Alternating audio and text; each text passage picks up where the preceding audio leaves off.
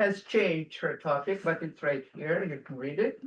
And Tatiana is professor of Russian literature at the University of Geneva, working on Russian literature from the 18th to early 20th century, with a focus on poetry and poetics, the French Enlightenment, and the relations between literature, visual culture, and intellectual history. She holds a joint PhD degree from the Sorbonne and Russian State University of the Humanities.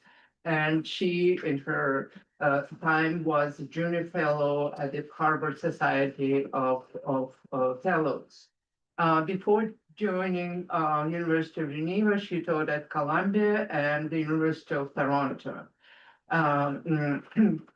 Tatiana is the author of, first of all, Paris, 1928, The Ode Returns to the Theater, published in 1999, and Zrimaya Lyrika Державин, published in 2011 and translated as Three Metaphors for Life, Державин's late poetry, published in 2018. And her current research examines the configuration of poetic rhythm and regimes of visibility in the cultural crisis of the early 1920s. And now I will allow her to present, and I will signal. Be cruel. Yes. Yes, nice to cruel. Okay. Good morning. First of all, also I would like to thank my organizers, and it's a great honor. And Yes. Yeah. Well, no. Can you say we just Yes, it's a fine. tiny bit of time. It's okay. That's fine. That's fine. Well, unless you want to see the pictures. I would No, like, no. but I can see it in the computer. Yeah, Okay. yeah, user and even foresee what's coming. Yeah, so Okay, we can see a little bit.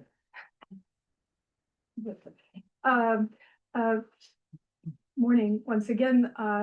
Thanks for it. I say it's beyond rhetoric. It's a great pleasure and great honor for me to be back to Columbia and to be co-organizing this conference that really first seemed when exactly a year ago, Mark and I and Yuri thought of it for the first time. It seemed like a tiny workshop, and then fortunately, due to all of you, expanded and extended. And so thank you very much for the Harriman Institute and my colleagues, because colleagues, I think I never former,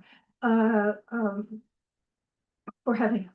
So I really, so let's, because we'll be really short of time, so start.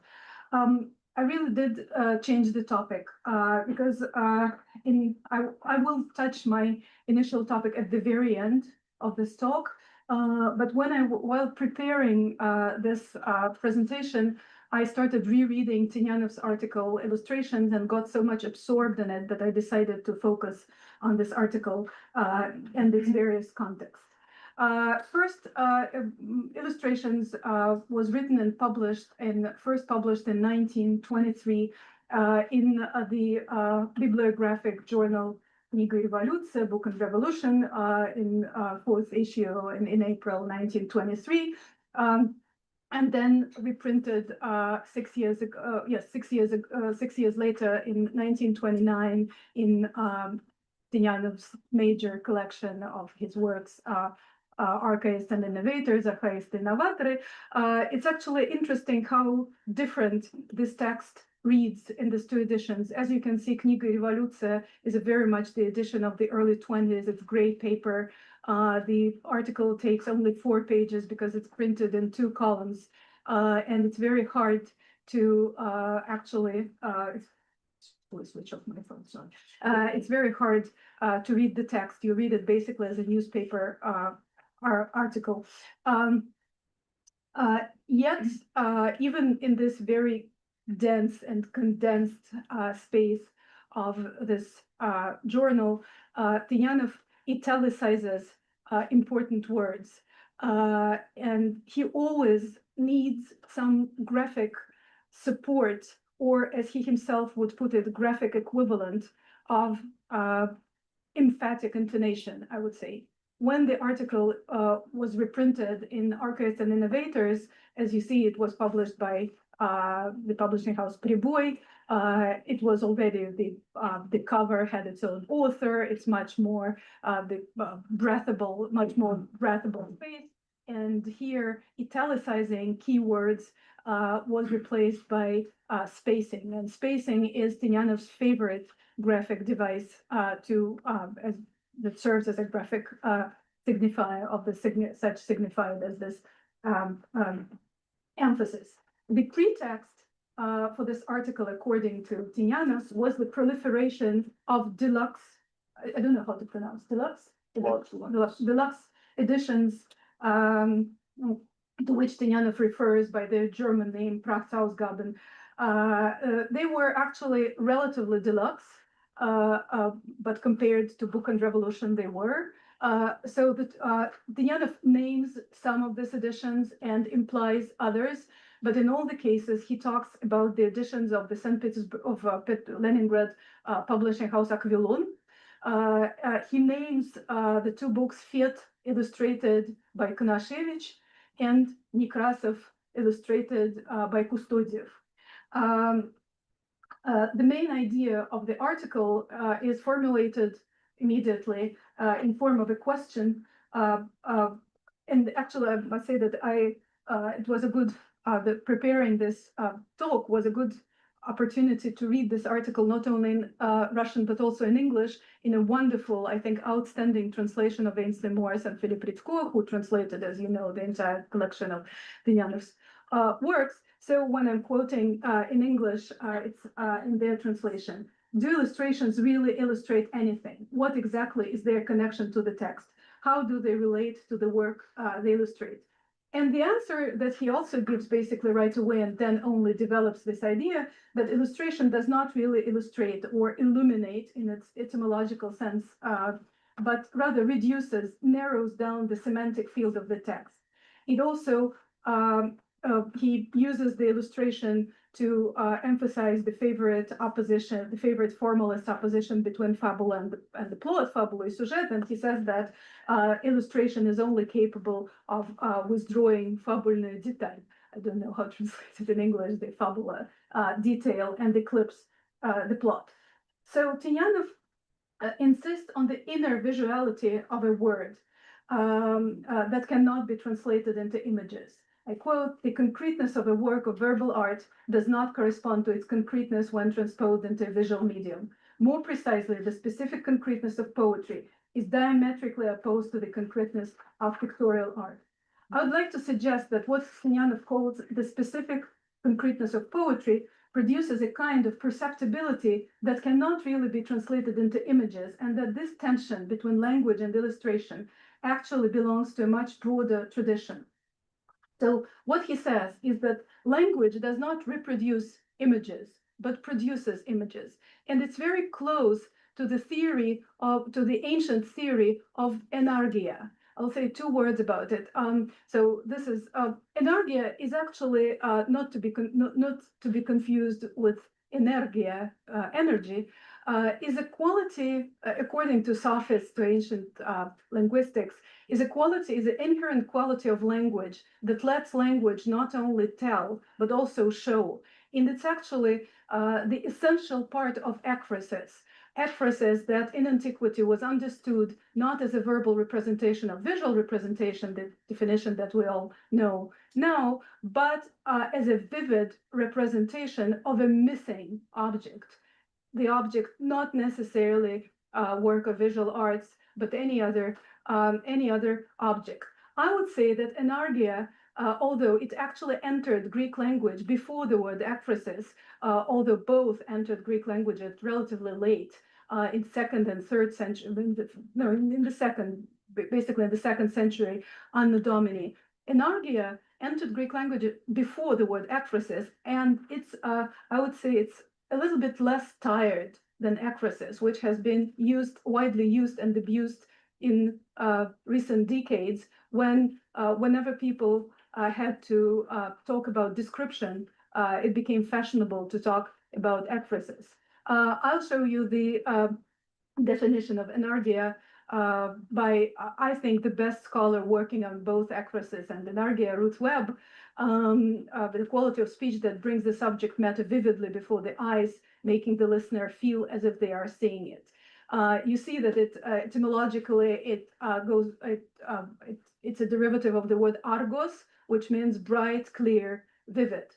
So basically, enargia, once again, it's not something that we see, but something that makes us see. And it's really very close to what Tynyanov says about verbal presence, not only about poetry, but also about prose. Although, of course, Tynyanov speaks about very special prose. In illustration, he talks about Gogol and Leskov, of course, the two cases of poetic prose. He says the most concrete, to the point of illusion, writer of them all, Nikolai Gogol, is also the most resistant to being translated into pictorial art.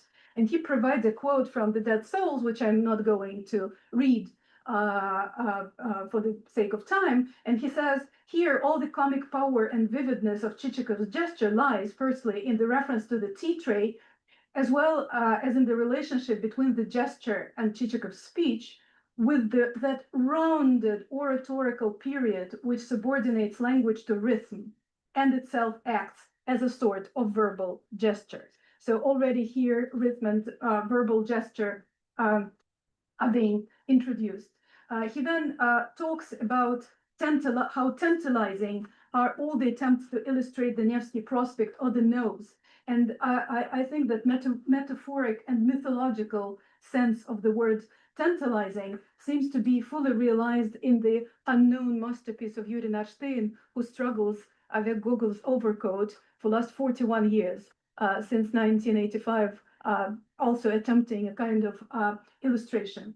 Then Tynyanov proceeds to Leskov, and he talks about him about one of the most vivid writers in Russian. He talks about tangibility of Leskov, and he says it is concentrated in the articulation of speech, in the curve of the lips, and when we try to catch this character, the character slips away. The examples from Leskov are polemically directed against the illustrated editions, also published by Aquilon, of the Darner Stopelchik, illustrated also by Kustodiev, and by the Tupi artist, illustrated by Dobuzhinsky. Here are the two illustrations, and we can understand why Tynyanov dislikes it. So basically what Tynyanov discusses in the cases of both Gogol and Leskov is, of course, skaz. Skaz that was already introduced by Eichenbaum, and how the Gogol's overcoat, speaking of Darstein, is made.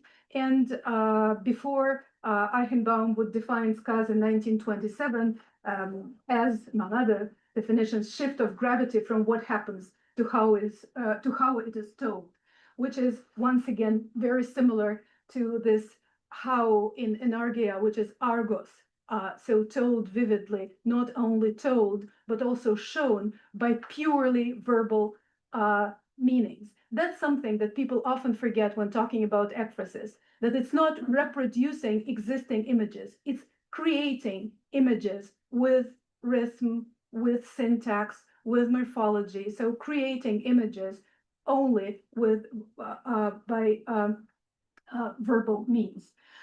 So just to show you how enargia works actually in ekphrasis, I'll give you just one example from Philostratus, the author of the canonical collection of ekphrasis that actually turned ekphrasis from a rhetorical device into genre. You know that Philostratus described in his Imagenes, in the two books of his Imagenes, he described an art gallery that supposedly existed in a villa in the Bay of Naples. And then for centuries, people were arguing whether this art gallery actually existed. Goethe, for instance, was very eager to have it existed, and the Germans, which is quite, I think, revealing. Germans till 20th century always wanted to believe that this art gallery actually existed, and there is an old man and a young boy who walk about this gallery, and we don't hear the questions of the boy, we only hear the answers of the old man. So one of the images, Narcissus, you see, again, I won't read the quote for the sake of time, but so in the description of Narcissus, one cannot tell whether one sees water or an image. So perception itself becomes unstable, and any illustration would resolve this and destroy the affect. As Blaise de Vigenère, the first translator of Philostratus in vernacular languages, so the translator in French, writes in his preface to Philostratus, these images are not made to be seen by the eyes, but to be imagined by the mind. And any attempt to represent them visually would diminish rather than enhance their effect. This is the quote from Vigenère. So in other words, the image is not fixed, but takes shape in the imagination and loses its force when confined to a single visible form. In her exemplary comments to the 1977 collection of Tinianov's essays, known as Pilk, Поэтика, История, Литература, Кино, Marietta Chudakova wrote that Tinianov's attitudes to illustration was one of the manifestation of formalist tendency to differentiate the arts rather than syncretize them. And yet, I think that what we're dealing with here seems less a strictly formalist position than a recurring topos in cultural history, one that becomes particularly visible at certain moments. And as ever, it's interesting to trace which are these moments. Tinianov unfolds his ideas about the inner why go here? Tinianov unfolds his ideas about the inner visibility of words in his problem. Sorry, I missed I just wanted to say that. So Blaise de Vigenère said, please, who translated Philostratus with huge cultural, I would say, historical comments and linguistic comments. And he wrote in his preface that cannot and should not be illustrated. He said, please don't illustrate this translation because it will necessarily reduce the meaning. The utopian ideal illustration should illustrate every nuance of every shade of meaning of the word. So please don't. So in 1578, he published this without illustrations, but needless to say, once he died in 1599, immediately there were many editions like with this illustration, and throughout the 17th century, there were, the illustrated editions were numerous. Tinianov, getting back to Tinianov, unfolds his ideas about the inner visibility of words in his problem of verse language, Проблемы стихотворного языка, his ingenious book, as Olga Sedakova puts it, where for the first time in the history of philology, poetic language was considered as semantically special. As Tinianov famously puts it, look at the quotes, rhythm is a constructive factor. It's not just a pattern, but a dynamic relation of elements. It reshapes the words, places it in new relations, and makes it perceptible. In verse, the word is no longer the same as in prose, it is transformed. Rhythm does not represent meaning, it produces it. And I think that actually we feel this inner visibility. Yeah, thank you. We see this inner visibility of words in Tinianov's own writing, which is also highly poetic. As you know, probably the most frequent word in the problem of verse language is construction, constructive, конструкция, установка, конструктивный фактор. So I think it will be a separate study, but I think that visual metaphors in Tatiana's writing is a separate and promising topic, and I'm almost sure that I wasn't able to find the exact some connections between Tynyanov and Meyerhold, but we know that Meyerhold was going, for instance, to stage Smерть Вазир Muhtara, so that probably means that Tynyanov was at his place. So I think that we cannot exclude the influence of something like constructivist the set design that was replaced by constructions and установки of Любовь Попова, or for instance, Varvara Stepanova. And by the way, this set design was also a reaction against illustration and theater, right? It was construction. 1 minute.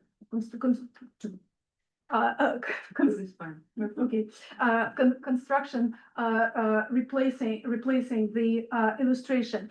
Actually, this constructivist character of his writing, as I said, Tynyanov is also very conscious about the material image of his book. And if we look at Проблемы стихотворного языка, it's not the first.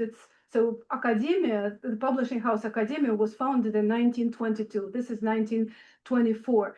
I couldn't find who was the designer of this very book, but we know that the types, we say font or type? Right.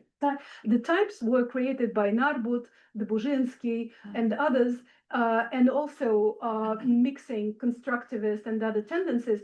And even if I'm late, one thing I should tell you, because I was once absolutely overwhelmed by this wonderful old woman, Daisa would know, in Natan Solovyova, once told me, who was a great historian of Moscow Art Theater, but she knew many things. She once told me, I think we all know that when we work with the editions of Academia, it's a very special feeling when you just touch these books, being it Eichenbaum, Tynyanov translations, Spiet, anyway, that before people were arrested and before the publishing house was destroyed in 1938, the first thing they did, they melted the fonts. And I don't know, I found it quite, that it's also typical, I think, of Russian cultural history that we first destroy the signifier to destroy the signified later on. But anyway, it was in Favorsky terms, the standing font, the standing type. It was constructive in its own way. So material form of problem of verse language seems to support Tynyanov's ideas. I skip and really last minute. Illustrations were written and published in April 1923. Lectures that formed problem of verse language were delivered in winter 1923. So, of course, illustrations was one of the preparatory drawings for the condensed fresco of the problem of verse language, because it's definitely a fresco, but at the same time, it's a very, as we know, it's a very dense text. At the end, he actually, at the end of the article, he says that, speaking of the moments when this topoi of not repeating things with illustrations, he talks about the 18th century and specifically about the project of illustrating Dzержавин's poetry in 1790s. And just one word, I really love this. Изограф не повторяет автора.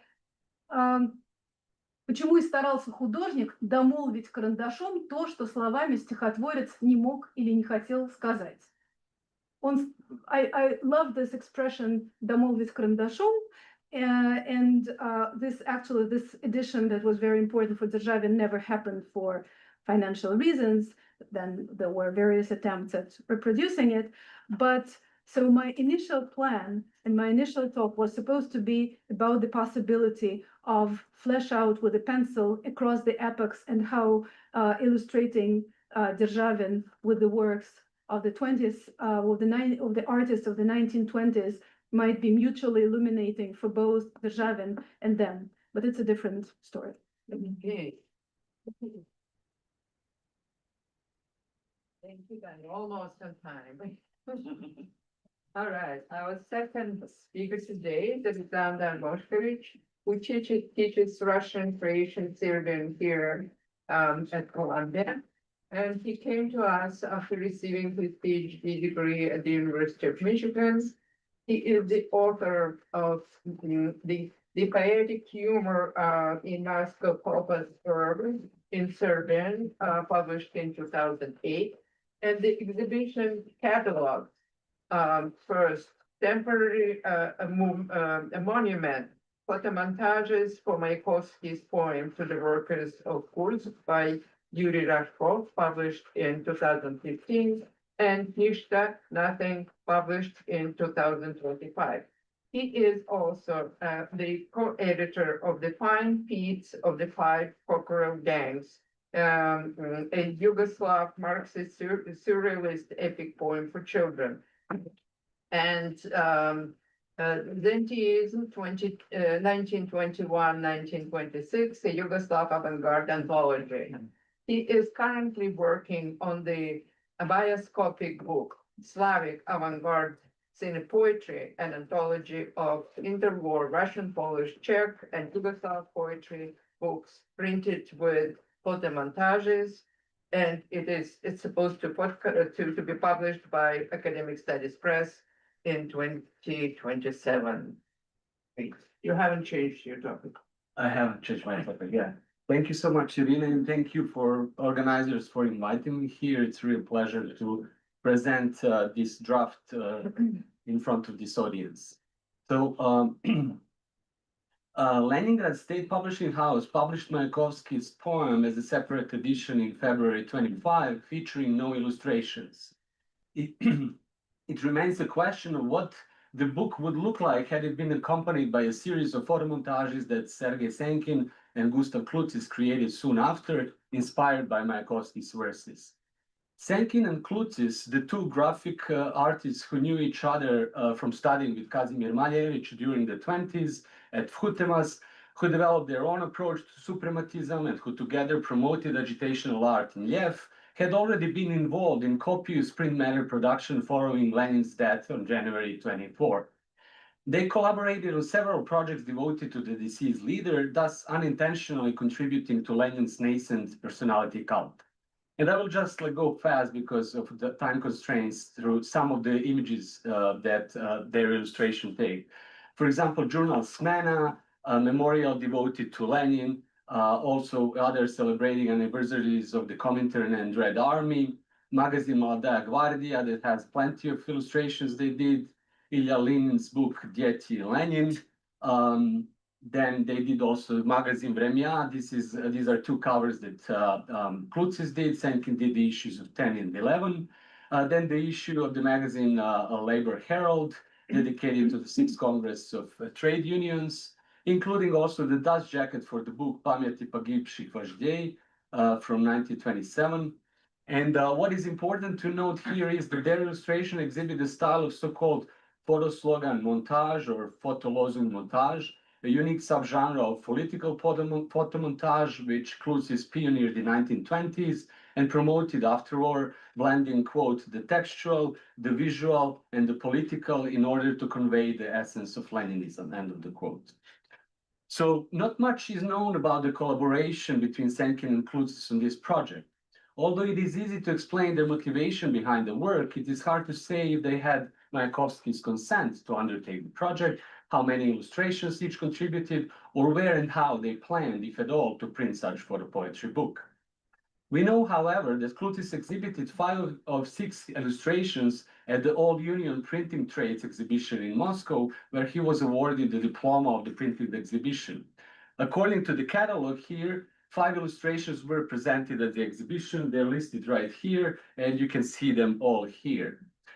2 years later, this illustration received wide international recognition at the exhibition in Netherlands, graphics and book art in USSR, where you also have Klutzis listed. And finally, they were displayed at the Representative Art Forum, the exhibition in 1933 in Moscow, called Artist of the RSFSR for 15 years. The early exhibition history of Senkin's 7 original photo montages, upper 4 of which are currently held in the State Mayakovsky's Museum, and the lower 3 in the State Literary Museum in Moscow, is less known. Senki didn't exhibit any of these 7 photo montages at the mentioned 1927 exhibition in Moscow. My suggestion is that some of them were actually made in the late 20s and even early 30s. And the reason for this is the fact that Senkin also used the photograph of Lenin's dead mask by sculptor Sergei Merkurov in his cover photo montage in the 1929 edition of Anna Greenberg's book. But a more convincing argument is the fact that the order of Lenin, which one finds at the upper left corner of the first photo montage in the series, that was introduced only in 1930, matches actually the one that is introduced in 1934. So needless to say, the appearance of Stalin's name on the photo montage is also indicative of the 1930s. So the blueprint of Senkin's and Klutzis' series, as I have reconstructed so far, comprises 12 photo montages and 1 graphic design. Out of these 13 illustrations, Senkin created 7 photo montages, while Klutzis produced the remaining 5, along with a graphic drawing. Based on the findings represented here, we can assume that the blueprint of the entire series was finalized between 1927 and 1934. Now, it is not difficult to imagine that the print edition of this book would be one of the most important constructivist agitprop cinepoetry books. And in my aim to capture the cinepoem's revolutionary imaginary, today I can offer a quest for its spectral materiality, and the most I can offer is actually speculative theory about the possible effects that such a cinedispositive as a visionary visual agit technology would have produced. So it is relatively easy to discern the exact sequence of illustrations within the series, since photo montages either incorporate the verses from Mayakovsky's poem or allude to them directly. For example, here you have the starting line numbers of the poem corresponding to each illustration, and only in 2 instances marked by the red X sign, these overlaps emerge between photo montages by the 2 artists. The first instance is Senkin's photo montage referencing the section of the poem in which Mayakovsky states that the longer biography of Comrade Lenin has to be written and retraced. And the second is at the very end of the poem, which is a photo montage illustrated by both Senkin and Klutzis. If we are to eliminate the overlaps between the 2, we arrive at the following 4 versions of the entire series. This is 1, this would be 2nd, this would be 3rd, and this would be 4th. But if we both eliminate the overlaps and follow the principle of photo slogan montage, meaning just include the photo montages that feature text, we get to this version. So let us, for the sake of analysis and due to the time constraints, accomplish the quest for the cinepoetry's book Spectral Materiality and settle on this sequence as the final one, and let's try to analyze it. So first, what one can notice is that the first 6 photo montage sheets crafted by Senkin and the last 4 constructed by Klutzis differ in the distribution and construction of the comprising elements. Senkin's montages are more chaotically constructed in comparison to Klutzis' more symmetrical and geometrically balanced montages. Second, Senkin's photo montages largely focus on the historical events representing the longer biography of Comrade Lenin, such as the 19th century revolutionary uprisings, the Marx critique of capitalism, the Paris Commune that was preceded by Lenin's birth, the revolution of 1905 in which Lenin participated, and the First World War during which exiled Lenin returned from Switzerland to Russia and organized the October Revolution. It is as if Lenin's specter, represented via different photographic portraits of his life stages, haunts these historic events. And interestingly enough, Klutzis uses a lot of documentary materials in his photo montages that I will just go over. But you can see that he is using documentary photography that he already have found around.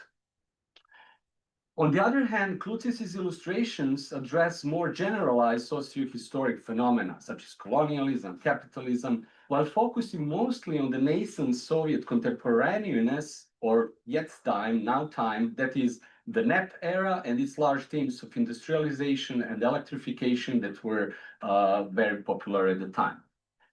And the third, we can notice that each of these 10 photomontages has one or few dominant visual elements that are key in describing the progression of the sequence. The dominant visual element of the first 7 illustrations is the head portrait of Lenin, one of Marx, but there are like 4 of Lenin, while on the last 4 illustrations, it is a circle or asterisk or hypercube or center. The conversion of the series' dominant visual element from the head portrait to the circle, asterisk or center, is enabled actually by October Revolution, right? This event, which introduced the historical rift and legitimized the passage from capitalism and communism.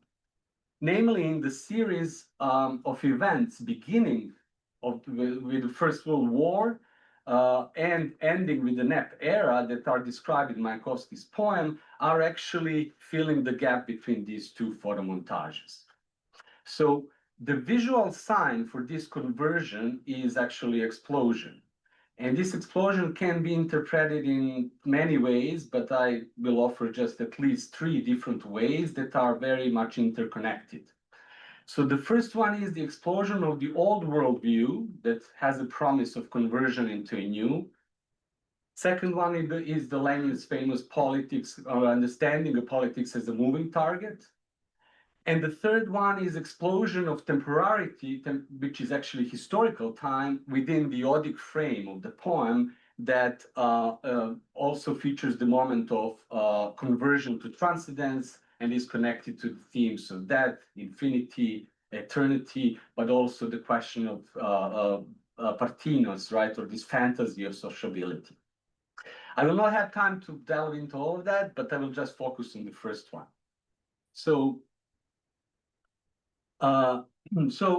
this is not only explosion of historical events marked by the October Revolution, but even more so an explosion of the old bourgeois worldview and its specific ways of seeing and comprehending the world, which are visually expressed most accurately and proverbially through the linear perspective. If Senki's photomontages are composed of a sequence of episodes that by default given in linear perspective, Klutis's photomontages introduce this multiplication of perspectives. And Klutis's photomontages, I would argue, are renditions of axonometric postulate we find in suprematism. Axonometry, as articulated by L. Lisitsky and reconstructed by Yves Bois, consists in the radical rejection of linear perspective and its replacement with the non-hierarchical, reversible, and infinitely extensible conception of space. This is the article that was published in magazine Europa by Lisitsky, in which he pretty much writes about axonometry.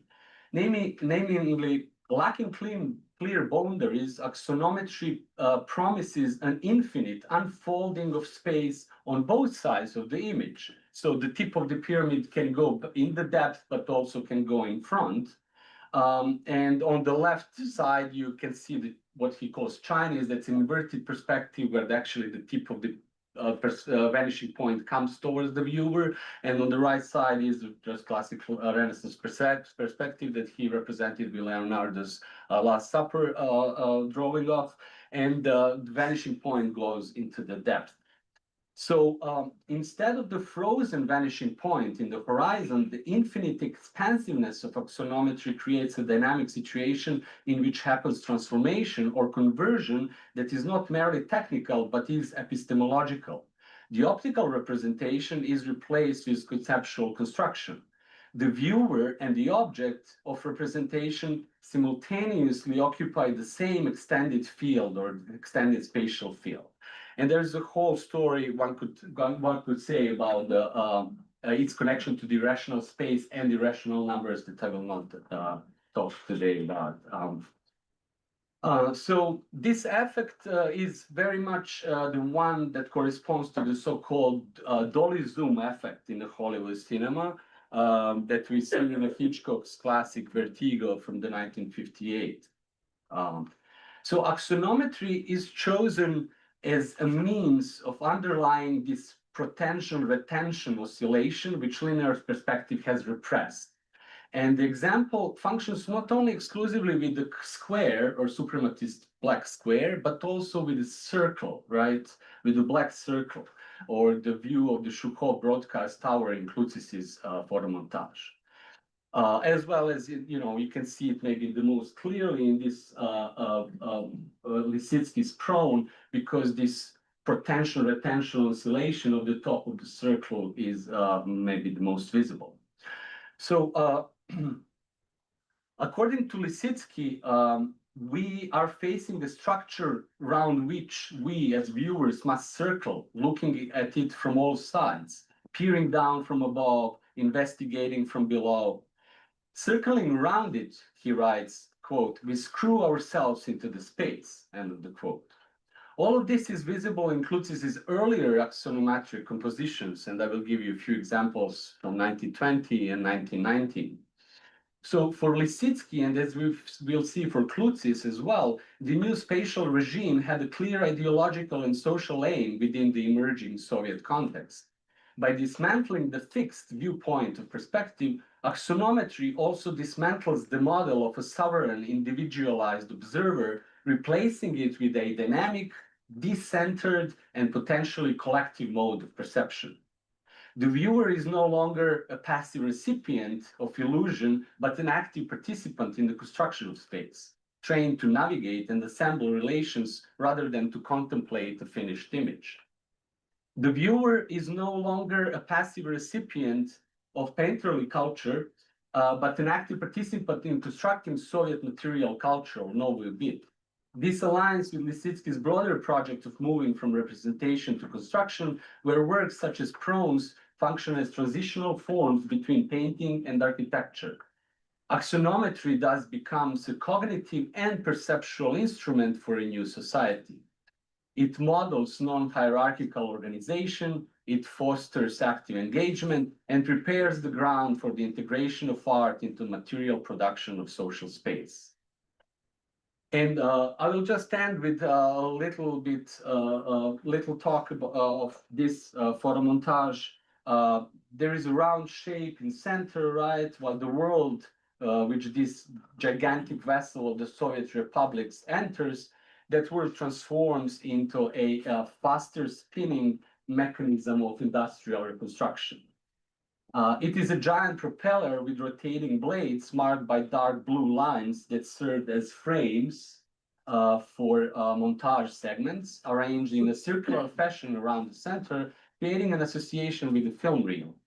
And the propeller blades contains picture of labor and industrial achievements of the Soviet engineers and workers. So the entire photo montage reads as a close-up of a screw or a propeller, where, to use Lisitsky's expression, we as viewers screw ourselves into the space of the photo montage through an immersive experience, euphoric spirit, excitement that comes along with the effect of spinning and decentering the eye as subject and also decentering the eye as an organ for vision. Maybe the best illustration would be if we are looking the airplanes in the air, right? And our heads are completely up, so we don't have like any object or people as a reference. And that is actually a completely immersive experience when you turn your head up. But it becomes also this feeling of immersiveness combined with collective emotion, because like all people who, for example, witness the airplane flight or balloon flight would experience it. And I would just say that in this sense, the whole carousel of images right here that consists of aerial views, right, and also close-ups.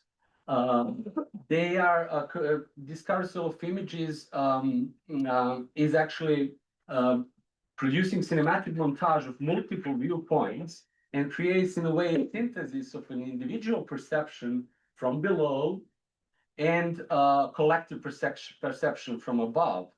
And the alternation of close-up and distant or aerial views reinforces the feeling of involvement of each individual in the grand socialist reconstruction.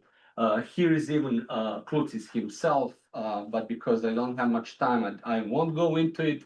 And I just want to say that Propeller was like not only a big visually important motive for representation among the Soviet constructivists, but also was featured later on, right, in the film.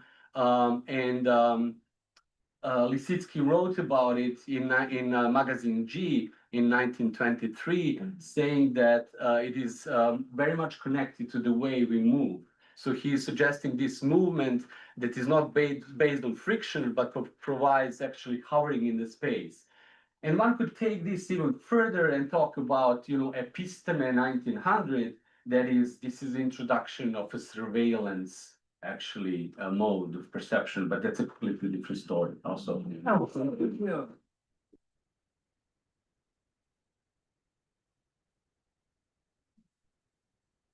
Our last presenter this panel is Oleg Minin, associate professor at Bard College, where he teaches Russian and modern art. His research focuses on Russian literature and visual culture of the late 19th and early 20th centuries, with particular emphasis on the Silver Age and the avant-garde. His interests also include Soviet children's literature, Russian artists in the diaspora, and the satirical periodical press of the film theater. He is currently completing a monograph on satirical publications during the first Russian Revolution. Most recently, he guest edited a special issue of Experiment devoted to Russian caricature, and contributed a chapter to Nicholas Remezov's to a volume of Russian immigrant artists in America. Thank you so much, Irina. And I would also like to thank the organizers for this opportunity to present my research. In this paper, I examine the intersections of visual culture and literature in the context of Russian diaspora in Paris, focusing specifically on the early period of post-revolutionary immigration of the 1920s and the 1930s. And my research focuses on the work of Mikhail Alexandrovich Brizot, a prolific cartoonist who signed his works with the acrostic of his full name, MAD, M-A-D. MAD is known best for his anti-totalitarian caricatures and cartoons, and perhaps less so for his text and book illustrations and theater designs, the two aspects I am exploring in more detail in my report. A native of Odessa, Mad was educated in law, but turned toward journalism as early as 1908, when he began contributing his cartoons to the local periodicals while still a student. Prior to immigration in 1919, Mad's witty drawings appeared in many of the local Odessa newspapers and satirical journals. In 1918, while still in Odessa, Mad produced an album entitled Tak Было, or That's How It Was. This volume is the only extant compilation of his graphic work prior to immigration, consisting of selected drawings, many of which originally appeared in local periodicals. The album offers a vivid chronicle of life in Russia during the upheavals of 1917-1918. And the volume is also, as you can see by the images to the right there, it's also remarkable for Mad's caricatures of Bolshevik leaders, among the earliest of their kind to appear in print media. Mad left Odessa at the end of 1919, once the Bolshevik control over the city had been firmly established, to settle in Paris, where he lived and worked after a brief sojourn in Berlin. In Paris, Mad also worked primarily as a cartoonist, publishing his works in many Russian émigré as well as French publications. Among the Russian language periodicals which featured Mad's cartoons, of note here is the illustrated journal Illustrированная Россия, published between 1924 and 1939. In addition to caricatures and political cartoons, illustration was also an integral component of Mad's artistic output in immigration. And in my report today, I focus on 3 of his illustration projects in particular. His collaboration with Sasha Chorny on Chorny's children's book called Zhivaya Azbuka, or The Living Alphabet, which was published in Berlin in 1922. His illustrations for short, predominantly humorous stories appearing in the early 1920s in Illustrierte Museum, and Matt's costume designs for 1939 staging in Paris of Nadezhda Teffi's play Nichevo Podobnovo, or Nothing of the Kind. By examining this selected texts alongside Matt's accompanying images, I seek to highlight the collaborative interplay between word and picture in a diasporic context and show how Matt's illustrations emerge not as mere embellishment, but as a key site where émigré culture negotiated meaning visually, often the very meaning and reality of immigration itself, as well as the broader aim of sustaining and preserving Russian culture abroad. In the early 1920s, both Chorny and Matt resided in Berlin, then the principal hub of the Russian immigrant community. In 1922, Chorny republished his reading primer, Zhivaya Azbuka, with Matt's illustrations through the immigrant press Огоньки. And here's the front cover of it. And the Berlin edition, illustrated by Matt, was the book's second, with each version featuring a different artist. The main body of Zhivaya Azbuka functions as a reading primer and may be seen as a more elaborate counterpart to, for instance, Alexander Benoit's 1904 Azbuka в картинках, where arguably great emphasis was placed on the visual component.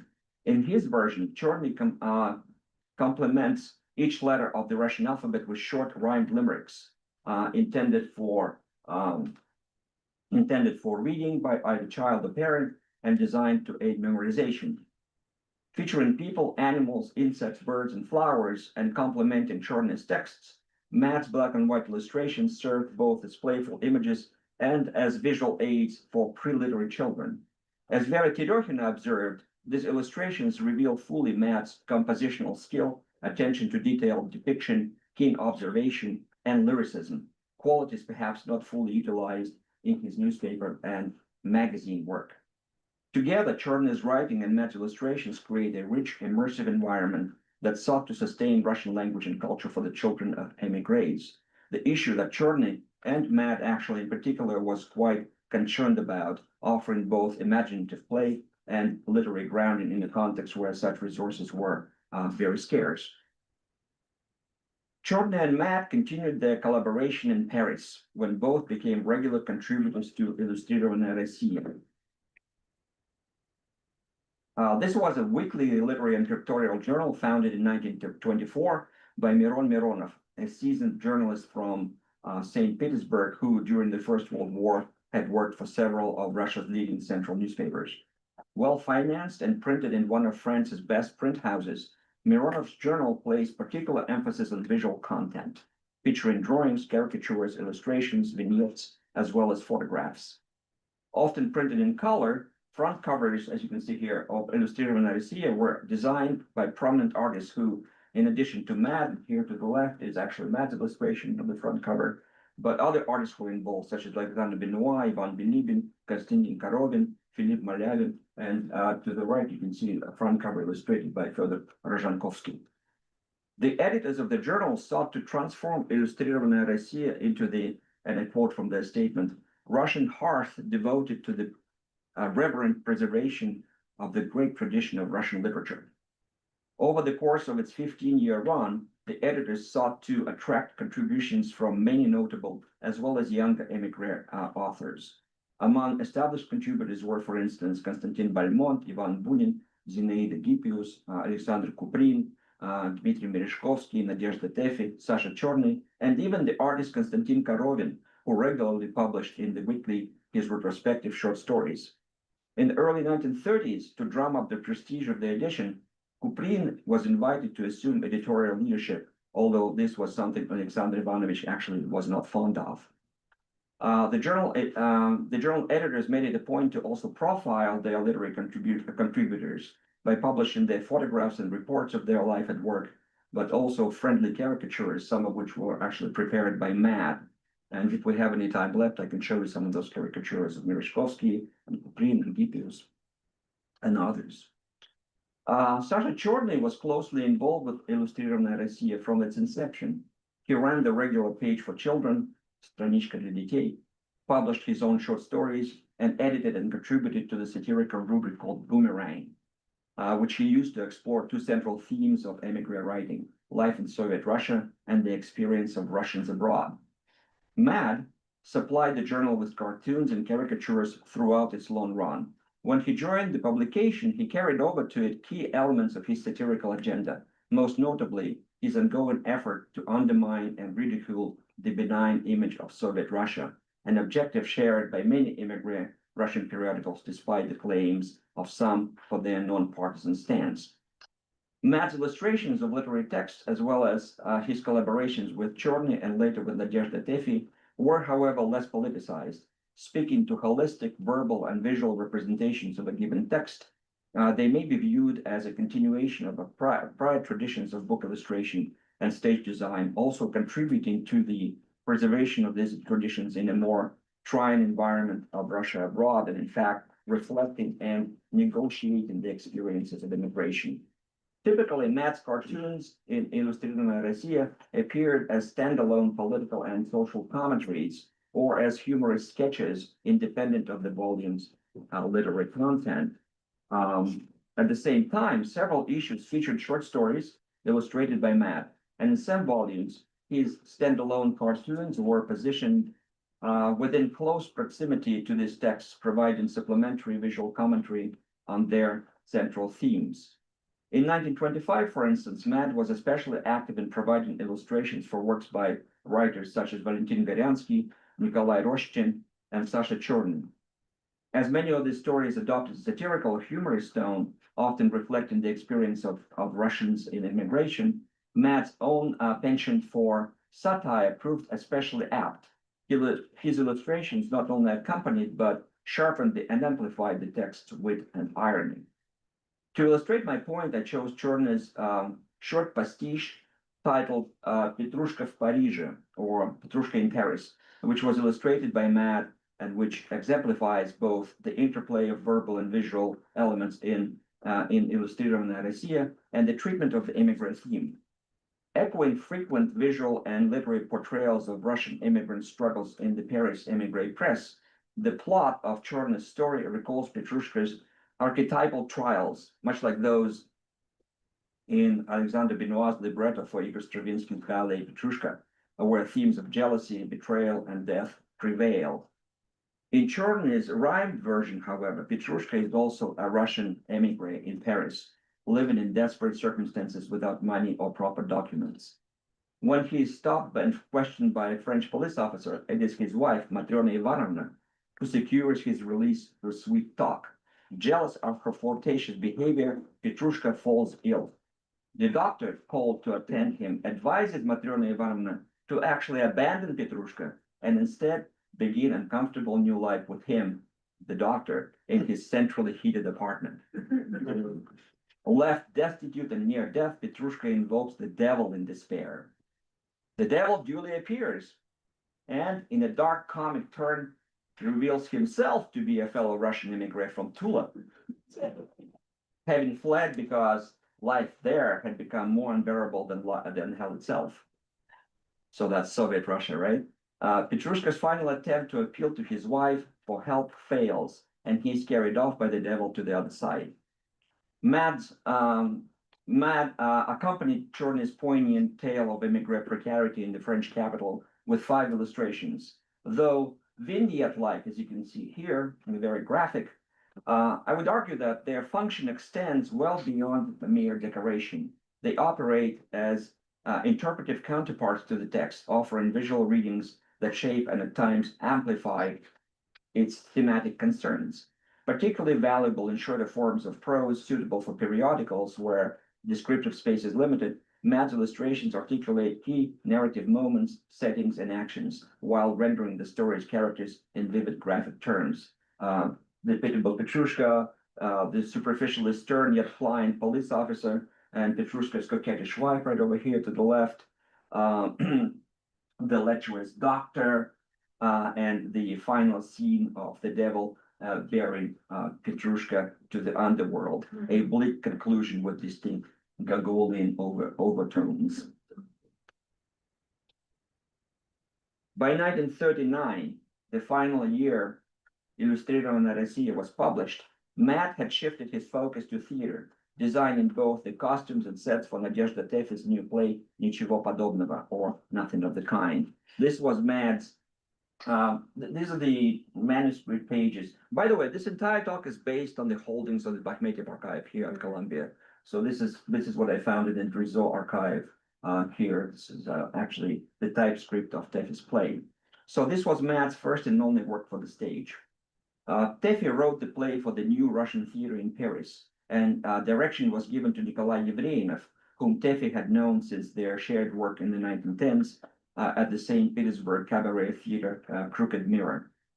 Yevreynov left Russia relatively late in 1925, and initially only on a temporary basis. What began as a short absence became permanent immigration. By 1939, when he worked with Matt and Tefe on the play, he was well established in immigrant theatrical circles, though he always sought to sort of extend his work beyond the diaspora. But his work within the diaspora was also extensive and varied, and staging Tefe's play was among his among his final projects before the outbreak of World War II. In staging many of his plays in Paris and in Europe in general, Yevreynov made it a point to collaborate with professional artists and chided others who failed to do so. This was a continuation of the tradition of engaging professional easel artists to design live stage performances, a tradition harkening back to, say, Saba Mamantov and his private opera company at the end of the 19th century. Collaborating with Mad on the staging of Tefe's play was unusual in that Mad was not exactly an easel painter. Yet, for a comedic work, his background in caricature proved especially apt, much like Mikhail Chekhov's late decision to enlist Nikolai Remezov to design the staging of Dead Souls in Los Angeles in 1949. Yevreynov appreciated in particular Mad's ability to draw and envision the play's visual aspect in a comedic mode. Mad's commission to design the production stemmed from the Russian literary and artistic diaspora, and especially Yevreynov and Tefe appreciated Mad's caricatures and satirical cartoons, appearing in numerous immigrant periodicals, and particularly in Illustrирована Россия, where Tefe, like Chorny, Uprin, and Bunin, was a regular contributor. This appreciation documented in letters preserved in the Drizo archive here at Columbia. Dating to 1929, one letter is actually from Bunin, and another one is from Tefe, dating to the time of the production of the play. Bunin, for instance, didn't know Matt personally, or even his real name, since he signed with the acrostic, and addressed his letter to the editorial offices of the Illustrator Россия. Thank you, Irina. Bunin writes, "Please forgive me for writing without a formal salutation. I know neither your first name, a patronymic, nor even your surname. Yet, I write to tell you what I have long wanted to say. What a remarkable talent you are, what brilliance you possess, and what a formidable intellect you are." Written a decade later, Tefe's letter is also quite complimentary. Tefe writes, "Dear Matt, we're currently preparing to stage my new play. It is being directed by Yevreynov. Both Yevreynov and I greatly appreciate your artistic talent, as well as your wit and resourcefulness. We would very much like to involve you in the production."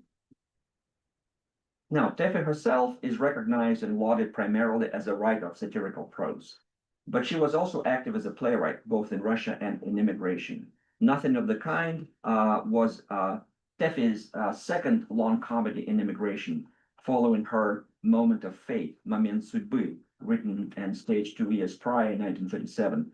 Tefe's and Yevreyinov's letters to Mad, also preserved here at the Bakhmetiev archive, illuminate the collaborative process behind the 1939 production of Nothing of the Kind, resulting in Mad's costume designs, which reflect a shared understanding of the characters. The play itself centers on the theme that Chorny treated, for instance, in the Petrushka narrative, the lives of Russian immigrants in France. The plot of the play draws on familiar yet dramatic features of immigrant life, sensational marriages, and sudden financial windfalls, also often highlighted in the immigrant press. The intrigue of the play is built on an anticipation of arrival from New York, no more no less, of a certain Adam Mughzin, a wealthy Russian-American relative of Yakov Murzin, owner of a small store in a small French border town with a small Russian population. The rumor of Adam's arrival sets off a whirlwind of comical situations, especially when Adam's supposed relatives are trying to establish degrees of close relation to the millionaire, hoping to enrich themselves through this close proximity. 12 of Matt's extant drawings are visual portrayals of both the play's characters and their costumes, which were the result of close discussions between the playwright, the director, and the artist. The rare opportunity to glimpse at the process of verbal characterization, which is typically hidden from the viewer and which informed Matt's visuals, is documented in one of Teffy's letters to the artist.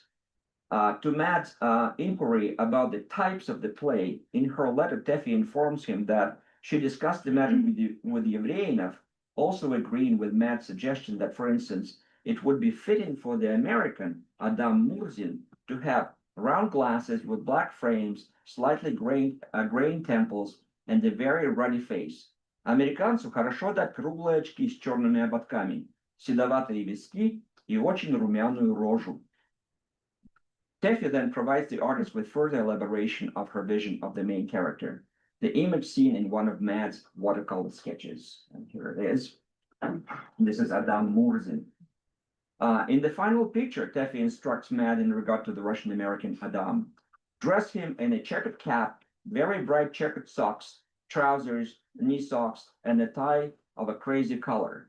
Something with green and orange stripes, all that sort of thing. Give him yellow square-toed boots and a pipe in his teeth. Instead of a tie, a scarf would also work. Other characters in the play undergo similar verbal development, with Teffy at times expressing her directions as suggestions. In conclusion, taken together, these exchanges underscore the fundamentally collaborative nature of the production, in which text, performance, and image evolved in tandem. Matt's designs did not merely illustrate Teffy's play, but actively participated in its interpretation, translating verbal nuance into visual form and reinforcing the comedic tone through caricatural precision. In this sense, the 1939 staging of Nothing of the Kind stands as a revealing example of how immigrant artistic networks function in practice through sustained dialogue, mutual respect, and a shared commitment to synthesizing literary and visual expression into a cohesive theatrical whole. At the same time, this production, like the other project I discussed here, was guided by a broader shared aim to rearticulate and sustain Russian cultural identity in exile, but also to alleviate the psychological and social hardships of emigre life, and, as Yevreynov lightheartedly put it, to at least slightly relieve the emigre boredom. Thank you. Thank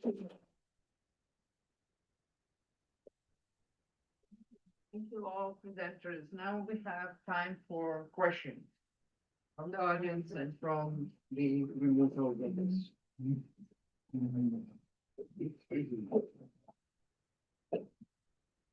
Yes. Thanks. The talks were fantastic. I have a question for Sasha about the hypercube. So I'm wondering, is there a lot of talks still happening about the non-spatial fourth dimension in the 20s? I mean, because there was really a lot about dimensionality in what you were doing, right? Is this concave or convex? And then all those hypercubes, I mean, they make me think of Linda Dalrymple's books, but all of that happens in the teens. And I thought that in the 20s with relativity, it would stop, but no, are they still talking about hyperspace? To be honest, I don't know. But I think the whole visual element is used in constructivist work, which when we think about constructivism, we think about like materiality, right? We don't think about transcendence at all. And hypercube and this type of axionometric compositions could be found a lot in like occult. Like Black Square is featured in 1617 in Robert Flut's, Right. and also all these Bruno's, right, like the circular forms that basically explain universe, right, and the origin of things, etc. I don't think that constructivists have that in mind at all. I mean, I don't know, I don't think, but it seems that this type of metaphysical issues resurfaced much highly before the October Revolution, and Right. then it was reappropriated later on for, whatever it does results, material results. So yeah, I don't know, maybe if someone else knows the answer to your question, I honestly don't. Yes, please. I would say that Klutzes gets it like Lipovetsky out of Malevich. Right, And then Yeah. I don't know of anyone else in the 20s exactly talking. It's architectural space, it's material space, and the whole concept of prone is based on this Lipovetsky's architectural rendering, materialistic rendering of Malevich's but, infinite. But I don't think it's. there's no talk about passing into a new higher dimension. No, I don't think. Yeah, the that type of metaphysical, which is very interesting, and I'm kind of like, like this is crazy how much of it is there, but it's not. I didn't come across. It's very metaphysical within the culture that like wanted to revamp itself in material world. But this is maybe too fast, sorry if you don't mind, because it's kind of related. So then you're finding this in Klutzes, which is interesting, because it comes out of, from my mind, from the same source. Yeah. But are you also seeing this in Senkin? Are you seeing it elsewhere? Are you seeing it in photomontage? Or are you only reading it from what I saw in the fragment? I mean, Senkin has it in different pieces. Serguei wrote about it in Getty and Lenin. There are photomontages done by Senkin that use axonometry. Mhm. But I mean, Senkin is another kind of minefield that is excavated. But it's really axonometry. It's not happened. I wonder if Chernikov actually, Yakov Chernikov would have something like that. He has this series called Fantastical Cities. Yeah. Yeah. That's architectural too. Right, so very much so. So it's Yeah. super material Yeah. for architectural, Yeah. and axonometry is an extension of that. And this pangeometry essay has some mathematics because I'm not mathematician. Yeah. He's an And I mean, the thing with mathematics is actually really interesting, but I don't know. Okay, any other questions, please? Yes. Have a comment, question, that is brilliant paper. I'm just curious whether Tatiana, when he was writing Illustration, knew about the publication of Nos in Berlin in the publishing house, Lipovetsky in 1922, so it's about a year. I think he would, because he mentioned specifically Was Nos. Yeah, Well, he doesn't mention Masutin, who no, illustrated, as opposed. he mentioned Eigen as the illustrator of Gogol. That's the 19th century. That's the Gogolevsky Tipo. That solves his argument, but yes. Right, but my student's publication or illustrations of Nos are very different from what he describes in Kanashevich and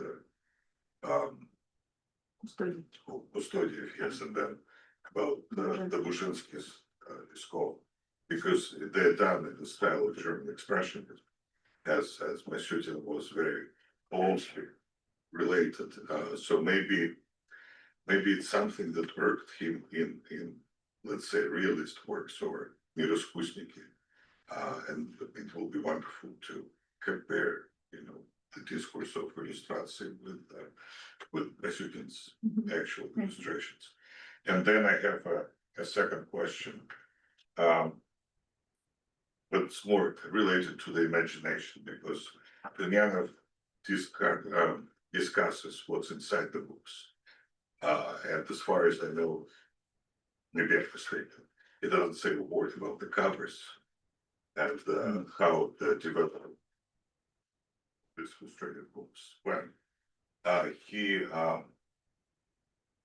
does not comprehend the idea of Aquilon itself as a publishing house, because they were done, the books that they published with illustrations of different artists were done for those artists, not for the texts that they represented.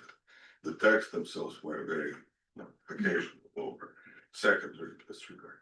However, if we speak about the covers, it's a little bit different story, because if Aquilon did oh, I mean, the covers were very realistic, but some other publications that were not illustrated, didn't have ornate covers. They were done for the poets themselves.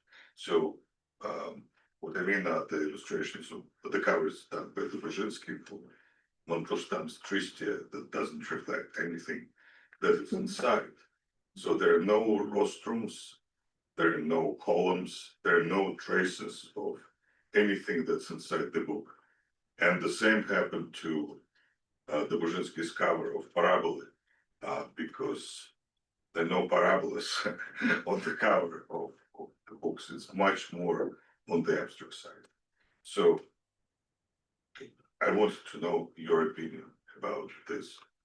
Not Tatiana's, yours, about this kind of transmogrification, so to say, from Fed's forms to the Bozinski didn't make any illustrated editions for it alone, but Fed's poems that were illustrated by Panashevich, right? And the Bozinski covers for the best boys of the 1920s. Jim. No, I didn't answer that, then I have a follow-up. No, I have to think, it's very interesting. Demyanov indeed doesn't talk about the covers, although I think that his own covers were important. And I say I didn't find who was the author of the cover of Проблем стихотворного языка, but the author of Архаисты Новаторы was I forgot the name, Kizhinsky. No. Well, I'll find for sure the name starting with I don't know. I just I think that it's very interesting to compare that to. I actually was recently listening to your lecture on Zabolotsky's artists and how and it's a great lecture which I refer everyone, and how Zabolotsky in the same 1929 when Архаисты Новаторы were published, how Zabolotsky was published in Stolpцы, and how he wanted it to be only только чисто шрифтовая обложка. So precisely this чисто шрифтовой is so that the imagination can домолвить not карандашом but imagination. Of course, it's all so I don't have anything to say about an answer to this question, but of course it all revolves about the question of imagination. And if Derzhavin and his friends in the 1790 wanted his poems to be fleshed out or complemented by the pencil, it's in the same 1790 that Karamzin wrote how he disliked Versailles, because precisely there was nothing to do for imagination. Он сказал, я стоял и восхищался, Людовик XIV Ленотр запечатали мне воображение. Blocked my imagination. And actually, I think that this block of imagination and what they wanted to do with the book is exactly the same. Женя. I have a tiny comment and a tiny question, but they're not related. They're both for you. The comment is that there's another kind of illustration according to other kind of principles that the futurists were practicing in 1912, primarily Leonov and Vicharova. Yeah. But really everyone, and this is that what brings the text and the illustration together is simply style. The fact that this work is futurist and that work is futurist, and there's no semantic connection between them. Okay, there doesn't have to be. This is a standard futurist illustration practice. And the question is, can you talk a bit about the circumstances under which the type of academia was melted down? I mean, I never heard of anything that was happening. You know, I can only refer, I say it's an oral source, but it was one of the wisest people I ever met in my life. I say Inna Natan Solovьeva, who was the legendary historian of Moscow Art Theater, Stanislavski, who was born, she died 2 years ago at the age of 97. And she told me about, and I, for instance, well, her mother was friends with Akhmatova. So she knew something about what was going on in the 30s firsthand. And she told me about this, that something that shocked her as a child. So she was like 11 when it happened. Well, yeah, if I can jump in, I think the reason is because in the thirties, Soviets get rotary press from Germany. For example, you have USSR in construction that is printed on rotary press, which is like this new Yeah. technology. Mhm. So the old type, nobody needed, basically, they just, they had to do something with it. Yeah, I mean, that's. that's the technical explanation, but I Yeah. think that there was, in exactly in the same way as Peter the Great started his reforms by introducing the new types, also that he signed with his own hand. So changing the worldview started with melting down. I just that's why I wanted to share it with you, because I think it's very, I don't know, it's very strong, and also all the story with the types, because although it was I of course had no time or space to include all this Favorsky story I just mentioned, that he called the стоящий шрифт as opposed to текущий шрифт, the шрифт that the type that was used by academia. But of course he was lecturing on types and Hutemas precisely in 1923, and in 1925 he published this book, Schrift types of types, on something. And I was yesterday reading an article, an interview with Linde Profer, where she talks how she chose the logo for Ardis, which was famously a drawing by Favorsky, an engraving by Favorsky. And in this same article, she talks how she picked the letter. So she said that she was cutting, that there was the title of this article was blood on the types or something, that she was literally cutting her fingers because she was cutting tiny letters from Favorsky's types. And for instance, the часть речи Brodskого that Ardis published was put together of the small letters. And no, it was first Воронежские тетради Мандельштама, and then when Brodsky saw it, he said, I want this type. So that was all Favorsky in the 1920s. Just speaking of this, because I think that types as well as architecture, right? We can't speak of direct meaning. It's like horizon of meaning. We can't, but that's something that enchants me. And yet constructivists were actually very, very involved in designing our fonts. Yeah. Like I mentioned, Cherenkov, he has like entire books devoted to designing fonts. Gunn was doing fonts. He drew them by hand. But then they were printed. Yeah, there's a question or comment. I have a question for Arya. Yeah. I'm so struck by the pairing in the Petrushka Parisha, the pairing of that seemingly sort of neutral title with the instantly recognizable inversion of who holds the club. And so yes, audiences in Paris or readers in Paris would have been very familiar with Petrushka's story through, the Benoit Coquin Stravinsky version. But I'm also interested in that image sort of tells you everything you need to know already about this piece and the direction it's going to take. Because nobody other than Petrushka ever holds the club, and so I'm interested in how the fairground tradition that emigres would have been familiar with from their youth, like Benoit, etc. How the fairground tradition is played with in that story and the role of violence.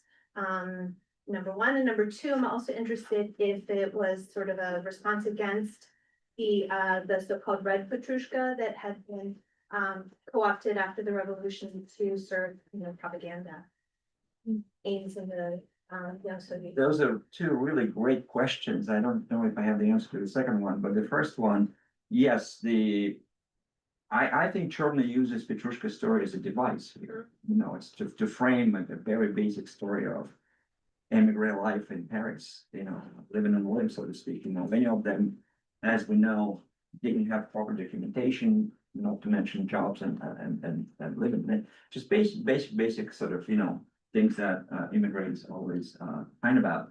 And the story of Petrushka obviously was very familiar to the readers of that particular magazine.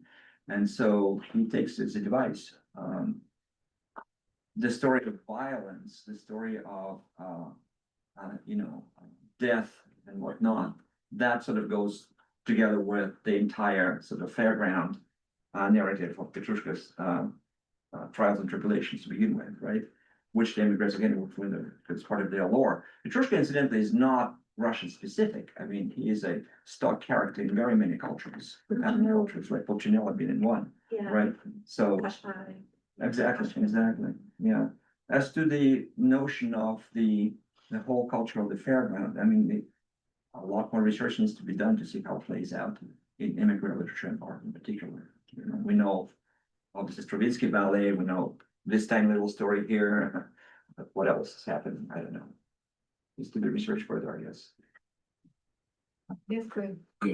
I have a question to, I think, whether there is any documents, or maybe you have a hint how Sasha Chorny chose man out of all the artists. He was a caricaturist, right? Right. And he chooses man to illustrate his azbuka, because when I was researching like children's literature in Berlin, and especially Piotr Potemkin made one book for Yeah. children in Berlin.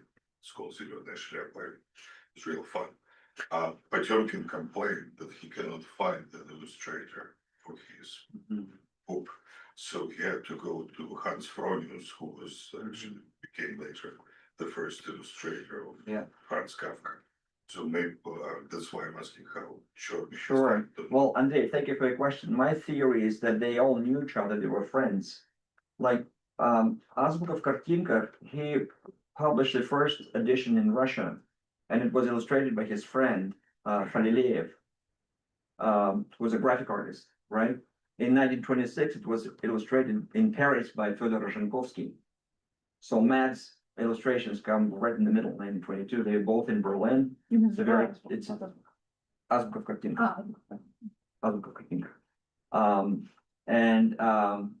It's a very small community of immigrants, especially within the sort of literary artistic world, you know. I think they simply knew each other. Moreover, Matt at that time was also published in a children's magazine called Bankerstenka. Right, it didn't last long, but they were both in the same business, writing for children. As to where their desire to write for children comes from, that's another interesting question, you know. I think they realized that there were, you know, they didn't have the internet, they didn't have bookstores, they barely brought anything with them to immigration. So they needed the materials, educational materials for children. So they saw the niche, right? And it's also the practical kind of application of the skill. Very many of them go into children's literature, writing for children, and illustration in particular. Because what are you going to do? Okay, you can illustrate articles in newspapers, but what else? You know, so we were looking for outlets for talent. Nikolai Remezov, who I researched quite a bit, does exactly the same. And then he goes to Los Angeles and works in Hollywood, happily ever after, you know, another extension of his essential skill of drawing, right? So they were looking for these various outlets. But I think the origin of it is that they knew each other to begin with. But when they moved to Paris, Mad was very popular in the press. So people read those newspapers, they were familiar. I mean, Bunin writes to him, he doesn't know what his name is, but he knows his work, right? So, Yes, we have time for one question, yes. Question to Oleg. Could you talk a little bit about the archive, what it holds, what it highlights, what Right. it's tracking, and how, what's the provenance? I know he died in France, in 50s, right? So how that? yeah, thank you, Yuri. For the longest time, I thought that, you know, Mad moved to America. And that's how his archive ended up here. Well, that's not the case. He never actually left Paris. He was even arrested by the Nazis and miraculously released in 1942. But he always stayed in Paris, and he died in 1952, I think. But how archive got here? I think his wife may have moved here, because there is his short bio is there in the archive, written by hand by his wife, where he lived, where he worked, what publications he worked for. As to what the archive actually contains, it contains a lot of his.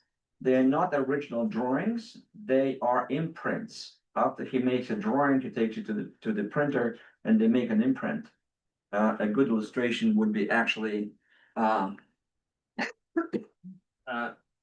friendly caricatures, Charge of Zinaida Gipus and Kuprin, you know, these are the imprints, so they're not original drawings. And there is absolute wealth of material there. You know, there's all of his imprints from going all the way back to newspapers he worked for in Odessa. You know, then there is the book Takbila, which is one of the two copies that survived. So in research, people often refer to the Bakhmetev holdings as like the principal, sort of the mother lode of holdings on MAD. And I just learned that Tefes archive is somewhere here as well. Right? Yeah, so, yeah. So no, there's tons of stuff. This is just the tip of the iceberg, really. I mean, this is my third article in MAD, and I keep milking him because there's so much there. You know, I wrote on his undermining Soviet Russia by way of making fun of Soviet monuments. There's a bunch of drawings about that, you know. Mad in America is another interesting topic. There's a lot of American imagery in his drawings as well. You know, Uncle Sam's, skyscrapers in New York and whatnot. They're not really anthologized, right? So They're not. So Takbila is the only compilation, and that was published way back before he even left, you know, Russian Empire. So there's this. Our time is, so our time is up because. And the I'll show it to you, next it's not panel, here. yes, there you go. Sorry. You can ask the questions over the party. Thank you very much. Hello, and thank you for being with us today. That's the second panel of our conference, Inscription, Authors at the Image Threshold. And we have three presenters today. The first presenter is Eugene Ostashevsky from New York, NYU, New York University. Eugene is a clinical professor of liberal studies at NYU. His translations and editions of the Russian avant-garde include Vasily Kamensky's Tango with Chaos, a Briou, an Ontology of Russian Absurdism, and Alexander Vedensky's An Invitation for Me to Think with Matvey Yankelevich, which won the National Translation Award. And today he will present a talk 10-4, Vasily Kamensky's Turn Concrete Poems and Larionov's exhibit number 4, Futurist Realist Primitism. Thank you. The floor is yours. Okay, so I simplified the title a bit. Okay, I'm gonna talk about poetic language, right, in the formalist sense, but the relationship between the language of futurist poetry and the language of Cubo-futurist painting, okay, or avant-garde painting in Russia. Okay, I'm gonna start just with an example, this piece by Vera Pestel, where she does this typical thing that basically Picasso starts doing in his collages in 1912, where she takes Ruskiye Vedomosti, the masthead, and cuts it so that it becomes Rusk Domosti. Okay, so the word is treated as an object, it's cut, and what happens is a zdvig because the cut changes the meaning of the word. Okay, so it's very, very Tatiana like before Tatiana. Okay, I don't know how much of this you can see, but of the Russian avant-garde painters, it's Larionov who starts introducing words into paintings. He does it very early before Braque, and until 1913, from about 1910 to 1913, what he's really interested in is, well, no, from 1910 to 1911, what he's really interested in is graffiti. Okay, he was doing military service, and he got really interested in, you know, the stuff that the soldiers would write, like Nazaboy. So over here you have captions in this very primitivist piece in his Soldiers series, and you have Soldat, Piva, right, intentional misspelling, Sabla, and then you have the two card players, and one of them says Durak, which could be the name of the game. It could also be, his name calling. But what's really interesting, again, this is 1911. This is before the collaboration with Khrushchev, right? The other soldier says something like "Futus mamalui," and "futus" might be futus, right? Misspelled. What mamalui is, nobody knows. Then there's stuff that's a bit hard to make out, but usually, vulgarities, which Larionov puts into the painting, and they really piss off the bourgeoisie that come to look at them, as do pigs. Okay, so this is important for the history of Russian poetry because it's actually Larionov who does the first book with Khrushchev style Zaum. This is Pomada of December 1912.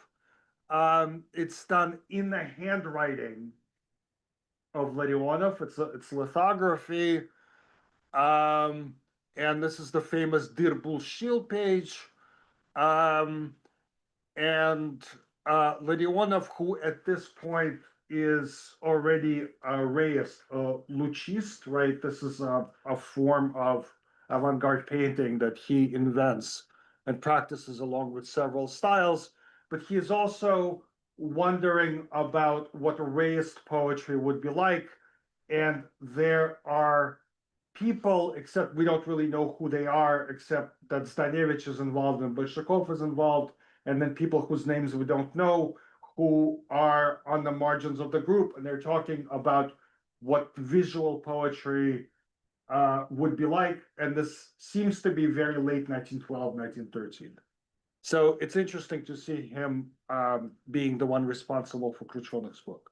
Okay, so here are two pieces by Goncharova from 1913, from Goncharova's huge retrospective of almost 800 works of art from October, November 1913 in Moscow.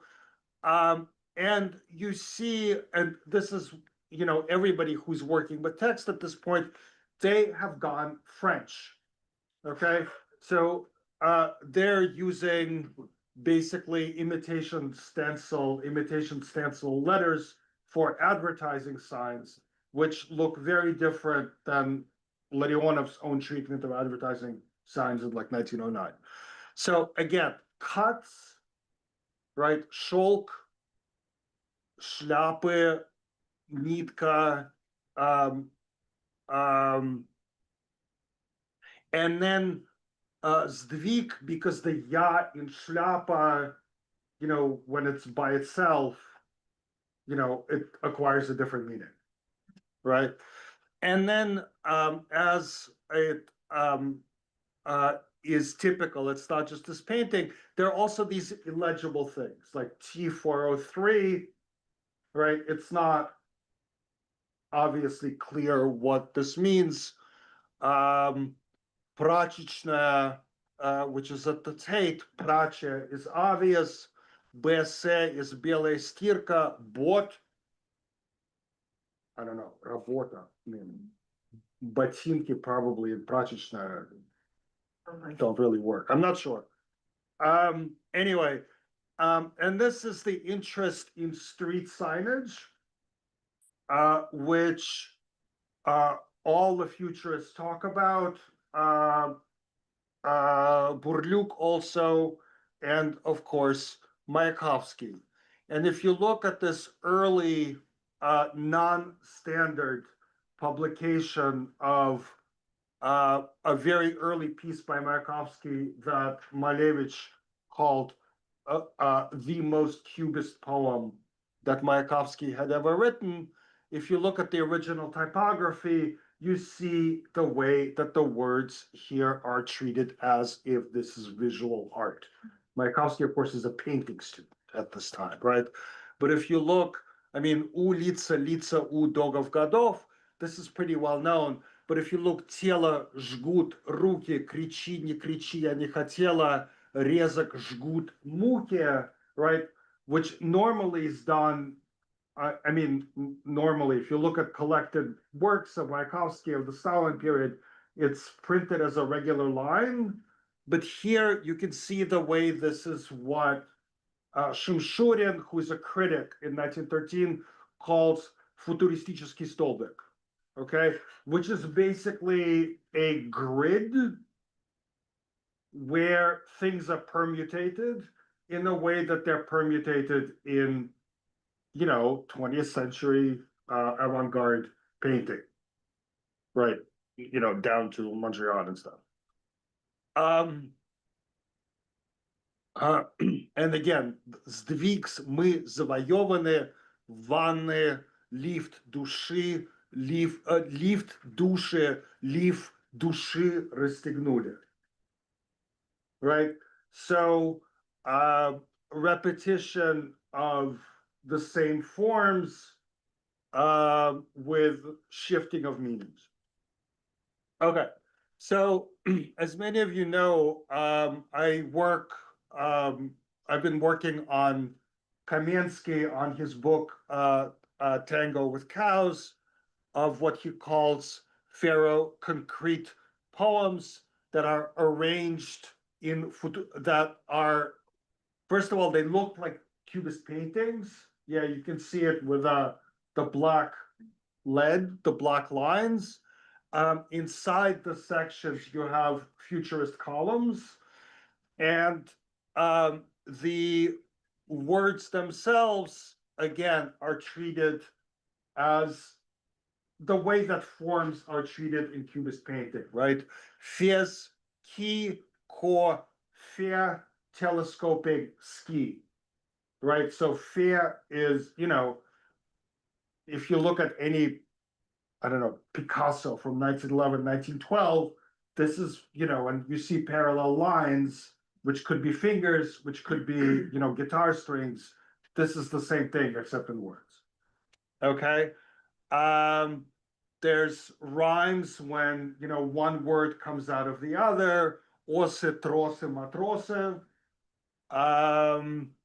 and simple, sound permutations, and so on and so forth. Okay.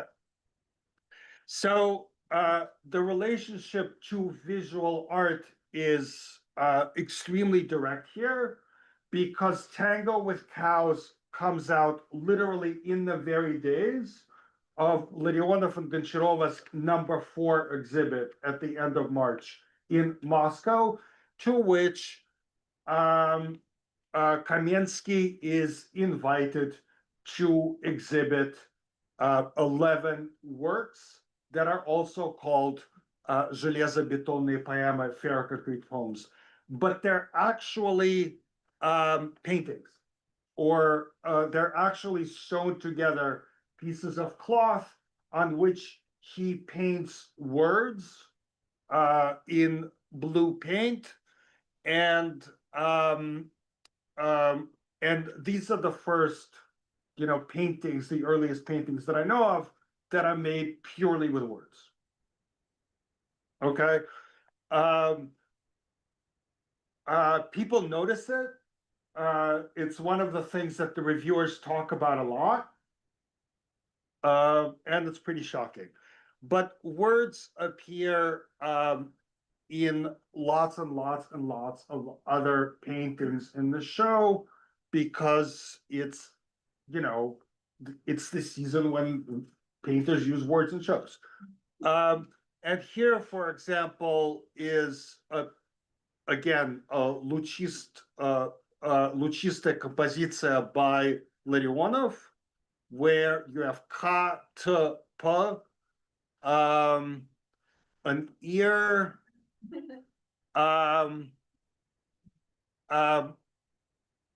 theories have been put forth that this is Kamensky reading his poems, and that's why there's a ka, but there's no real proof for this.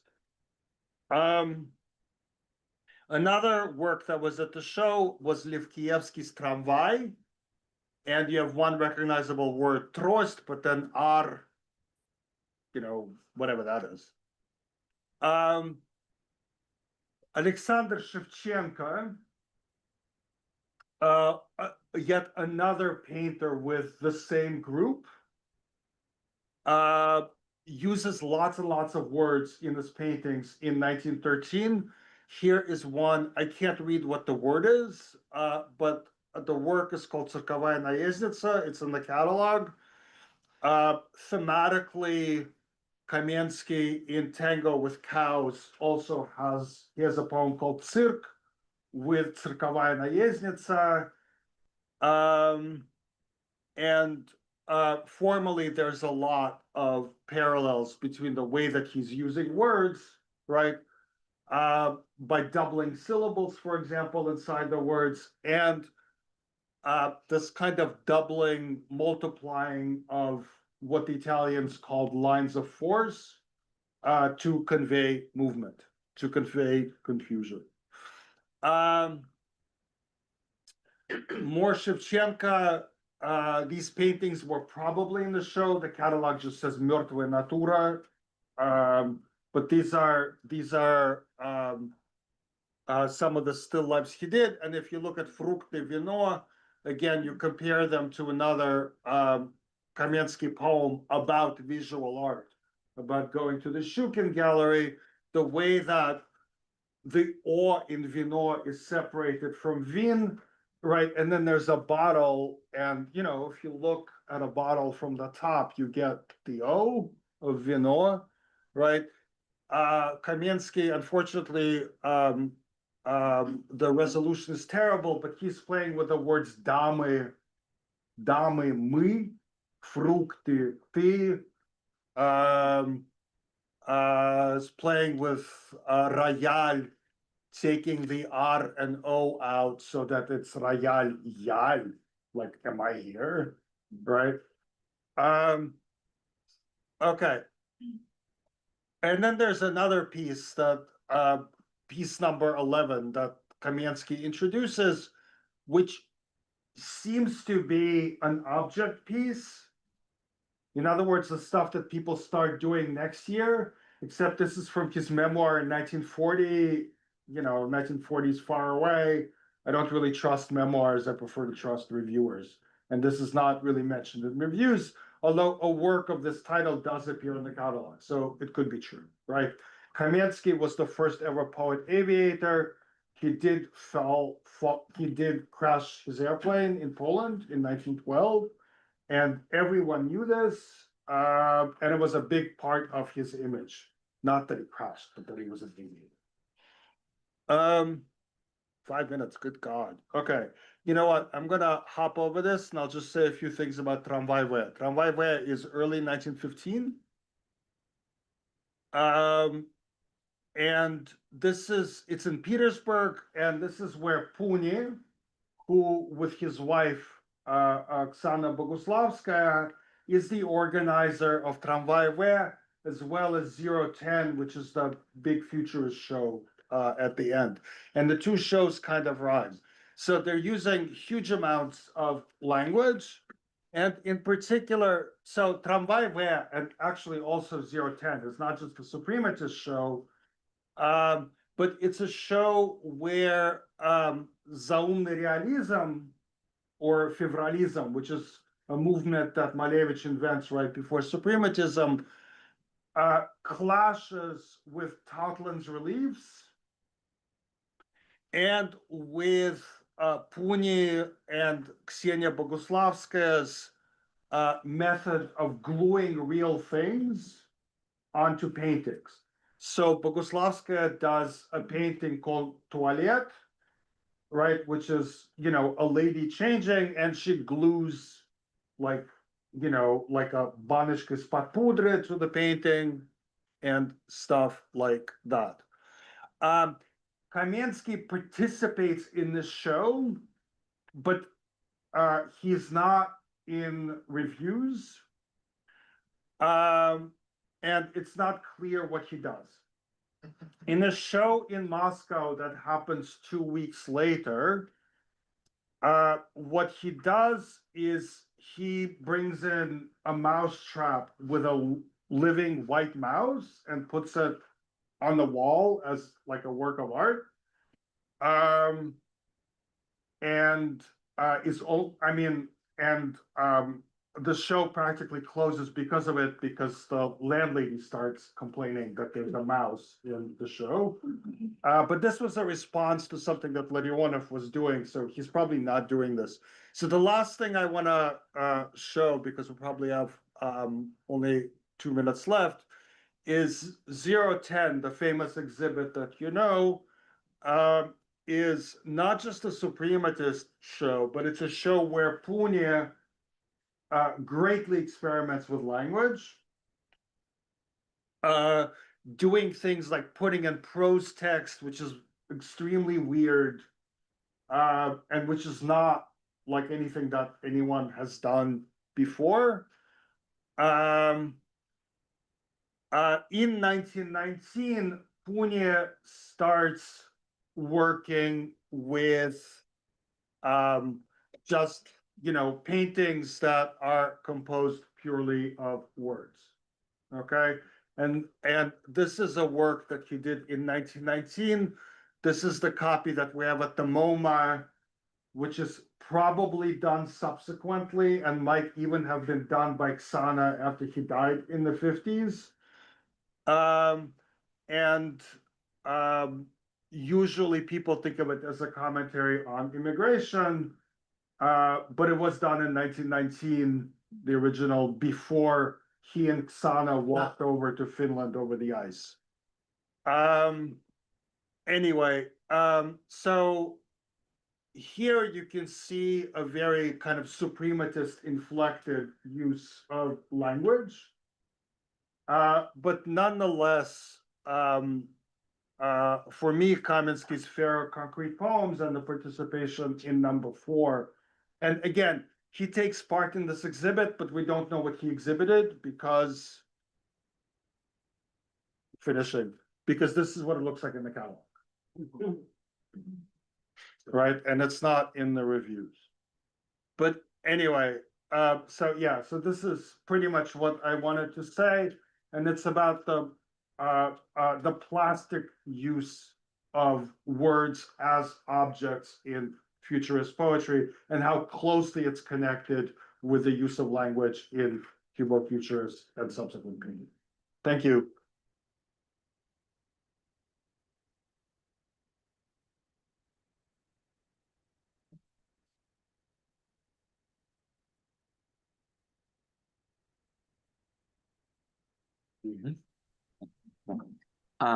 Thank you so much. And now we have a second presenter who is Lydia Dichenko. Lydia Dichenko is currently a teaching fellow in Russian literature.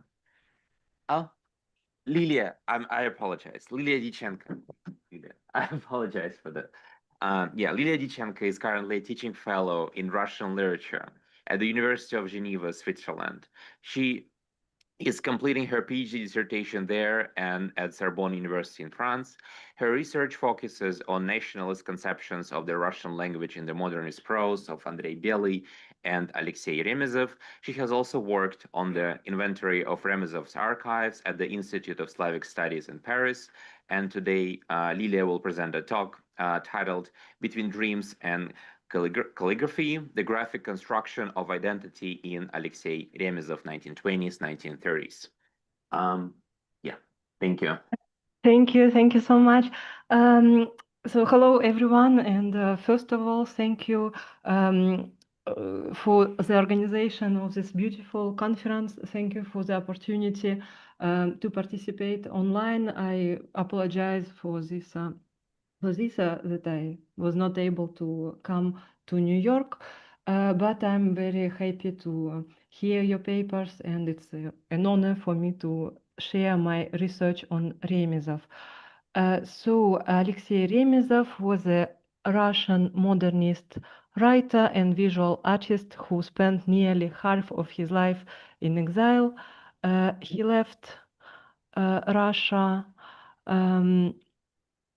So I have a little problem. Yeah, like this. Perfect. So he left Russia in 1921.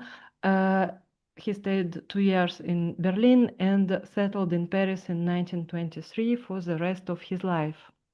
Closely connected to the avant-garde, but also deeply engaged with archaic forms of imaginations, and especially medieval Russian culture, Remezov developed a poetics in which these affiliations are constantly intertwined. He is primarily known for his vast and diverse literary work, but graphic practices also constituted a significant and sustained part of his artistic activity. He had exhibitions both during his lifetime and posthumously. Remezov produced drawings and collages in an expressionist style, often abstract and primitivist, engaging with the visual codes of Russian Lubok and Orthodox icons. He also practiced calligraphy and created handwritten books. In this paper, I would like to examine how Remezov constructed his identity, whether professional or national, through this hybridity between the words and pictures during the first decades of his exile in interwar Europe. I will begin by examining the meta-artistic reflexivity in Remezov's oeuvre, which became particularly prominent during this period when a large part of his work focused on autobiographical material. Closely engaged with the mythopoetics of his own persona, Remezov consistently sought to mythologize his life, a broader modernist tendency, жизнетворчество in Russian. Filtered through the lens of the marvelous, of the magic, his autobiographical texts, you can see some of the titles on the screen, take the form of short chapters, each recounting an anecdote or scene that often maintains the unity of time and place. Emphasizing this visual dimension, Remezov himself compared this method to a short film. He uses the French word, but written with Cyrillic characters, court-métrage. This form was also influenced by the fact that during this period in France, he mostly had to publish his texts in periodicals rather than as complete editions. His turn toward self-narration may also be linked to a search for points of orientation in his in exile and within the foreign literary market. Indeed, Remezov constructs his persona as an eccentric, playful figure rooted in traditional Russian culture. This mythopoetic approach was also taken up by his circle, readers, biographers, as you can see in these examples of his portraits. In his autobiographical texts, Remezov frequently reflects on his graphic practices and underlines the spontaneity with which he supposedly acquired these skills during childhood and without any formal academic training. In his childhood memoir with clipped eyes, подстриженными глазами, written in 1930s but first published in 1951, he constructs a foundational personal myth around his vision. Born with severe myopia, he remained unaware of his condition until the age of 14, when during a drawing lesson, he produced monstrous figures that bore little resemblance to the model he was supposed to imitate. This prompted the adults to realize that he could not see properly and to provide him with his first pair of glasses. Remezov nevertheless continued to evoke this marvelous and colorful world he had experienced before receiving glasses, a world he later sought to recreate in his drawings. Here you can see an example of collage that is inspired by patchwork made by his nurse. This notion of a particular sense of vision underpins Remezov's construction of drawing as a process of intuitive knowledge. Describing his drawings, which he called unbound раскованный рисунок, he explains that while drawing he sees nothing. It is his hand itself that possesses eyes. This reminds the automatic writing practiced by the surrealists with whom Remezov came into contact in Paris. In the 1930s, he devoted a series of essays to writers' drawings. These texts were collected in an album entitled Merlog. One of the immediate motivations for these works was the exhibition of Russian writers' drawings organized by the artist Nikolai Zaretsky in Prague in 1933-1934, where Remezov's drawings were extensively displayed. Since for Remezov the very act of writing resembles drawing, he claims every writer draws. He qualifies his own drawings as an extension of his texts, executed with the same tracing movement of the hand. The drawing you see on the left, rendered in fine ink lines, exemplifies this proximity between the two activities while also illustrating the paradox of Remezov's statement. My drawings, but what drawings? They are not drawings. Rejecting the idea of a mechanical synthesis of the arts, Remezov advocates for what he calls a rhythmic rapprochement between word, image, and sound, intended to render more fully both the subject of the work and the artist's subjectivity. This hybridity, as well as his attraction to drawing, also becomes for Remezov an invitation to reflect on his national identity, as he writes in Merlog, with a touch of Orientalism. I will read the English translation. Was I Chinese or was I Persian, or neither Chinese nor Persian, but originally Muscovite, a wanderer through the marvelous East, not only through the subject, but also through the sound, color, word, expression, you come to understand the person. Remezov's text-image creations must therefore be approached as intermediate, multi-coded objects. For him, the 1920s, 1930s were a period of intense engagement with such forms.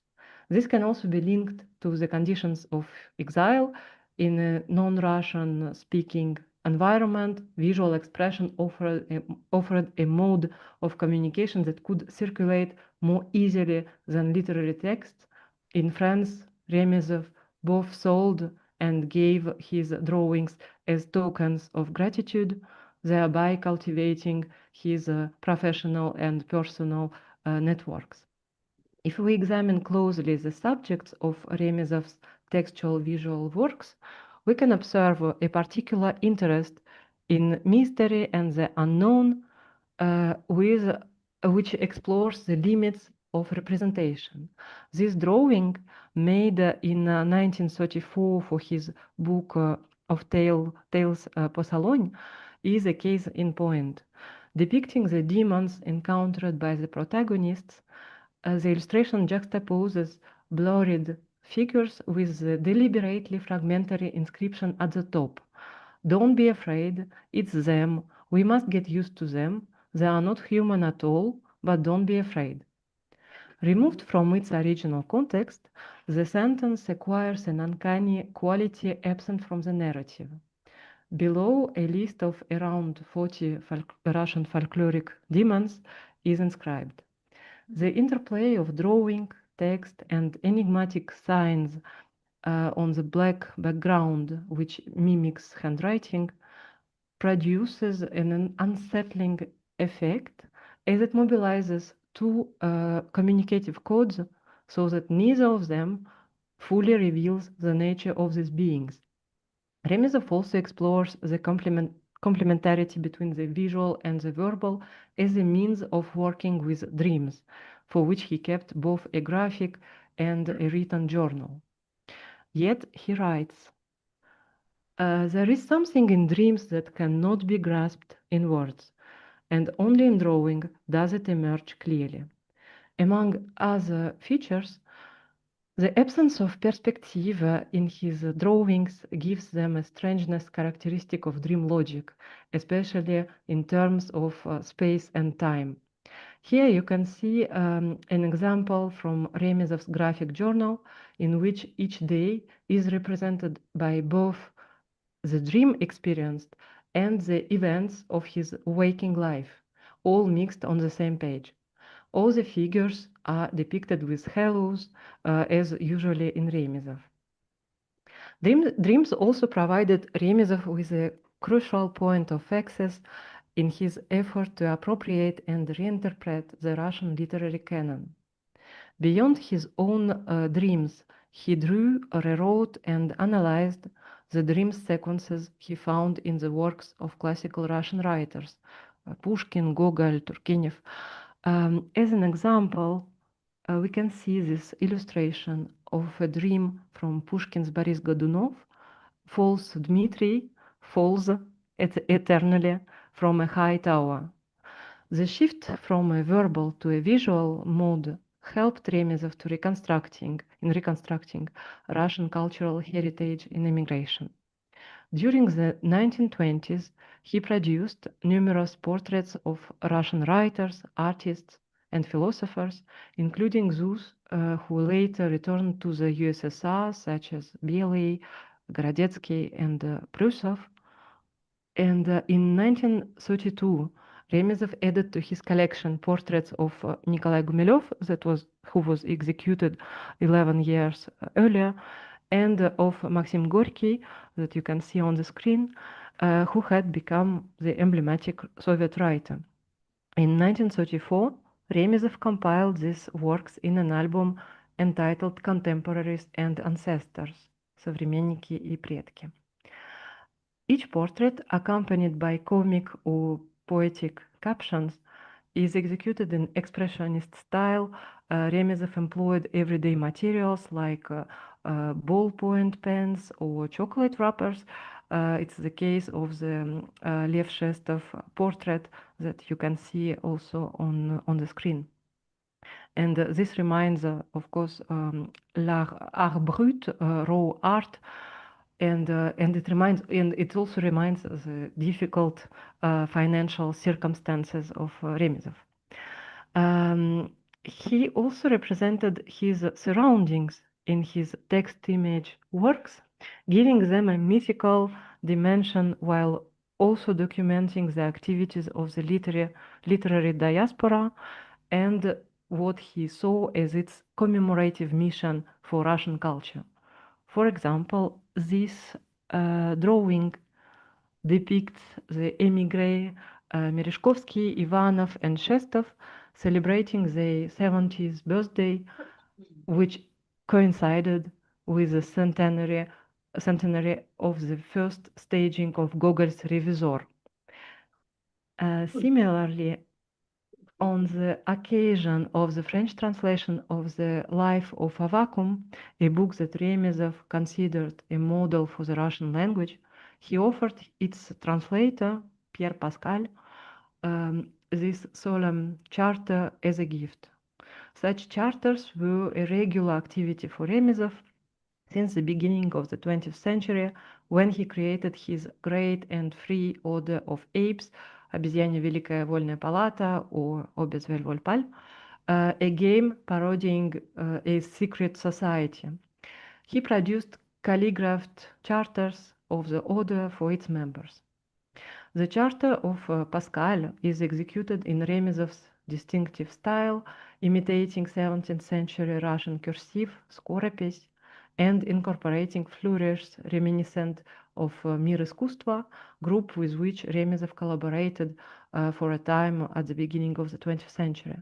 Around Pascal's portrait and in vertical columns, you can see glagolitic characters, and the red line in the middle, according to Remezov, is inspired by Kandinsky. This kind of medieval avant-garde hybridity and this style of calligraphy were employed in many of Remezov's handwritten books, which represent the height of his verbal visual experiments.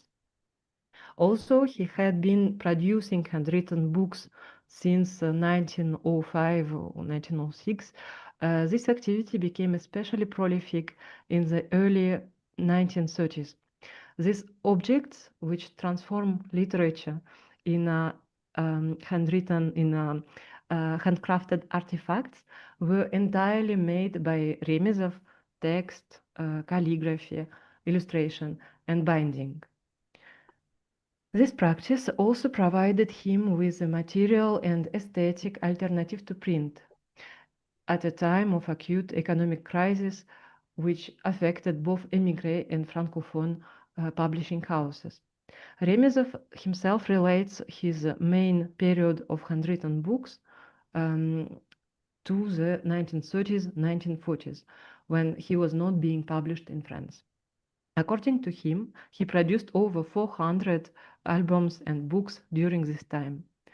His handwritten books differ markedly from most of Russian avant-garde artists' books, like futurist books, because Remezov consciously invokes the tradition of Russian medieval scribes, which he seeks to carry on. So the presentation of his concept of his project was very different from the other avant-garde artist books. It is in this position that Remezov grounded his artistic identity, repeatedly describing himself not as a creator but as a copyist. He addressed this very issue in Memory on Fire, and it will be the last example I will show you. So it is a handwritten book made in 1934, now held in Center of Slavic Studies in Paris. The work presents a meta-literary fictional narrative tracing the history of the book in Russia from the 15th century. The author narrator recounts in the first person and in a markedly subjective mode what he considers to be the pivotal moments of Russian book history. He relieves them as a witness traversing centuries, first as a scribe in a monastery, then as part of the first printing house in Moscow. He attends the execution of Avakum and participates in Peter the Great's grand embassy. So handwriting appears for Remezov to be a means to reconnect with national history and culture. To conclude very quickly, one can say that Remezov's art, situated between word and image, is shaped by both the pragmatic conditions of exile and broader cultural, at times nationalist, concerns, connecting them to the modernist experiments in a holistic synesthetic experience. I will stop there. I will just show you this brief bibliography with relevant studies of Remezov. And so thank you very much for your attention. And if you have any question, I will be happy to answer. Very much. And now we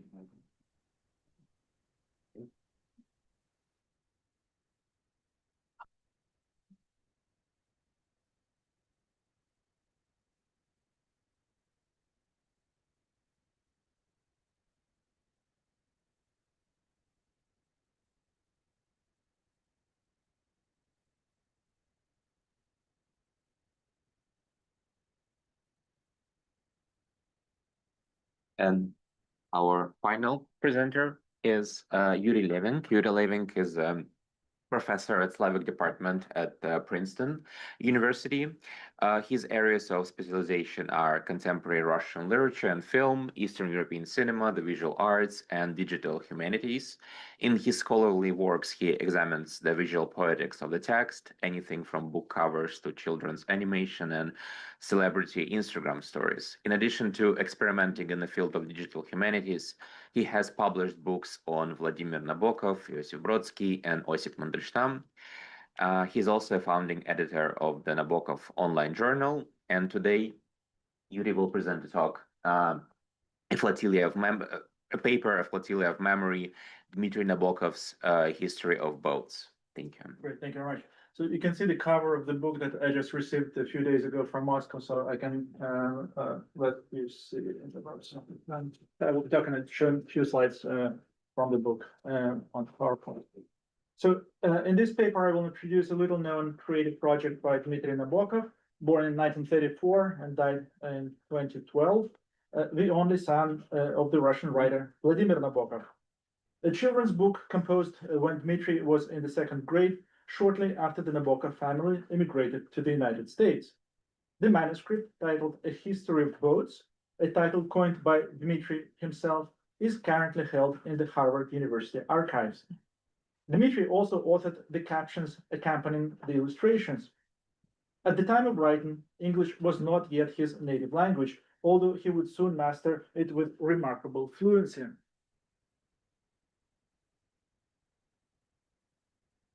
Before us are the drawings of a boy born into a creative family of remarkable talent.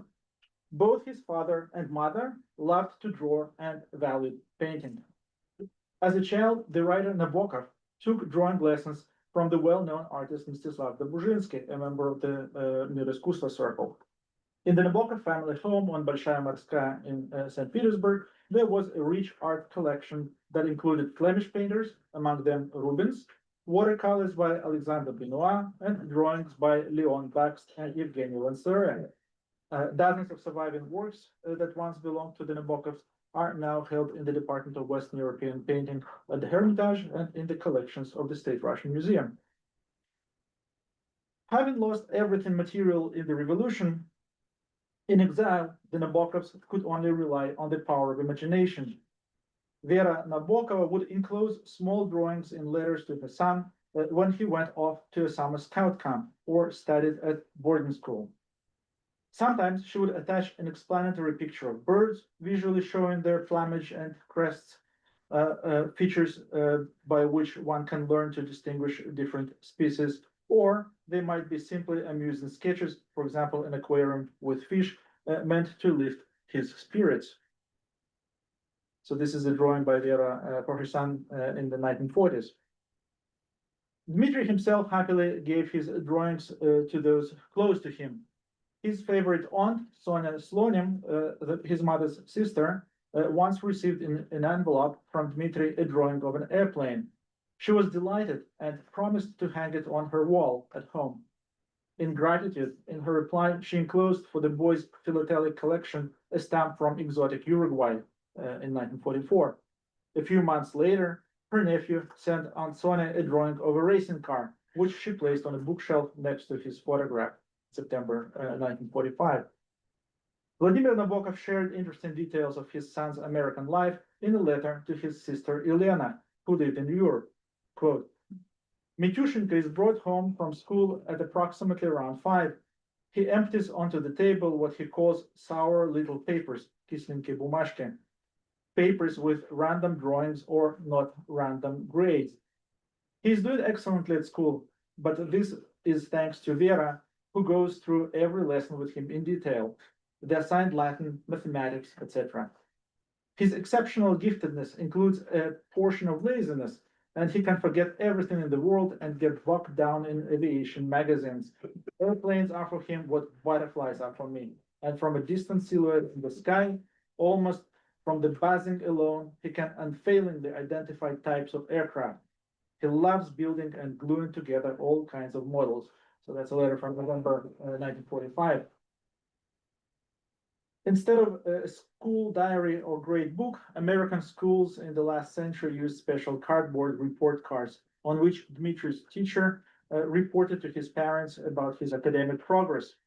At times, his parents were told that rather than listening to the teachers, their son was drawing during lessons in the margins of his notebook. So on the left, yeah, it says persistent trying to draw pictures.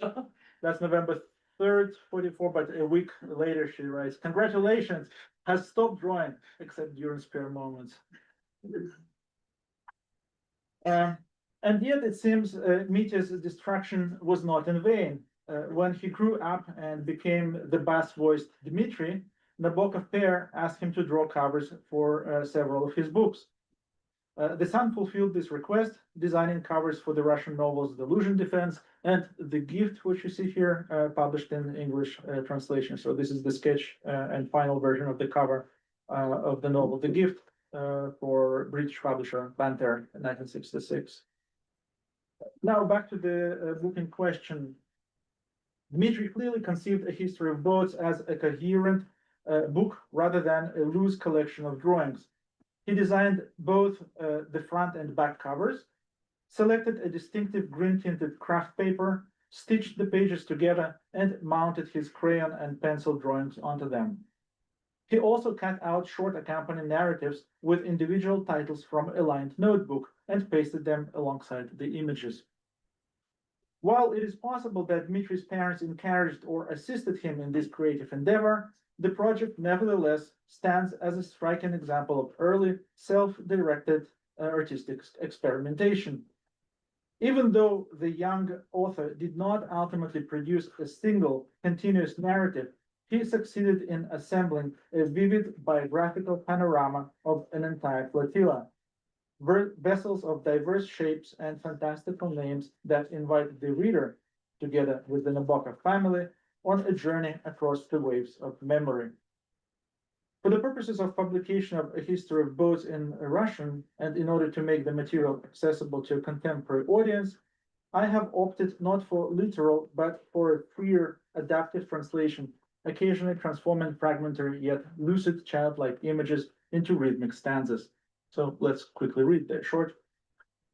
A very old boat. So I will read in English the way it's been transcribed by Dmitry and then my translation.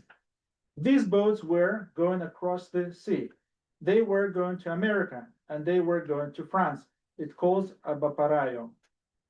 Три старинных корабля. There is a series of 3 poems, so I gave them title Три старинных корабля. Ни челнок и ни пирога, приходите на подмогу, будем веслами грести, чтоб Америку открыть. Мы из Франции отчалим и на запад поплывем, а кораблик назовем словом чудным Абапраю. A boat that is going to America and to Indian, it's a smaller boat and it calls Kiamputara in Russian. Ветер дует в паруса, фонари сияют, это новая земля, моряков встречает. Колокольчики звенят и бренчит гитара, по-индейски говорят, корабль Ямпутара. A third boat which is going to England and to America, it is called Vladimir. It is black and orange, it is much smaller. Третье судно шустрое, мчит под солнцем люстрою. Борта его одеты в оранжевый кафтан из огней и света. Путь он держит в новый мир, величает его Владимир.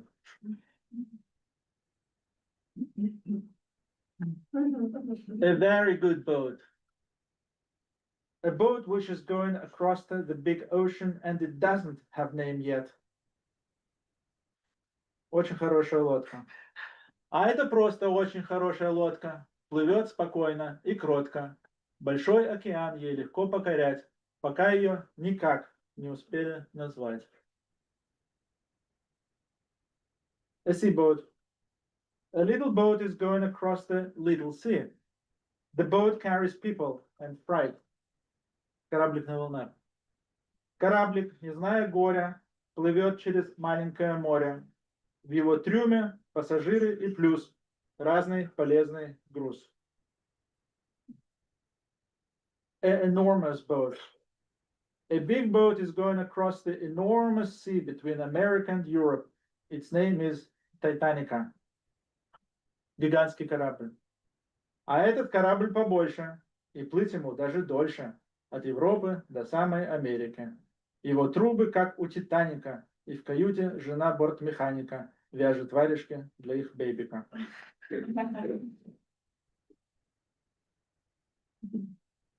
A big boat.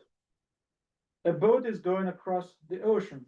It's big too, and I forgot the name of it. It takes passengers, and it's very big too.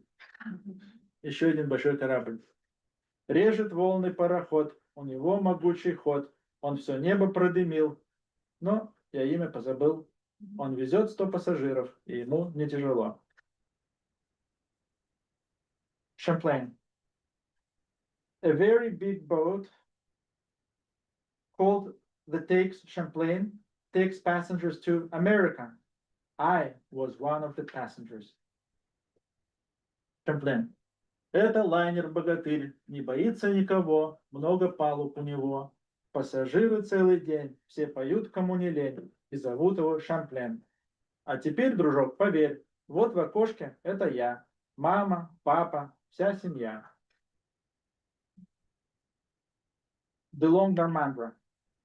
If you remember, Natasha America, so that's exactly the liner that took Petrov to New York. The Normandra is a very long boat. It takes passengers.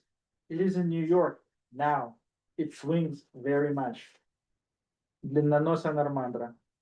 Иллюминаторов не счесть, как такса вытянут в длину, как небоскреб Нью-Йорка на боку, корабль Нормандра.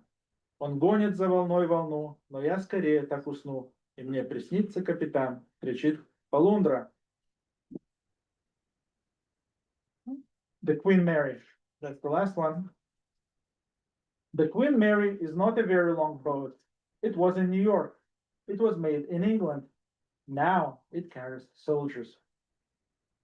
Королева Мэри. У парохода Queen Mary своя королевская стать. Он снялся с английской верфи. В нем плывет королевская рать. It is no accident that Dmitri's father, Vladimir Nabokov's memoir was titled Other Shores, or Speak Memory in the English language version.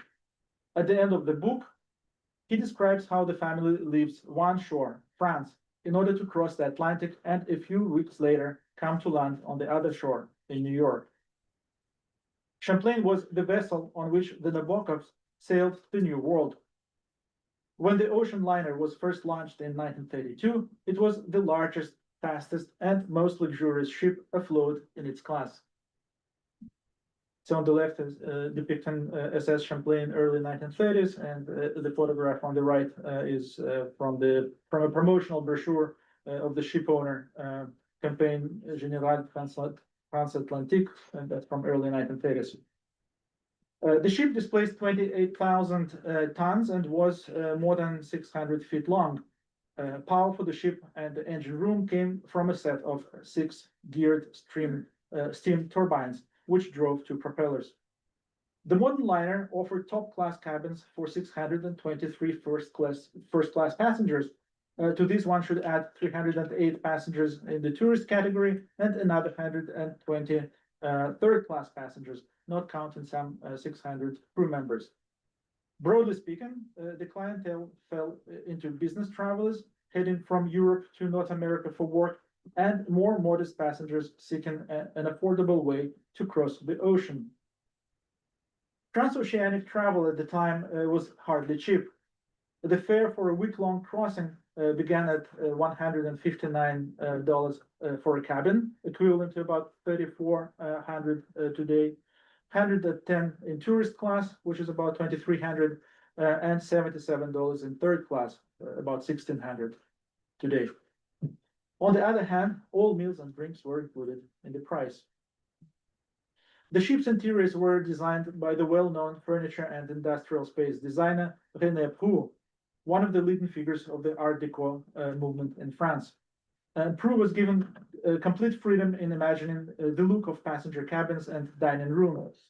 The result was a stylish ship whose spaces easily outshone the luxury of many contemporary superliners. There were elaborate glass-light fixtures and custom-made fabrics for upholstering chairs. The smokestack was fitted with an aerodynamic superstructure, and deck equipment and ventilators were recessed into concealed housings, leaving the decks wide open and uncluttered. As one may remember from Marshak's poem, Mr. Twister from 1933, the former minister, businessman, and banker Mr. Twister decided to travel the world for pleasure. And at Cook's office, he requested 4 каюты, New York, Leningrad, с ванной, гостиной, фонтаном и садом. From 1932 to 1939, the Champlain sailed without incident on the Le Havre, New York route. But after the break of World War II, it was repurposed, and on the way back from New York, when the Nabokovs finally arrived in New York, it struck a German mine and planted by Nazis, and it sank. So let me now focus on something that is not part of the book, so that's the sad end of Champlain. But at the finale of Nabokov's Другие берега, or Speak Memory, it's a very famous passage because it's the very end of the book, but I want to quote it because then I will discuss the English translation and variations of it. So I'll read it quickly. В мае 40-го года мы опять увидели море, но уже не на ривьере, а в Сен-Назере.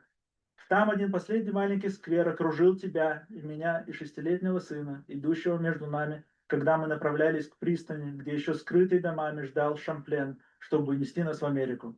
Этот последний садик остался у меня в уме как бесцветный геометрический рисунок или крестословица, которую я мог бы легко заполнить красками и словами, мог бы легко придумать цветы для него, но это значило бы небрежно нарушить чистый ритм немазины, которого я смиренно слушался с самого начала этих заметок.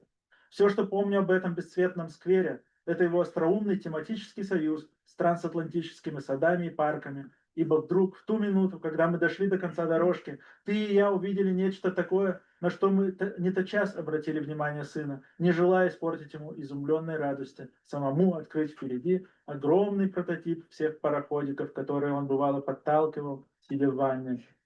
Там перед нами, где прерывчатый ряд домов отделял нас от гавани, и где взгляд встречали всякие сорта камуфляжа, как, например, голубые и розовые сорочки, пляшущие на веревке, или дамский велосипед, почему-то делящий с полосатой упошкой чугунный балкончик, можно было разглядеть среди хаоса косых и прямых углов, выраставшие из-за белья, великолепные трубы парохода, несомненные и неотъемлемые, вроде того, как на загадочных картинках, где все нарочно спутано, найди, что спрятал матрос. Однажды увиденное не может быть возвращено в хаос никогда. Before Другие берега, which was published in 1954, Nabokov wrote an English version, which was called Conclusive Evidence. It came out in 1951. Let me read the very end, the description of the funnel. It was mostly satisfying to make out among the jumbled angles of roofs and walls a huge, fat, ivory white, almost unshaded funnel showing from behind the post. So you see he added a color here, although albeit it's white, so no color, but still it is color. I mentioned that because it became a source of controversy between Nabokov and Catherine White in New Yorker. So when he sent this chapter to New Yorker, even then they had the fact-checking department. And they checked and they realized that in reality, or at least they claimed that the color of the funnel was, as you can see on the top left, it was red and black.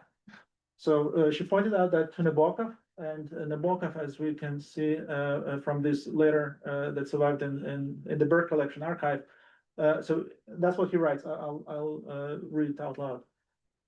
So that's in response to Catherine White.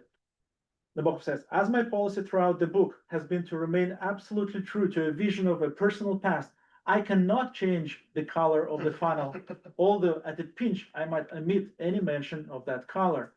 As you have probably noticed, I often make mistakes when recalling names, titles of books, numbers, but I very seldom err when recollecting colors. Since I'm absolutely sure, and so are my wife and son, the funnel was white, I can only surmise that it was painted white by order of military authorities at Saint-Nazaire, and that they had taken this liberty with the Champlain's funnel without informing the American office of the French line. Perhaps some competent person at the line's office might admit to your checker the possibility of such an occurrence. The voyage was a very dangerous one, and it is most unlikely that the liner flaunted its usual black and red. However, as I do not want to puzzle people, I agree either to delete the word Champlain or to delete the word white in the new version of line 9, galley 20. blah, blah, blah, which line I have changed for reasons having nothing to do with the Champlain controversy. There was too great an agglomeration of epithets. I would prefer that you drop the name of the liner on galley 19. So the controversy does not stop here because, well, that's how it's been published since then. So in Speak Memory, 1966 version, so indeed we have the color of the funnel omitted, right? So it's just, it says a splendid ship's funnel showing from behind. Now, this is a memoir of Dmitry Nabokov, published in 1988. And he comes back to the same formative moment that was so important for his dad. And here he adds another color to funnel, which is yellow. So so it's in the form of a diary, but it's in fact it's a reconstruction. So he says, my fever has miraculously vanished. I have been led by my parents to a square from which they can show me, as if offering a splendid present, a glimpse of an enormous yellow cylinder that turns out to be the funnel of our ship. So very curiously, I don't know if somebody pointed out to Dmitry this inconsistency, because when he was publishing the original lore in 2012, he wanted to disentangle this alleged confusion, and that's what he writes. My father's recollection and mine differed regarding the color of the impressive object that I, a child of almost 6, distinguished with disbelief amid the puzzle-like jumble of buildings in the seaside town of Saint-Lazare. It was the immense funnel of the Champlain, which was waiting to transport us to New York. I recall it, it's been light yellow, while father, in the concluding lines of Speak Memory, says that it was white, which is not true, because as we've seen in Speak Memory, there's no color at all. So here Dmitry reconstructs what he thinks his father thought, but his father, in explaining the change of color in the letter to Catherine White, actually says that I corroborated that with my wife and son. So then Dmitry was pretty much sure that it was white. So the last slide will actually show maybe we'll solve the riddle, because this is Mita's own poem written in 1940, so almost concurrently with the event. It was written by Vladimir, but dictated by Dmitry. And here it says, Champlain был бел как мел. И есть нормальный тоже, я в нем люблю, французову. Basically, he's fallen asleep, so that's his mumbles. But what we are interested in is the color. But I'm finishing here. But if you reread now this passage in the conclusion of Другие берега, basically it's all about it's almost like a coloring book. So he inserts colors. So he treats this kind of puzzle as a board game, or as a picture to be filled with colors, with emotions, with memories. And here we can do whatever we want, and that is what Dmitry does. Thank you.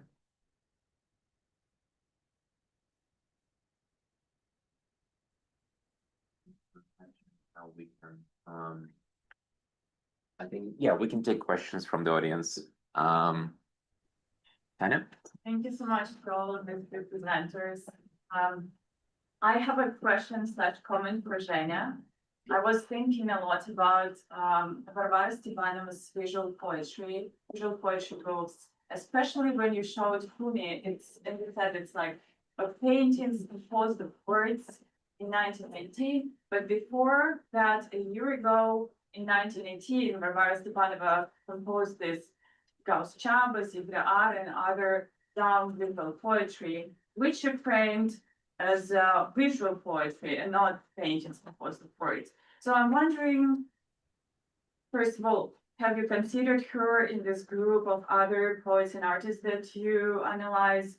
And secondly, do you think that's how they frame it, and we see and look at them and analyze, like, is it visual poetry or is it painting composed of words?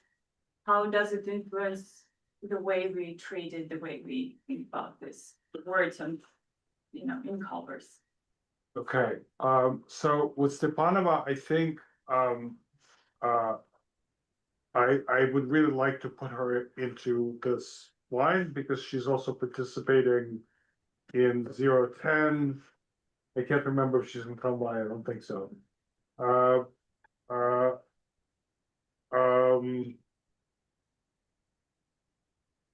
I just didn't, I mean, there's a whole bunch of, yeah.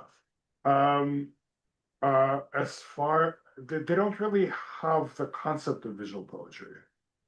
Okay, they don't have the term. Although she used this visual. She used it Here to describe this in in 1918. 1918. Okay, I have to look at it, Yes. sorry. Yeah, So that's yeah, a that's big really case interesting. too, because it's something in between. It's not paintings with words. It's not, Kubo futurist prompts, but it's something that we really like the synthesis of this too. Well, Yeah. thanks, I will look at it. Yeah, I wasn't aware that the term was Oh, used. thank you. Yeah, I would love to see. I mean, doesn't it come from Apollinaire? Like the whole term and Poésie visuelle? yeah, But when? 15 is alcohol, should alcohol, In alcohol? yeah. Well, but that comes out in 13, Yeah, very early. but it doesn't have visual poems. Like in Calligram, yeah, Well, it's not visual forms per se, they're called calligrams. yeah. So, but he has the term? I think, I mean, you may not have a term itself, but it is very much considered since. Well, yes, I mean, there's a whole, there's a huge tradition of visual poetry, especially in France. Going from the Middle Ages and especially in the Renaissance. But they don't really use the term until, sometime in the 20th. It's called Carmina Figurata and. Yeah. And antique literature is Technopaedia. Right. Yeah, it'd be really interesting to figure out where the term comes from. Maybe it was Tanya, not. where does she use the term? Does she Yeah, use it yes, I privately or just is it realized maybe maybe, attached? maybe it's used in the scholarship, but she used this предметный стихи for sure. So I need to get. Yes, yes. Беспредметный, беспредметный, like, this, Okay, but like colored, but all consisted of words, but about visual poetry, I have to check. Actually. okay, but bespredmetny is that's a very different term that, which makes sense at this point. But still, she considered this poem. It is Yes. poem. Yeah. Okay, so, but. So in a way, this is the development that happens after 010. Right? When you have the whole language of bespredmetnost, Kamensky doesn't have that. They don't really use, I mean, in 1913, early 14, they don't really use that word. Some more questions? Yeah. Actually, question to Tanya. Do you link Stepanova to Olga Rosen's poems that she painted, printed like in Telile, which was Khrushchev's, Right. let's say, envious take. Which was Trans-Siberian poems, right? Her poems. It was her poems. Was her poems that were published, but I think Rosenov was 010.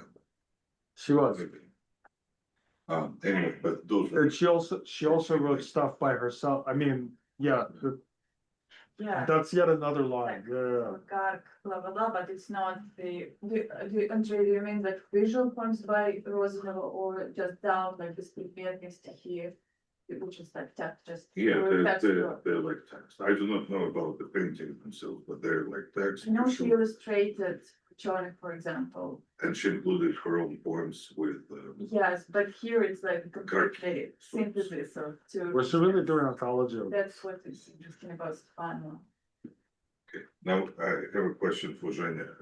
I was fascinated by this parody on Kamensky that I read, maybe not correctly, but на выставке художники больные, как жаль москвичей, посетивших выставку. I was wondering if there were any other parodies, especially in the newspapers since they were so attentive to futurists. I mean, there's stuff in the reviews, right? The reviews of number 4.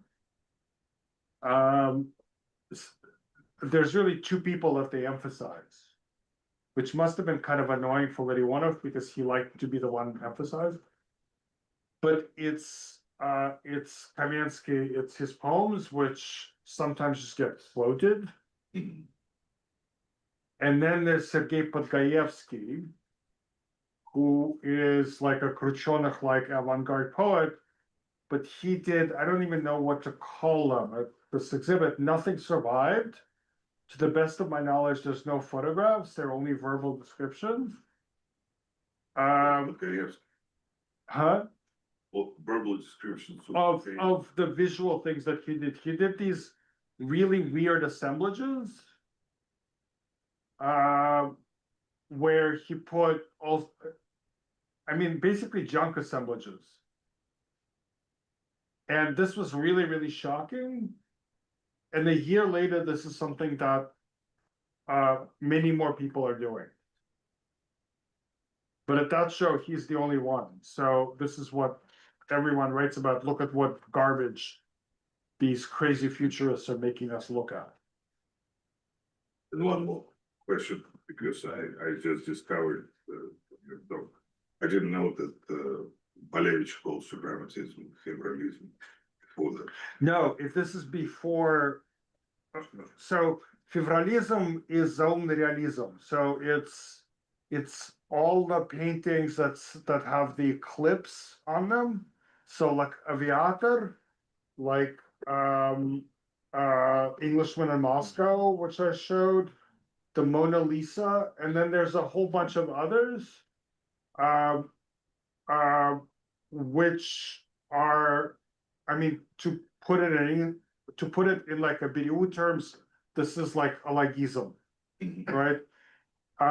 Because he and Margunov and Klun announced it in February 1914, like for 3 minutes flat, people called it federalism and then they forgot about the term. But the wooden spoon in the lapel, which supposedly is a sign of futurism, is actually the sign specifically of federalism. Oh, that's good. Okay, yeah, I think questions? So I'm really glad that you made that comment, Tanya, about visual poetry. And it feels to me like some of us, somebody needs to track this down a little bit because it's a somewhat different term. Vizualная poesia is an assertion of, I'm thinking of Tanya's presentation this morning, that there's this special thing that goes on when we put the words and the images together. It's not like futurism, it's not like the name of some movement. And it's not like the names that people give, like calligram. People give the names to what they're doing. Remizov's work has many names, that Remizov coins, to name it. Vizualная poesia might be an assertion, the tradition that you mentioned, going back to Middle Ages, Renaissance, might be an assertion that there is a tradition and I'm a part of it. I will contribute one example of somebody who does use the term quite consciously. That's Manatsakanova, who insists that she's not a part of it. She's written about Khyabnikov. She knows that material. She knows the European tradition as well. But she was one of, and I think this insistence, I'm different. My vision is different. What I see is different. I think that that's not unique to her. But that is a place where the term is used self-consciously by somebody to name. Okay. Thank you. Question, Nada? Yeah, my question is for Yuri, actually. Thank you so much for your fascinating talk and for introducing this book. We've talked about children's literature today a lot and various people producing children's books. I'm curious about this particular publication here. Can you talk a little bit about this? What sort of decisions did you have to make to publish this? Who is the intended readership for this book? Because when I look at it, there's a lot of links that are relating to children, actually. Yeah. Who could read this? But there's also a lot that scholars could gather, right? Right. So, True. So this is a kind of it's a mixed mixed bag. So, the intended audience, as I envisaged it, was children. And that's the way I wrote an introduction. Маленький Митя, blah, blah, blah. But then very quickly I realized that it's not enough just, for one book. It's small. So and then I thought the grown-ups, the adults, the parents would benefit to know more about the background, the context. And as a scholar, I was interested in smuggling into a children's book some interesting archival material. So that's one thing. So and therefore I sort of did an addendum which was more kind of scholarly oriented with more details, but which won't preclude parents from buying that book and reading them in the evenings and then for entertainment purposes.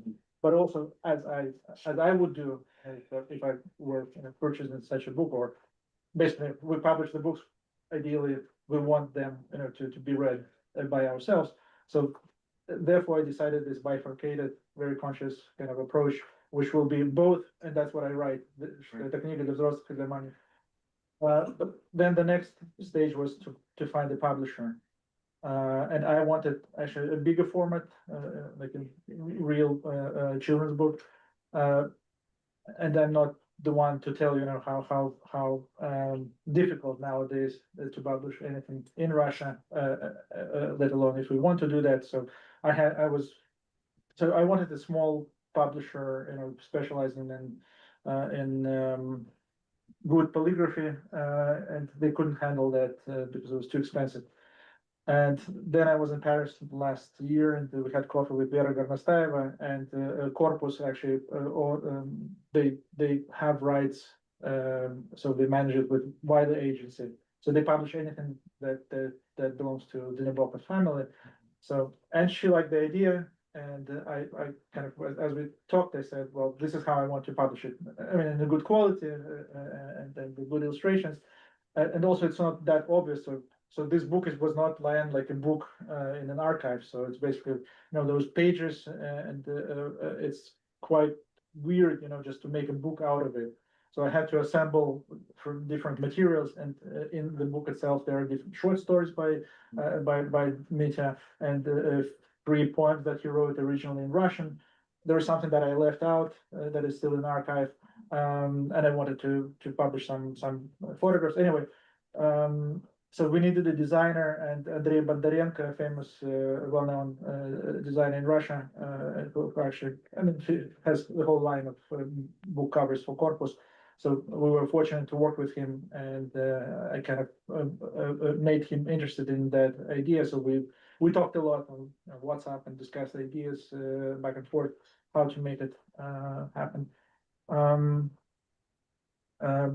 Yeah, so basically it was good to do it with Corpus, because Corpus arranged the rights for publication in Russia, and I don't think any English any American publisher would jump the opportunity to publish sons or writer's son doodling and some poems for mass audience, but they did, so I'm grateful for them.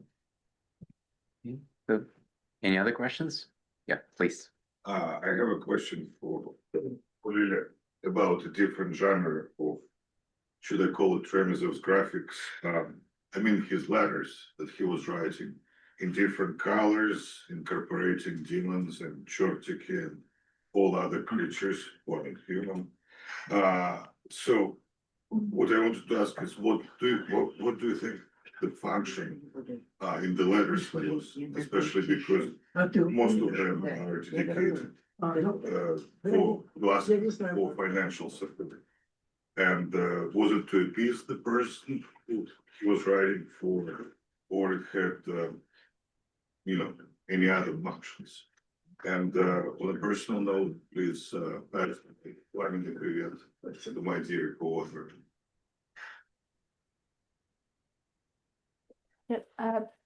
I'm really sorry, I didn't hear the middle of your comment, and it was precisely the question. So maybe someone could repeat it, because I hear bad when it's from the back of your room. Maybe, or yes, or you can just repeat it. Really sorry. This is the mic? Yes, like this, it's perfect. Hear me now?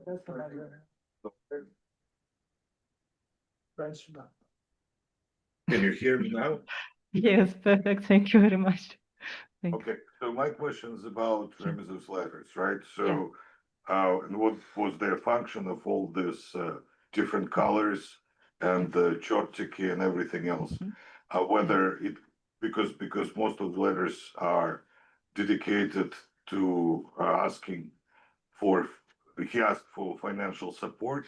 Yes. And so was it to appease the person he asked, Uh-huh. or it had any other functions?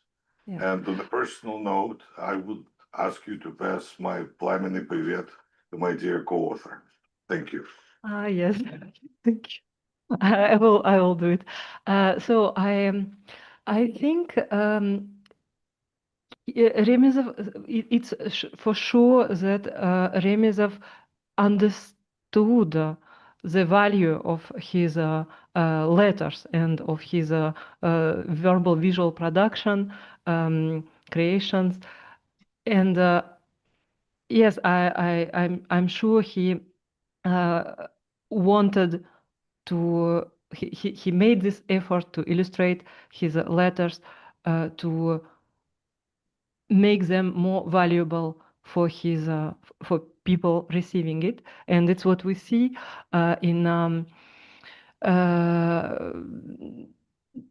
now people that possess these letters, they regularly resell it, and it costs a lot. So Remezov, it's I often look for catalogs in аукционные дома, auctions, and there are really many articles by Remezov there. It's a good source for studies, and yes, it costs a lot. So I think there was at the same time it was to make them valuable, but also to create something between the word and image, but also I think he wanted to bring the art in the everyday life in really very pragmatic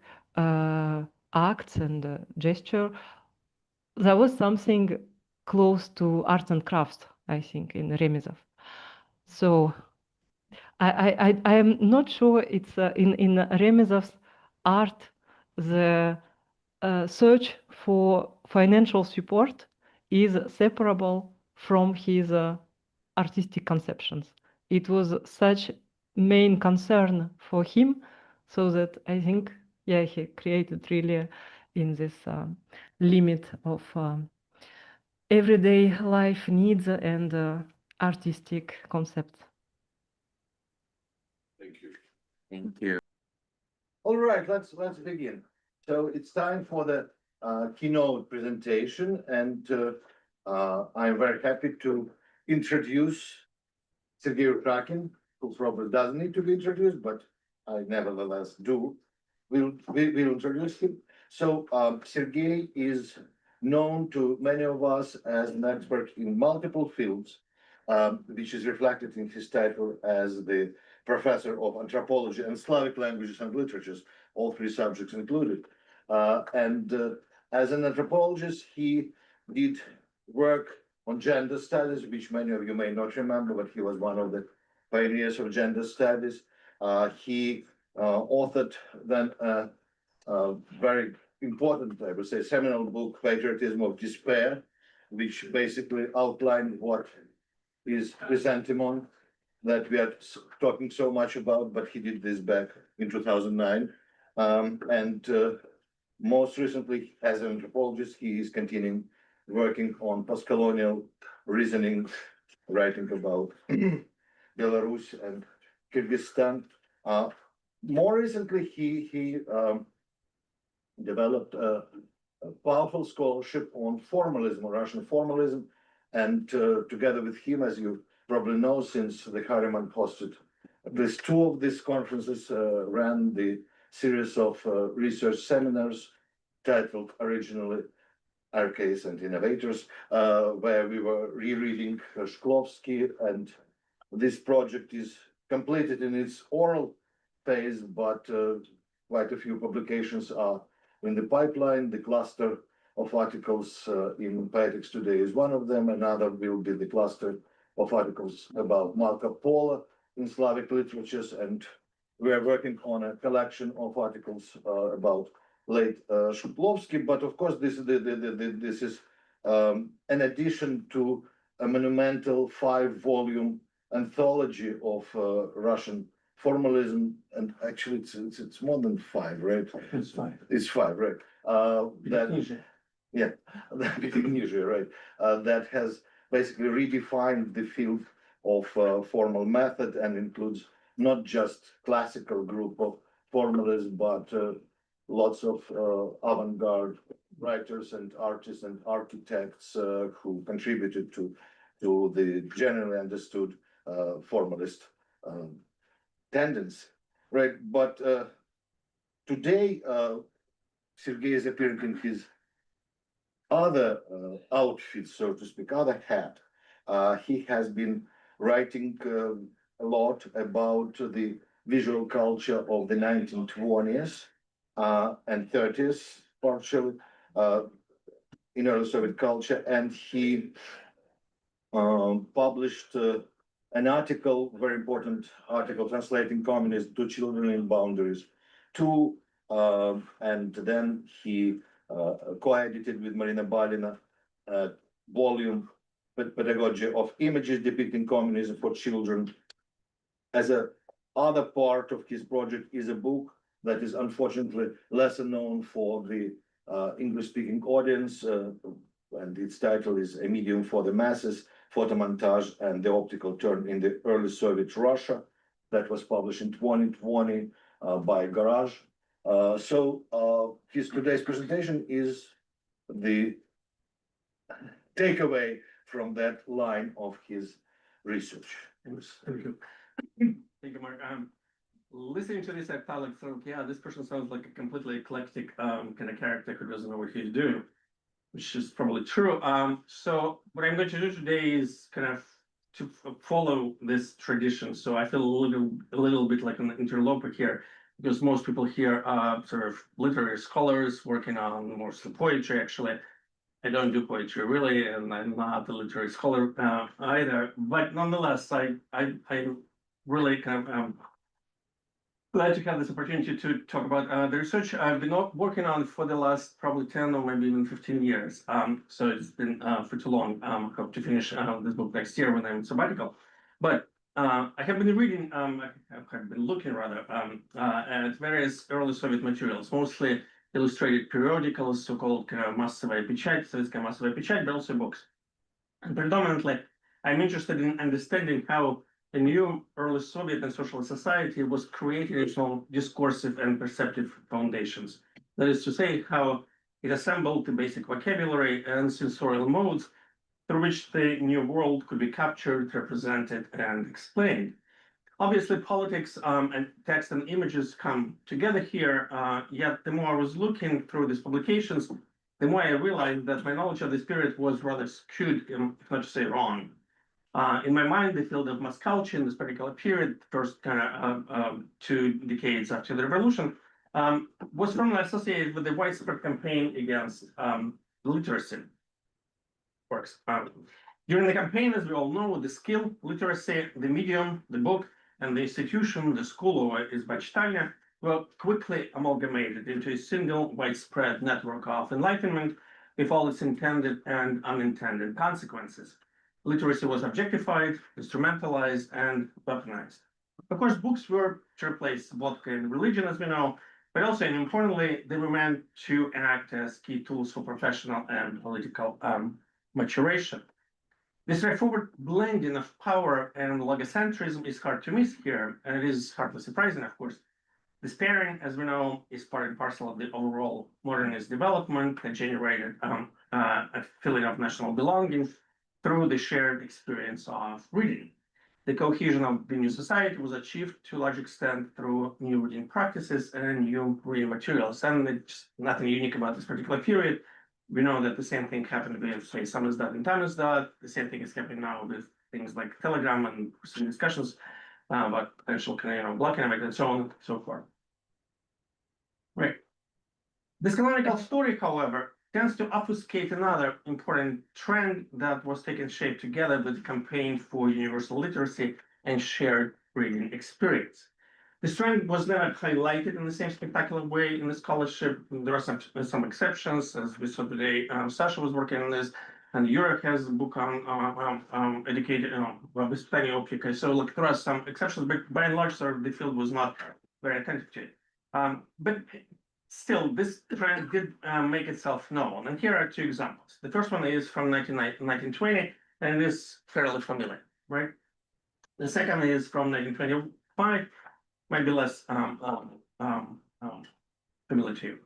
Both images use the same trope, linking literacy not just with some basic knowledge of grammar, but also with a broader embodied ability to see and therefore to act wisely.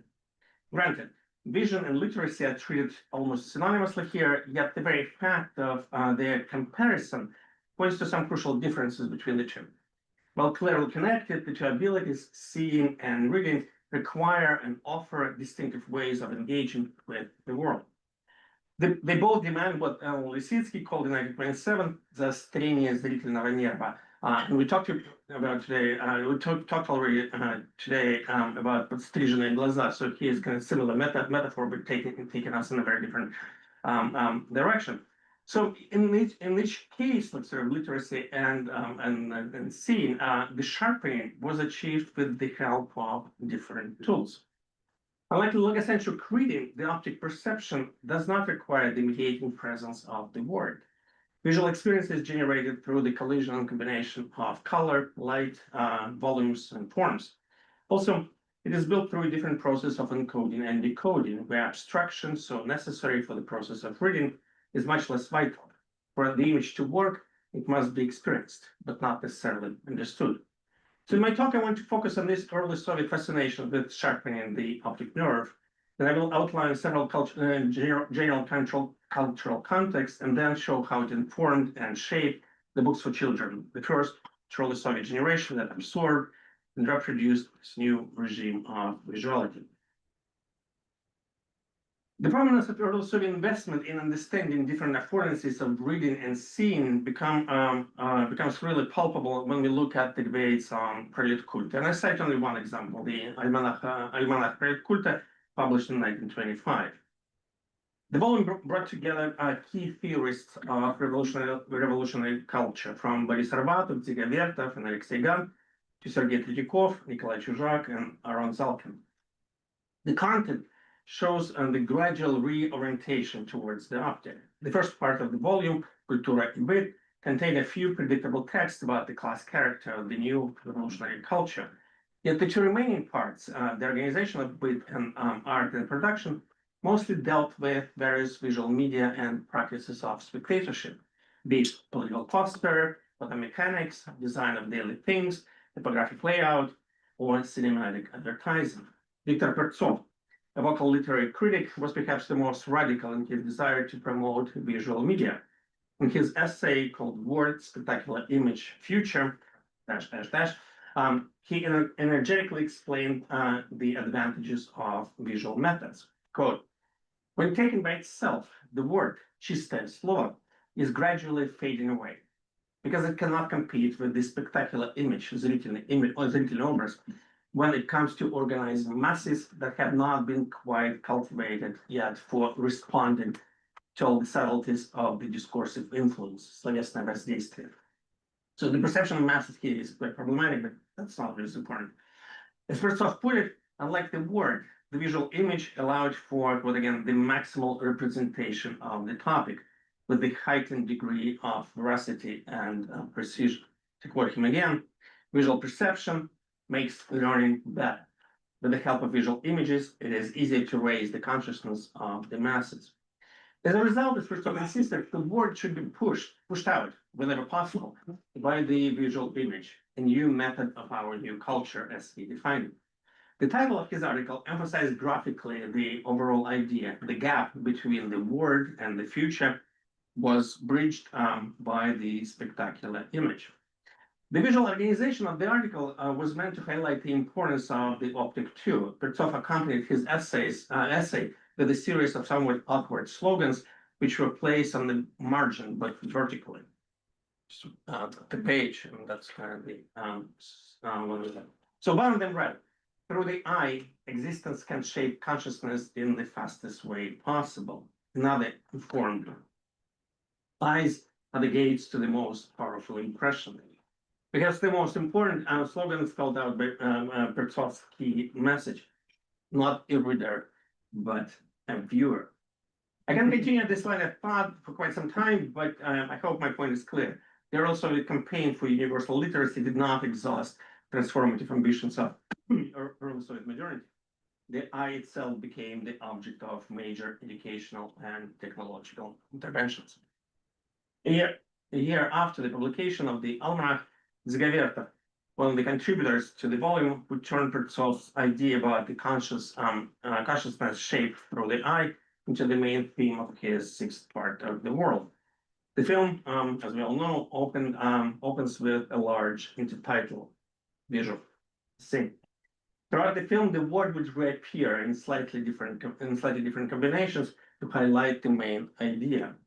Strikingly, at this historical point, the new communist culture was not about enabling the voices of the subaltern classes. It was earlier, right? Rather, it was about shaping its own outlook, its own worldview, its own vision. Optics, as Lipovetsky famously pointed out, was actively replacing phonetics. There was, of course, a fundamental irony in Verta's visual, which exposed the crucial difficulty of the optic turn. The visual was foregrounded in the film with the help of words. The optic superstructure, so to speak, was erected on the textual foundation. Discursive impact that Pertsov wanted to destabilize so much continued to act as a necessary basis to which a new impactful culture of the image could be grafted. The problem seemed to be in the optimal combination of the word and the image. At the time, the search for the optimal combination was mostly framed as the debate on the role and function of book illustrations. Without going into details, we'll briefly mention only two poles of this debate, and one of them was articulated by Yuri in the Yuri piece on Illustration. The appearance of the Illustration is actually quite interesting. It was 1993. And the reason why Tatiana responded to these luxury books was also interesting because this is the time when the publishing industry is basically collapsing. They don't have paper, they don't have ink, and the number of books that are being published at the time is really limited. So what they can do is produce these luxury books in highly limited sort of editions, and therefore kind of the industry is still busy. In 1924, for instance, the field of children's books is basically non-existent. They published for the whole country 33 titles altogether. But the situation is kind of changing, and I think Tatiana is anticipating in the right way, because 1923 is precisely the year when Radika Publishing House emerged in Leningrad, and it started gradually producing sort of more and more books. And by 1926, 27, sort of the situation is quite different. But back to Tatiana. The scholar escalated actually the conflict between the visual and the textual by maintaining that, the quote, "The illustrated book is a bad educational tool." The core of the problem had to do with the very nature of the image. As Tatiana told us, visual representations tend to displace and refocalize the text through the specificity of the visual details. It is precisely the heightened concreteness of the illustration that deforms and limits, as Tatiana put it, the literary text. And again, right. The more vibrant and perceptible the poetic word is, the harder it is to translate it into the language of painting. Visual representations routinely foreground features and aspects of the depicted subject that might be insignificant from the point of view of the plot development. As a result, Tatiana, to illustrate a text, amounts to rewriting this text with the help of visual means. Interestingly, though, Tatiana saw the solution not in harmonizing the correlation between the image and the word, but in increasing the levels of their respective autonomies. The most successful illustration would be an illustration that acts as an independent work on the same topic, rather than a close interpretation of the verbal original. As the scholar emphasized, a picture can surround the text, окружить text, only when it illustrates nothing. Only when it forces no objective bond between the word and the image. Peano's opponents were also concerned with the radical autonomy of the visual component, yet they interpreted it completely differently, obviously, right? For them, such autonomy was, in fact, a sad sign of the neglect and misunderstanding of the epistemic possibilities of illustrations. For instance, Sovetskaya Photo, a magazine, a journal, established in 1926, consistently invited its audience to take illustrations seriously as an effective tool that could stabilize, clarify, and strengthen visually the content delivered by words. Today, the position that Soviet Photo pushed forward seems rather uncontroversial, but in the late 1920s, the magazine spent a lot of time and pages criticizing periodicals that refused illustrations. The most available and the most effective, the doходчивое tool of influencing and mobilizing the reader as the magazine editorial critic. The magazine reminded its readers that after the revolution, there was almost no illustrated periodicals. There were almost no illustrated periodicals.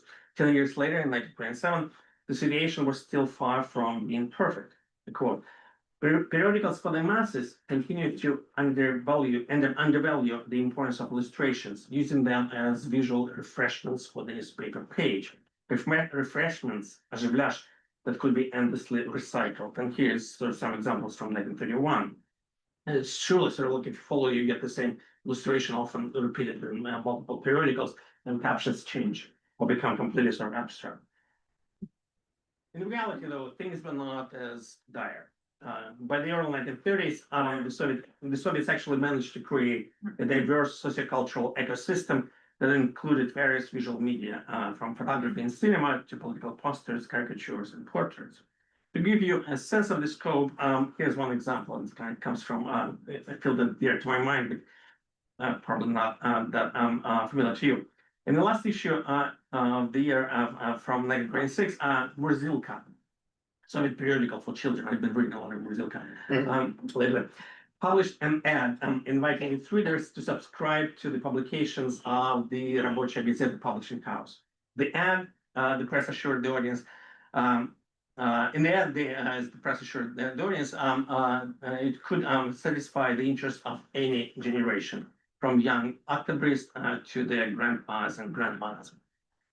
The ad presented a family sitting around their samovar, and each member of the family had their own periodical. Father had Рабочая Газета, mother had her Работница, son had his Murzilka. All three, nonetheless, were staring at a colorful poster for the illustrated satirical magazine Crocodile. An addendum at the bottom emphasized even more the importance of visual and illustrated media, as it clarified Grandpa is out of picture or frame. He's on his oven bed in the печи, reading the illustrated bi-weekly magazine Ekran. Right? Despite its name, Ekran actually was not about cinema.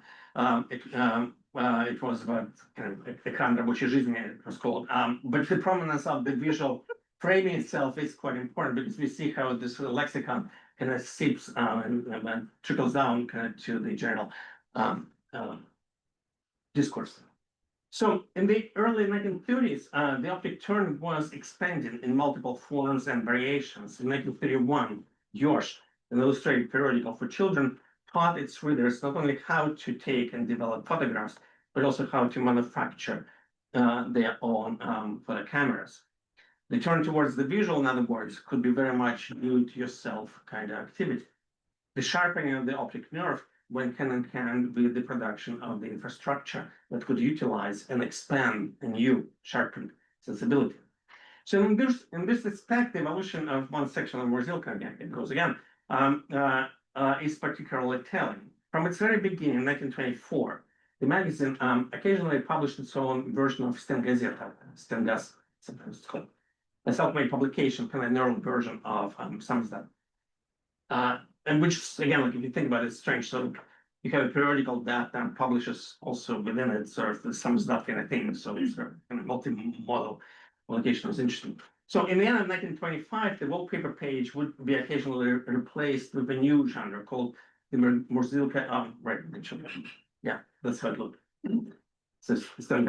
But in 1925, the wallpaper page would be occasionally replaced with a new genre called the Murzilka Exhibition of Paintings. It is. By 1927, such exhibitions completely pushed wallpapers out. So basically, within 2 years, the radical shift took place from a handmade media assemblage to a structured display of artworks. And you see that can be more structured. Strikingly, storytelling captions and iconic texts that were so kind of prominent in standards were mostly gone. Words all but disappeared.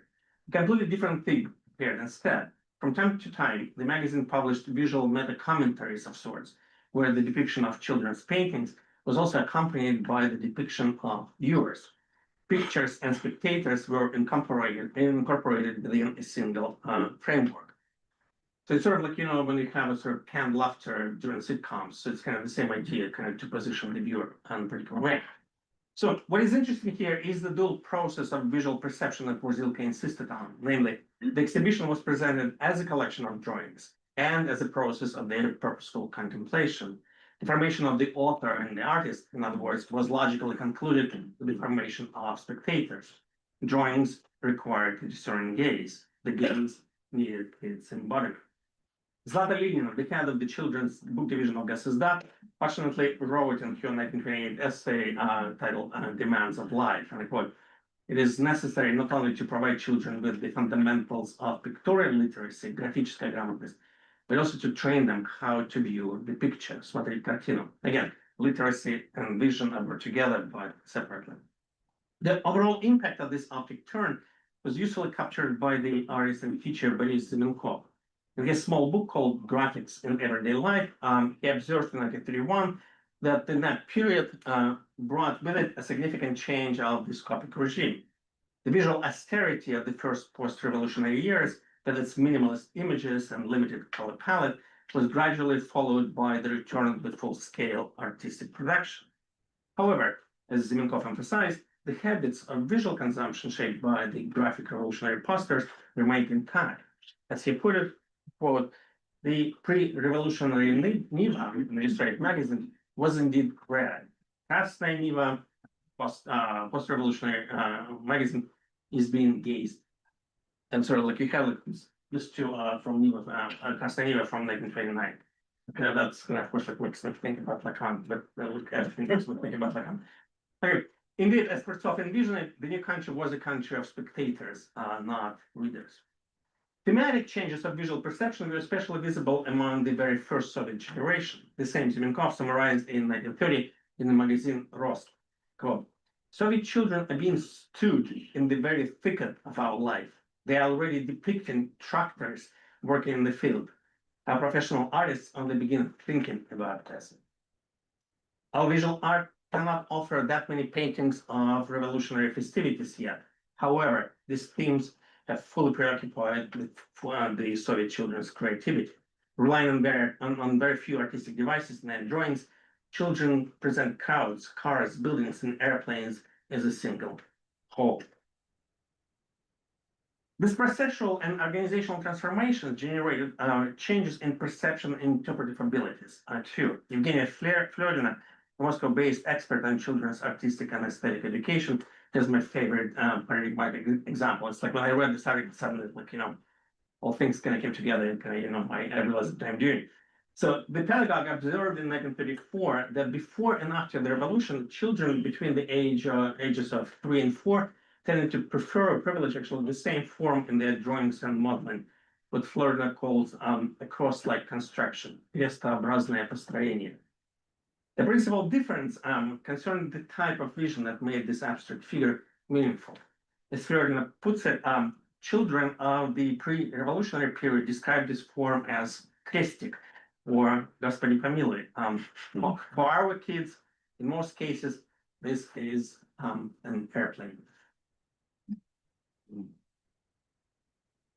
I don't know really how much we could trust Florida here. She might be responding to a later stage of development of the 1930s, or simply exaggerating. Syngazetas and exhibitions in Murzilka in the late 1920s show very few examples actually of airplanes or courses. Horses and tractors tend to be much more frequent there. In 1930, book by Leonid Savelyev and Vladimir Tambi, Что мы строим, with which I opened my talk, airplanes are highly marginal and conspicuously decorative. We could sort of do the game, sort of, can you see them? Right. So, but you see sort of like, they do not deserve any of this kind of, profiling and explanation.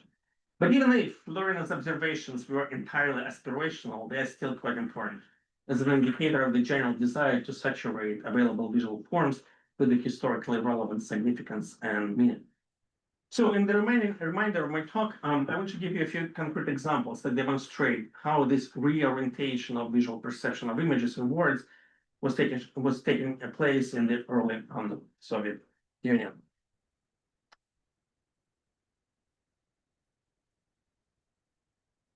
Okay.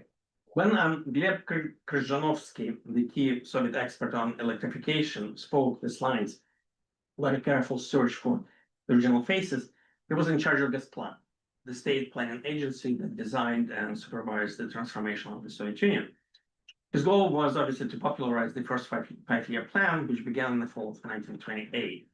But his speech was a keynote address delivered in front of a group of young pioneers who gathered in Moscow for their first all-union meeting in August of 1929. The first faces that Kryzhanovsky referred to should not be taken literally, though the cover of his published speech was indeed exhibiting faces. Mostly he was concerned with economic differentiation of Soviet regions. Their distinctiveness was supposed to result in more precise division of labor and correspondingly in stronger cooperation and mutual dependency of Soviet provinces. Reporting from the meeting, Pionierskaya Pravda also emphasized the labor component. The article about Kryzhanovsky's speech was headlined with the slogan, "All Bolsheviks urge us to work." The slogan was toned down a bit in the report itself, as the article explained it to the young readers. To work in their case meant to study different conditions of human labor. And yeah, I find the choice of the facial metaphor in Kryzhanovsky's speech rather symptomatic. In a peculiar way, his emphasis on faciality exposes the early Soviet obsession with the optic in general and with the visual dimension of economic development in particular. The labor process and the economic status of individuals, groups, or regions had to be translated into graspable, graphic, and preferably anthropomorphic visual idioms. In his address, Kryzhanovsky helpfully highlighted an important optic-ontological connection too. He did encourage his young audience to study the history of human labor, and as shown in my examples, that's what was happening afterwards. But he insisted that there was no way to understand the industrialization of the country without a training that sharpens your mental eye. Оттачивать ваш умственный взор. As the country's chief planning executive emphasized, to see life as it is, видеть жизнь такой, какая она есть, you have to fine-tune your watchfulness, изощрить наблюдательность, to cultivate your eye, взор. Within one sentence, Kryzhanovsky turned life as it is into a spectacle that could reveal its meaning only to a sophisticated spectator. The Bolshevik was not alone with his plan of cultivating mental eyes of the young generation. The same year, Anatoly Lunacharsky, the Soviet Commissar of Enlightenment, in his address to a conference of educators and children's writers, sent the same message. Quote, "We live in an extraordinary time, when the scale of changes initiated by human forces is truly gigantic. The problem is that the scale could be seen only by those people who are willing and capable of seeing it." The first Soviet edition of the Pedagogical Encyclopedia similarly complained that the majority of adults fully capable of seeing, зрячие, could not perceive visually many things that surround them. As the encyclopedia concluded, I quote again, "Everyone can and should develop the ability to see and observe, видеть и наблюдать." New pedagogical institutions, along with workers' clubs and mass media, were expected to actively contribute to this developmental task. As Latalina firmly concluded, the Soviet school could and should raise the visual consciousness of the masses by training what she calls literate spectators, grammatные зрители. How did this Soviet pedagogy of images cultivate watchfulness? How did it sharpen the mental eyes of the young spectators? What were the pictorial options that allowed the early Soviet state to envision the process of dramatic socioeconomic transformations? What kind of faces, to use Kryzhanovsky language, could become productive in this situation? The options I suggest were actually rather limited. Early Soviet children's literature perhaps like no other genre graphically, if inadvertently, exposed the fundamental issue of industrializing a country with almost no proletariat.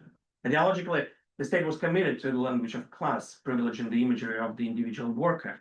However, this commitment was not easy to sustain sociologically and pragmatically. In 1922, in the midst of the political debates, Yakov Yakovlev, the founder of Krestianskaya Gazeta, reminded the readers that workers with their families could barely make up 15% of the country's total population.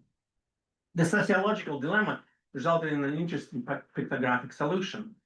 Children's books that focused on social changes and economic transformations developed two main subgenres. The so-called labor books, sometimes they call productivist books, drew attention to the intricacies of industrial work. At the same time, numerous epic tales portrayed details of daily life of nationalities. These subgenres, I argue, respond to the absence of the proletariat background in the presence of technological things and ethnographic objects. Labor books shifted their pictorial focus from workers to working process and then to various working tools. The portrayal of economic reforms quickly acquired the objectalizing direction. Economic changes were presented as transformations of means of production. Working class was designated vicariously through a seemingly endless supply of industrial portents of material resources, equipment, or structures. And I will focus on labor books today. Pятилетка by Serguei, who actually was a graduate of the Institute Живого Слова in Leningrad, is a helpful introduction to labor books. The book begins with a somewhat typical situation that nicely brings together the problem of our conference, the word and the image, but from a different location. A small and restless boy named Grisha is puzzled by the word "pятилетка" that he frequently hears from his parents. What kind of thing is it? Что это за штука? And I insist that the word "штука" is not random here. His father tells Grisha that his plant will build many more tractors and seeding machines during the Pятилетка. His mother explains that her factory will grow threefold during the Pятилетка and will manufacture many more shirts. But being busy with their work, the parents do not quite explain what the word Pятилетка exactly means. Curious, Grisha asked a group of young pioneers, to help him out. The pioneers turned out to be kind of lousy storytellers. So instead of explaining the meaning of the word, they take Grisha to factories and fields where he can watch himself the Pятилетка in progress. After an extensive tour, Grisha observes, I saw a factory, it's growing. I saw a railroad, it's being built. I saw a tractor, it plows the field. I saw electricity, it runs to the village. You saw the Pятилетка then, the pioneers responded. Now I know what the Pятилетка is. It means new factories, new roads, new cars, new fields, which will multiply in 5 years. So Pятилетка is indeed the штука. So time, 5 years, is converted here into sites, things, and processes. The word reveals its meaning through the performance of vibrant objects, objects that grow, plow, and run. In the book, railroads, tractors, and other machines structure the social space and organize the individual experience. More importantly, for our discussion, these material devices act as visual analogs for the Pятилетка itself. To be understood, it had to be seen. I saw a tractor, you've seen the Pятилетка. Kevin Gamburger, the book's artist, strengthened the primacy of the optic even more in his illustrations. 3 illustrations with tractors show well the logic of his progressive sharpening of the mental eye of his readers and viewers.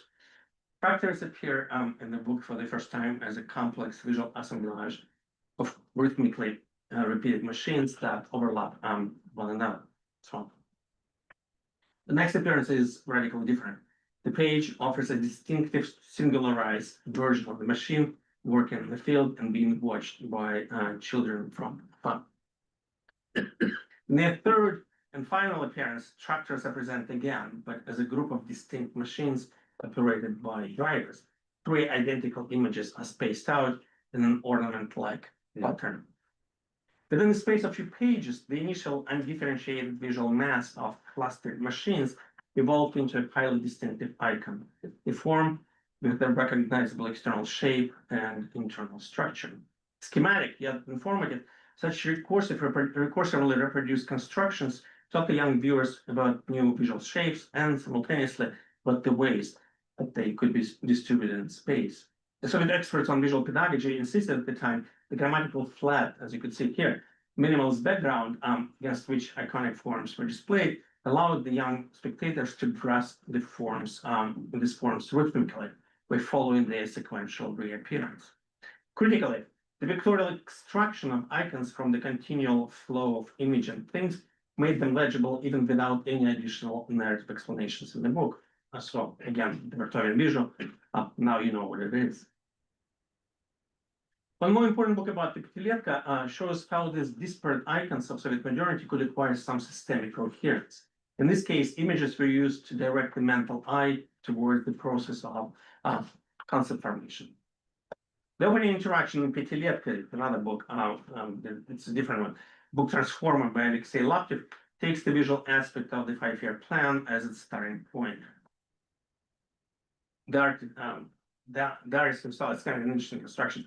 The artist Laptev himself, I quote the text, within Gus's data and asked an editor, kind of meta. Have you seen the Petilievka? What do you mean? The editor responded confusedly. Have you seen the Petilievka? The artist repeated his question, recursively. What a question. You see Petilievka's construction sites, one has to travel all over the country. Can one do it from Moscow? Yes, one can. How interesting, the editor exclaimed. According to the 5-year plan, we will build new plants, factories, and power stations. We'll organize thousands of kolkhozes and we will publish millions of books. Who would possibly show all of this to me? I could, the artist responded. He put this book on the editor's desk and said, here it is, right? So in the rest of his book, Laptev provides the reader and viewer with a set of illustrations that detail the Petilievka plan. Maps of the country displayed sites of future power stations, factories, and kolkhozes. In turn, pages with infographics inform how much iron, oil, and all kinds of other things would be produced by the end of the first Petilievka. To increase the impact of this visual story about social and economic changes and to provide it some depth, the book also offered a playful layout. Each page with infographics had the same double structure that underscored visually but also haptically the difference between today and tomorrow. For instance, the page titled Electrification informed the readers that the USSR had 14 power stations which generated so much kilowatt hours in the 1927-28. But by unfolding the page vertically, there's a split in the middle, the reader could see how the country would change by 1932, 1933. It's kind of the same page. So the fold out literally expanded the view, transforming the initial sketch of a few haphazard buildings into an impressive perspectival panorama of a bigger and brighter industrial future. Randomly distributed industrial icons on the front page were streamlined into a continuous pictorial flow in the fold out. The book, one of the most successful attempts to visualize the plan of industrialization, decoded key terms of the Petilievka into a series of detailed images. Without putting it into words, the book envisioned the abstract concept, electrification, as an industrial landscape that included schematic representations of its crucial elements, dams, sluices, generators, electric grids, and many more. These two books about the Petilievka delineate the two poles of the labor book subgenre, the diagrammatic macro view of Petilievka visualized in Laptev's book, and the individualized eye-level kind of chapter-bound perception of social and economic changes presented by Evgeny. Most labor books situated their narratives between these two extremes. Responding to Krzyżanowski's call to study the history of human labor, publishers delivered a stream of short and formulaic stories that depicted different industries and products. And there was a whole Dutch industry of these three books. So I don't have time to discuss them at length, but I use one example to demonstrate how the format itself of the book would recreate visually the labor process, and a very particular kind of labor process. In his speech for the pioneers, Krzyżanowski maintained that the main goal of the Soviet state was to design an alternative to the capitalist economy, which was built to satisfy private interests of separate individuals and daily date. Right? A socialist alternative would come in the form of a planned economy, quote, animated by the action of large collective of workers, not by separate individuals. Leving books then offers strikingly visual examples where machines, people, and objects would merge into impressively choreographed networks of collective actions and relations. Uri Deneka and Nikolai Troshin's book with the exciting title "Хлебозавод номер 3" reflected this idea of the planned collective animation. That might be in a very interesting way.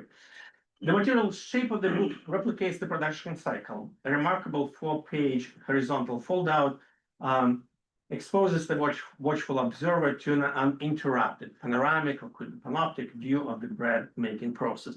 So here's kind of the what you get, and then that's the foldout. Technological production emerged in this book then as a comprehensive structuring framework that molds people, resources, images, discourses, and media into a coherent, continuous visual stream. The idea of collective labor becomes unflattened, right? Requires some depth. Now, people, tools, and machines tend to be homogenized in these images. Social distinctions or personal differences are all but erased, really. Erased. But to read these and other books as evidence of early socialist dehumanization would be mistaken, in my view. Children's literature did try to balance the idea of universal and unifying labor with an intricate taxonomy of professions. Differences were also labor related, so the theme of labor is kind of really paramount.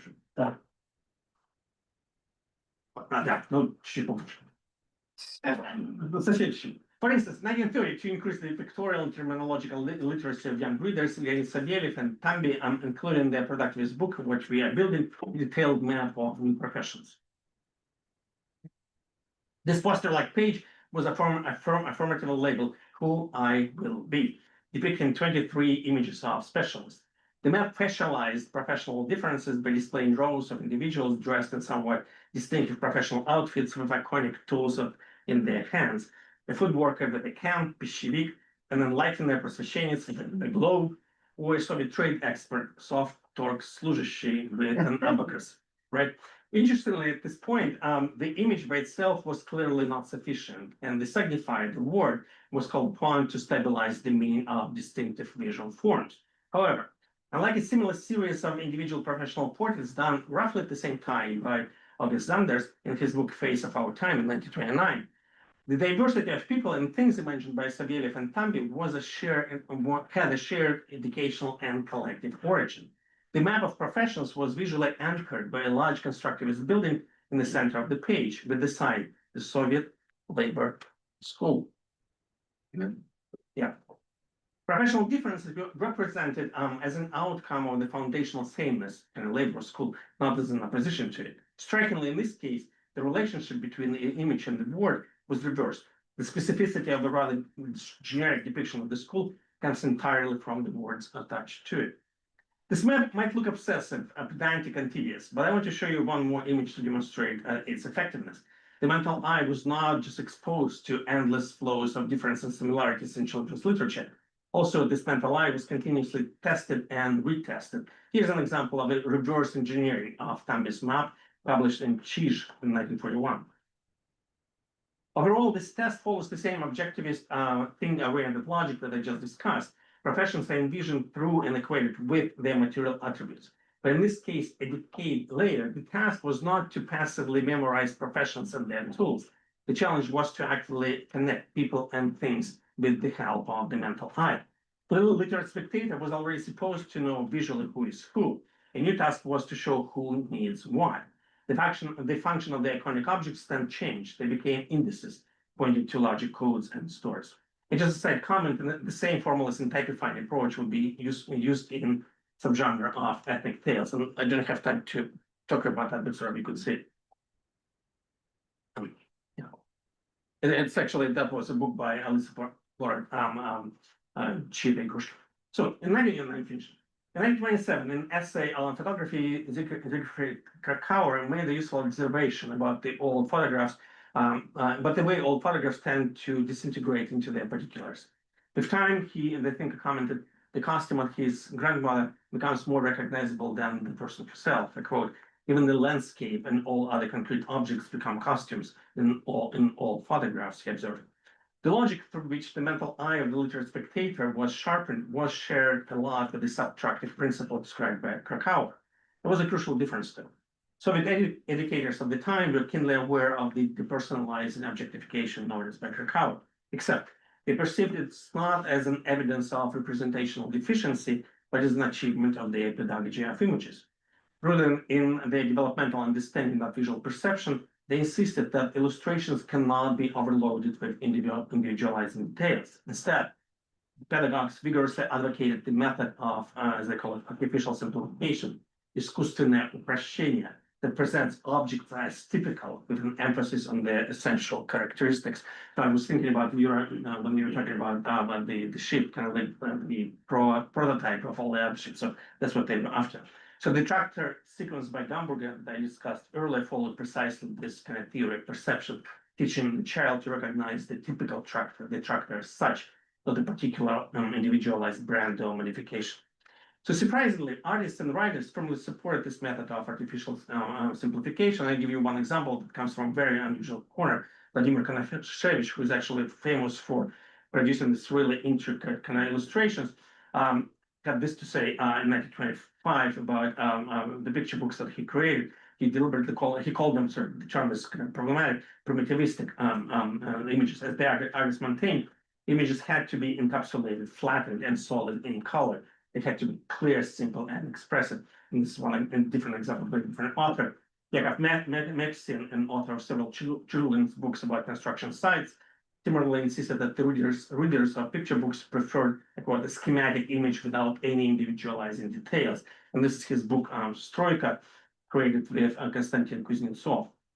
As you see, blocks of solid color and a limited number of details were combined there with a dynamic yet schematic contour of workers that were purposefully liberated from any features that could complicate the main goal of the illustration, to introduce the reader to a particular professional category. And then in a sense, it's very Tayanovian, right? So the illustration doesn't illustrate, it certainly provides its own story. So it's irrelevant for my discussion whether the theoretical and ethnographic foundations of this pedagogy of images are actually right or wrong. Some contemporary publications on visual perception and memory come actually very close to the conclusions that Soviet pedagogues, artists, and writers made in the 1920s. For instance, their understanding of schematized and subtractive representations of the typical is not that different from a mnemonic strategy that Terence Deacon, an expert on human evolutionary biology and neuroscience, described as the process of offloading, during which redundant details are dropped when a high-order regularity, social type, or prototype is recognized.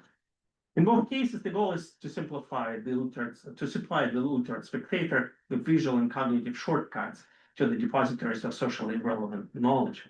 The truly Soviet literate spectator was expected to recognize the dual nature of visual types. Depending on the context, they could have as graphic representations of actual things, people, and processes, or simultaneously as a systemic, abstract reference to a group or social category. And I think this is the duality that seems to be the main difference of the image from the one-dimensionality of the word. Right, and I'm really finishing. So children's literature then was supposed to supply the young readers with a vocabulary of indexical images that could facilitate the cartography of ongoing changes in the country. That was a small glitch, though. Divorced from individual features, all these types quickly evolved into visual costumes, transportable garbs with little personal content. The growing pictorial autonomy of labor tools and ethnic garbs went hand in hand with similar striving for the social sovereignty of technology itself. Increasingly, the sites of construction were depicted as combinations of industrial structures and landscapes completely devoid of people. Technology replaced humans. Not with visual inanimate robots, though, but with animated things and vibrant substances perfectly capable of taking care of themselves, Kind of sounds familiar with AI. So what we have built in, again, sort of picture book by Savelyev and Tambi, which I already mentioned a few times, provided an interesting disclosure of this approach. Emphasizing the adjective quality of matter, the book sections were titled a series of questions. What does oil do? What does electricity do? But at the same time, the book's visual narrative presented a utopian world ruled by machines. The two opening illustrations are characteristic in this respect. The pre-industrial past shows people working in the field with a church in the background, while the industrial landscape of the present, in the industrial landscape of the present, the space is neatly organized by machines, rows of trees, and industrial structures with no people in view. We are rebuilding our whole country, the book explained. We are building a metallic, machine-like country, and we are building it in a new way. It assured soon our entire country will become one big factory. The one country, one factory vision with depopulated pictures of machines and animated things certainly helped to convey graphically a complex message about the power of technology in the new country. However, it also altered the traditional conventions of representations, affecting the terminology of racialization that concerned technologies of racialization that concerned Krzyżanowski so much. Quite a few labor books featured multiple individual close-up portraits of working tools. Arguably, it was Viktor Shklovsky who actually described in his 1930 Turkcy the images not as naturemort, but as portraits of things that are very much alive. Clearly, though, the trend began much earlier, evolving into a major iconographic tradition by the 1930s. This vibrant, dynamic, anthropomorphic tools were indeed the real faces of the economic transformations that Krzyżanowski was searching for. They were animated, objectal incarnations of the planned economy, began to live their own pictorial life, independent, productive, and mostly post-human. Thank you.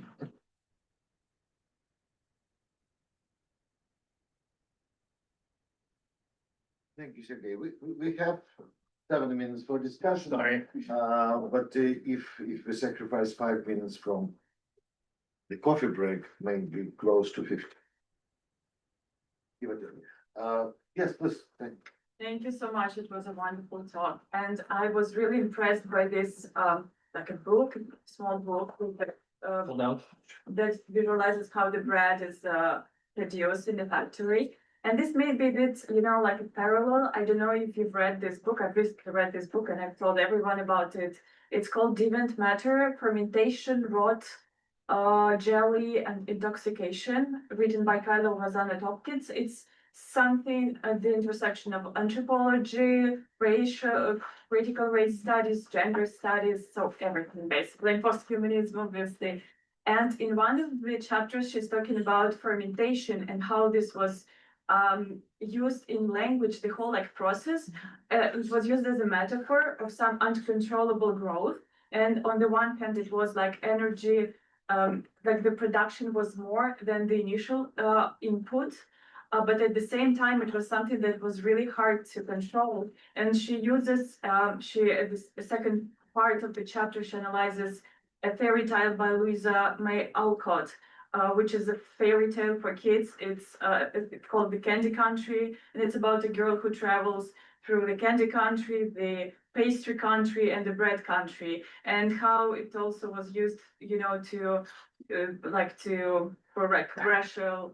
Sorry. But so I thought about this, that it was like this picture that you showed shows something very controlled and tamed, like the process of fermentation is something that is tamed by the Soviet citizens, and that it's very different from what the scholars talking about. So well, but it would make sense, right? So they're dealing with the if you read what is happening at the same time, in writing with people like Arbatov and Tretьяков, all complaining about the same thing, namely we're dealing with people who don't know how to behave, who don't know how to control their bodies, or who don't know how to get up and how to move faster, how to move efficiently. So it's a very different kind of cultural context where actually kind of the discipline of the body is paramount, not necessarily in the Foucauldian sense, though that too, right? But in the basic kind of the sense of what is it that you can do with yourself, right? So this provides this kind of template. That's what you could do. Arbatov has a sort of an interesting piece when he said, well, theater should be a model through which people can learn,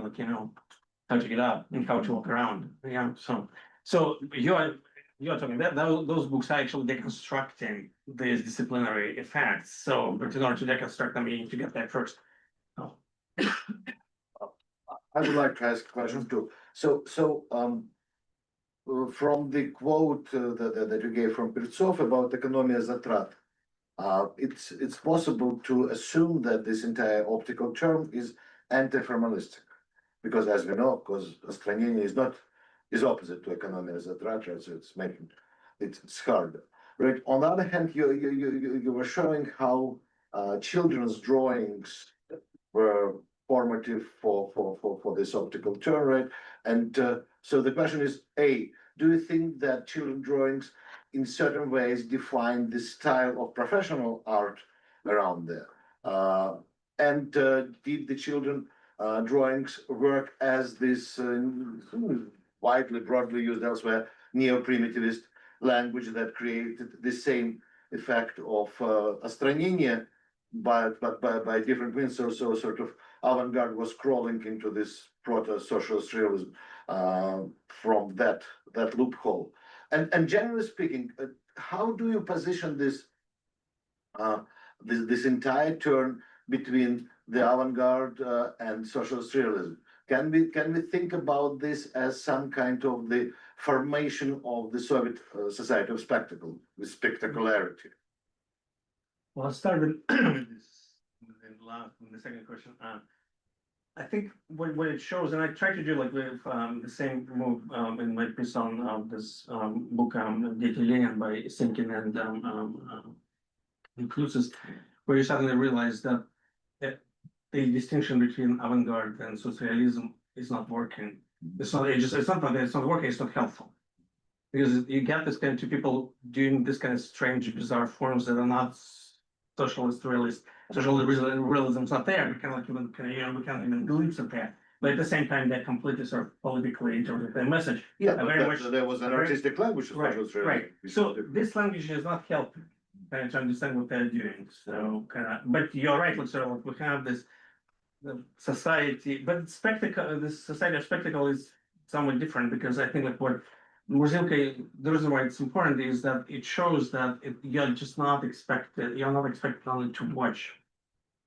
The thing is that it has a very particular kind of pedagogical message. You're supposed to do that as well, right? So again, it's yet another distinction that gets erased between the consumer and the producer, which is important for me too, right? So we have this kind of this side of literature with kind of the not an amalgamation, but transcendence, I guess, of this binary stuff. They're collapsing there. So this analytical language, that's what I'm learning. This analytical language is completely not helpful and good riddance. Okay. So I don't know what to do with it. Right.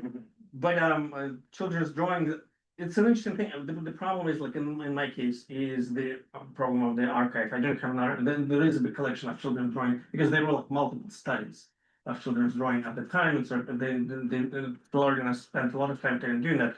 I need to get access to see more. I can't read those kind of things. But Luke has an interesting book when he plays with children's drawings as well. So there is a connection, obviously. And everyone else. But yeah, the question is like, what is it that it's doing? So I don't know. Okay. So, yeah. Thank you. I think Right. More questions, Sasha?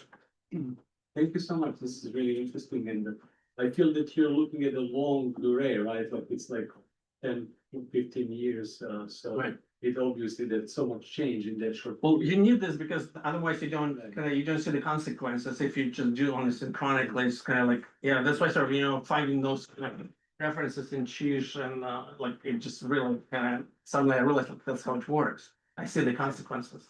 Yeah, it kind of like puts things in different perspective. And so speaking of which, so educating, cultivating in a way is like a molding, forming someone you can control or can like kids especially have impact later on.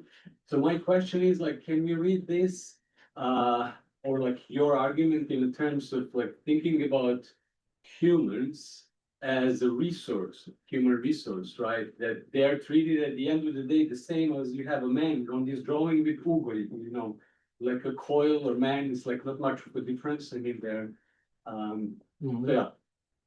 Right. I mean, yeah, you can be you could cosplay Foucault, right? And insist that pretty much every set of word kind of leads us to Panopticon and kind of like prison or mental house.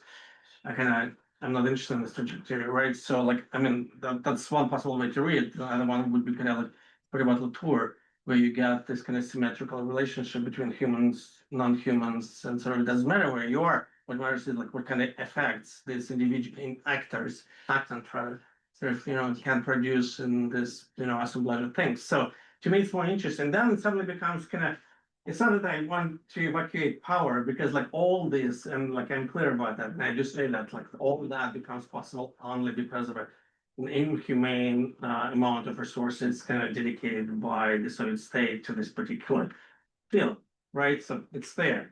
The interesting thing about it is that sort of they don't necessarily know what kind of results they were going to get, and that's what we see now, right? So it liberated and kind of trained the individuals in a very particular way. So you teach them how kind of to do Stengazeta, and then the next thing you know, they're producing some of that, right? So that's entirely coming out of this kind of pictorial and visual kind of turn.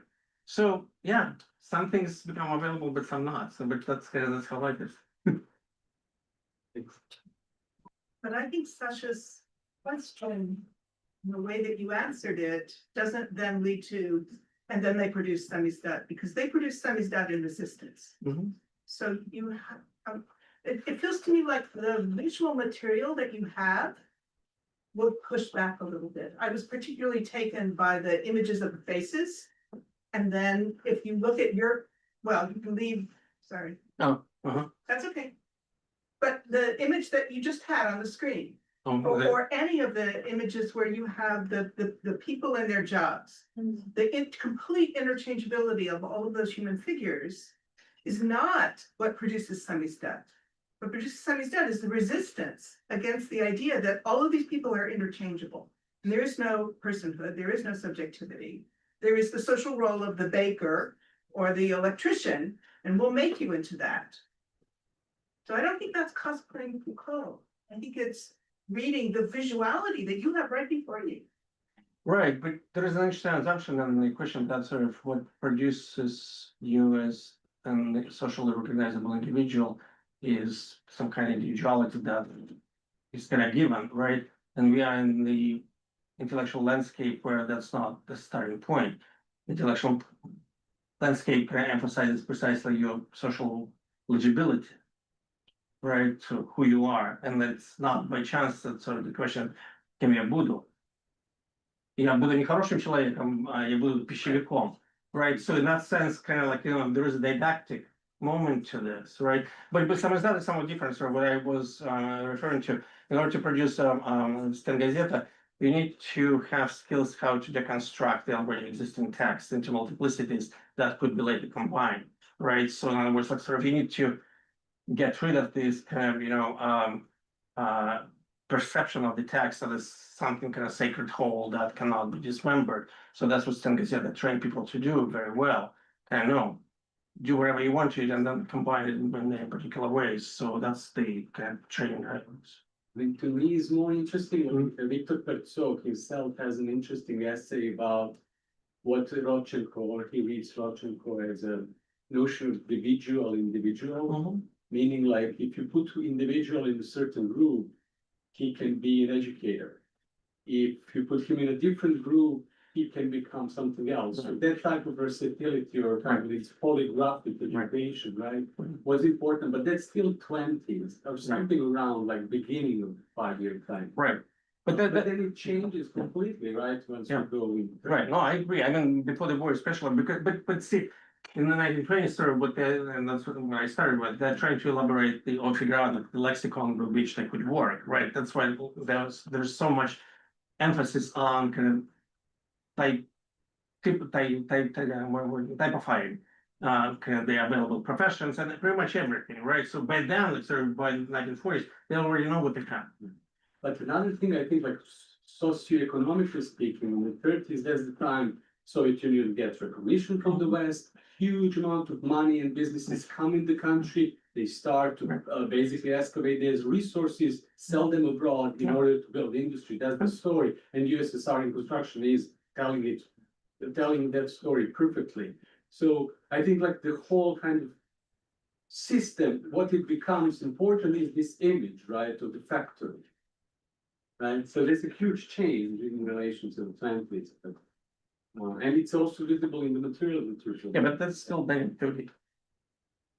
It's 1930. Yeah, and it's horizontal, and when it comes into 30s, it becomes vertical. And it's always the dichotomy of power and subjugation through the semiotics of vertical prison. All right, I'm sorry to, no, I'm sorry to interrupt the discussion on the interesting point, but we need to take a 10 minutes break. Thank you, Sergey. Hi, welcome to our next panel. My name is Miles Garbarini. I'll be introducing our speakers. First up, we'll be hearing from Tatiana Kristyadnikova, who is a poet and a PhD candidate in the Department of Slavic Languages here at Columbia University. She's also affiliated with the Center for Comparative Literature and Society and has earned a certificate in Gender and Sexuality Studies. She's co-authored a book on Boris Pasternak's poetic language, and her poems have appeared in Doxa magazine, Pismo, and elsewhere. Her current research examines feminist avant-garde poetry, and her talk today is entitled, can I share the title? If there's going to be a reveal, I think. It's entitled Body, Letter, Ritual, Poetic Performances by Irina Konova and Rima Gerlovina. So thank you. Thank you so much for my, I don't know why it's not working. That's a bad sign. Well,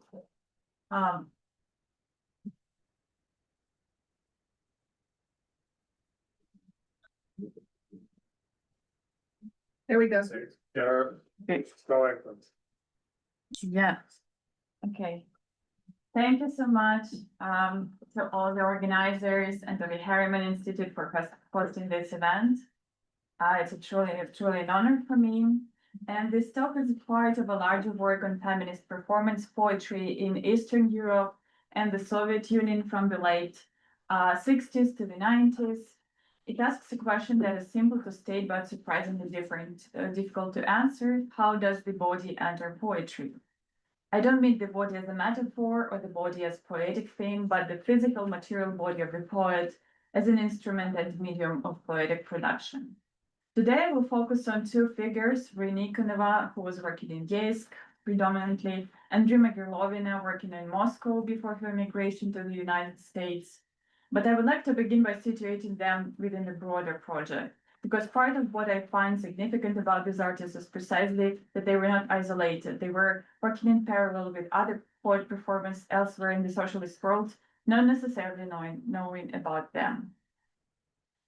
My larger work in progress covers 4 artists, poets across several national contexts. Katalin Ladik worked in Novi Sad and Budapest in the context of relative openness and access to the Western avant-garde traditions that were different. The Serbian was different from the Hungarian one. Eva Partum worked in Warsaw and later, after 1983, in West Berlin, initially with the Polish neo-avant-garde scene and later in an explicitly feminist and immigrant frame. Hermeneutics worked primarily in the small coastal town of Yeisk in the USSR, but before that in Sverdlovsk and later in her life, starting from 1998 in Germany. And Rima Gerlovina worked in Moscow in conceptualist circles before leaving the USSR in 1979, when she immigrated to the United States. So this is Hermeneutics, this is Eva Partum, this is, you see it, Rima Gerlovina and Katalin Ladik. Let me say a brief word about Ladik and Partum, since they won't be the focus today, but belong to the analytical framework I'm building. Katalin Ladik described her actions as the performative extension of poetry. Her many performances include UFO Party, first performing in Belgrade in 1970, where she appeared semi-nude, draped in animal fur, using archaic Hungarian and Balkan folk instruments. Her different performance, a black shape poem, here consisted of what I call an anti-striptease. She undresses to reveal more clothing underneath. And the second part of the performance was when she covered her face with shaving foam and started to shave it. Screaming Hole, the last one, enclosed her within a wooden structure covered with posters, and the audience could only observe the performance by peeping through holes torn in the paper covering. And the performance included the parts of the black shape poem. Eva Partum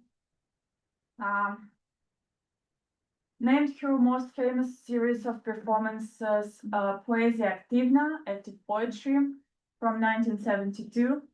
It should be the video, but let's then postpone it. She scattered cardboard cutout alphabet letters, the same material from which official propaganda slogans were assembled, onto grass, gallery floors, different streets, so everywhere in the urban landscapes and in the natural landscape. In a different performance, which is called From Subject to Object of Art, she read Kant's critique of pure reason aloud in Polish to a German-speaking audience, and then progressively covered her naked body with letter-set letters until they filled her mouth and silenced her. So this is the context. Okay, this is the context for our for my talk today. But today we'll concentrate particularly on Nikonova and Gerlovina. It is well known that both Nikonova and Gerlovina worked in sustained creative partnerships with their husbands, Nikonova with the poet-artist Serguei, and Gerlovina with the artist Valery Gerlovin. Today, however, I'm analyzing specific solo performances, works in which each female artist is the singular performing body. To reiterate, the question that organizes the work and this talk is how does the body enter poetry, through what structure is a bond between a body and poetic practice established. And my argument is that the structure is a ritual, or rather what Katzenbell calls ritualization. Bell's influential reformulation in Ritual Theory, Ritual Practice, published in 1992, proposes a fundamental shift from the noun ritual to the noun, the verbal noun ritualization. Her project is not to produce a new definition of ritual, but to dismantle the very category, to move from asking what ritual is to asking how and why certain activities distinguish themselves from others. Three aspects of this framework are crucial for my argument. First, ritualization does not require formality, fixity, or repetition. Bell insists that these features are not intrinsic to ritualization. It can equally involve, in her own words, quote, deliberately radical innovation and improvisation, as in certain forms of liturgical experimentation or performance art, unquote. The mention of performance art is not incidental for me. It opens the category to exactly the kind of work I'm analyzing. Second, ritualization functions as a strategy. For Bell, it produces distinctions in the very moment of performance. This is important for the performances examined here. They generate meaning through the act itself. They do not just reproduce some existing meaning before. Third, and this is where Bell departs from most structuralist accounts, ritualization does not merely reflect pre-existing oppositions, but actively reconfigures them. The oppositions that these performances work with are not invented by the performance, they exist in culture before it. But the performance displaces them into a new context where their regulatory force weakens and their arbitrariness becomes visible. They are held in productive suspension rather than collapsed into some synthesis. Thus, ritual does not offer closure. It keeps oppositions active and unresolved, and this is essential for both performances I analyze today. Before turning to the performances themselves, I want to introduce one further theoretical axis, which I'll draw on throughout, Bataille's concept of expenditure. And so in the notion of expenditure, 1993, Bataille argues that human activity is not reducible to production or accumulation. There exists a second irreducible form. For example, unproductive expenditure, like luxury, mourning, war, games, arts. These activities are united by loss. The loss must be as great as possible in order for the activity to take on its true meaning. Crucially, Bataille places poetry within this economy. It what signifies in the most precise way creation by means of loss, unquote.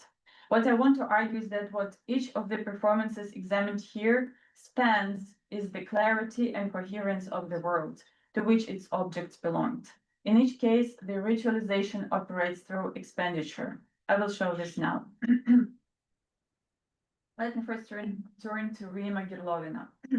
Gerlovina's group sex, Grupovo sex, is one of the poetic installations and cube projects that the poet created starting from 1974 here. These were interactive conceptual objects that acquired new scale over time. If the first objects were relatively small and limited in the number of possible combinations, like here, Gerlovina later moved on to cube poems in which, for example, cubes recreated a person's life path or a human body. Like here is the whole person's life path. Group sex belongs to the earlier works. Through the semantic multi-dimensionality of the installation performance is already full present here.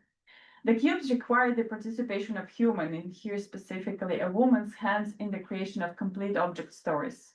In group sex, Gerlovina continues working with cubes marked with the letter M or G, the standard gender markers, but even the preceding works M, G, there were only 2 cubes where M predictably inserted its small protruding cube into the opening in G. In the next work, imagination plays a much greater role. While group sex exists at the intersection of sculpture, installation, and performance, what matters for my purposes is not its medium, but its poetic status, a status Gerlovina herself established by calling the work poema, highlighting its processual nature. Moreover, the work's performative dimension is not incidental. The archival documentation shows Gerlovina's hands actively manipulating the cubes, and the piece explicitly requires what she calls the imagination of the manipulator. It is this combination of authorial self-definition and bodily enactment that places group sex within the frame of performance today. In the photographic documentation of the performance, we see at least 7 cubes, and each cube has at least 3 differently marked gender sides. Letter-based gender designations are used to regulate bodies in society, for example, in documents or in choosing a public restroom, and so on. It is characteristic and well known that Soviet policy was precisely one of desexualization of bodies. The famous catchphrase, "there is no sex in the USSR," captures this well. Moreover, the Soviet gender program sought to level gender difference, certainly not in the domestic or reproductive sense, but with regard to appearance and official labor. Thus, it turns out that gender markers, which designate difference, run counter to the attempt, at least from an external and superficial point of view, to erase that difference. When we look at Gerlovina's first object, consisting of 2 cubes, the paradox of gender marking is laid bare, along with its conventionality. Whoever sticks out is M, whoever has the opening is G. But group sex goes further. As I already noted, each cube has several gender markers cut out or attached to one of its faces. This feature inevitably changes how we perceive gender possibilities, and along with them sexual possibilities. Each body turns out to be capable, literally, of turning toward another body with one of its gendered faces. Moreover, each body turns out to be capable of entering into various sexual combinations with other bodies, which are also not reducible to a single gender label. Obviously, in the USSR, other letters for designating other gender identities were not in use, and the existence of non-heterosexual preferences was generally not spoken of. Yet, even within this clearly binary space, Gerlovina finds room to maneuver, and she makes a critical move. Where Soviet policy sought to level gender difference, at least superficially, Gerlovina does the opposite. She exposes differences that turn out to be maximally individualized. Each cube, at the moment we look at them from a single angle, has a different set of sex features or paper genitalia. One could say that she exposes what actually occurs in life. I would argue that what matters here is something else.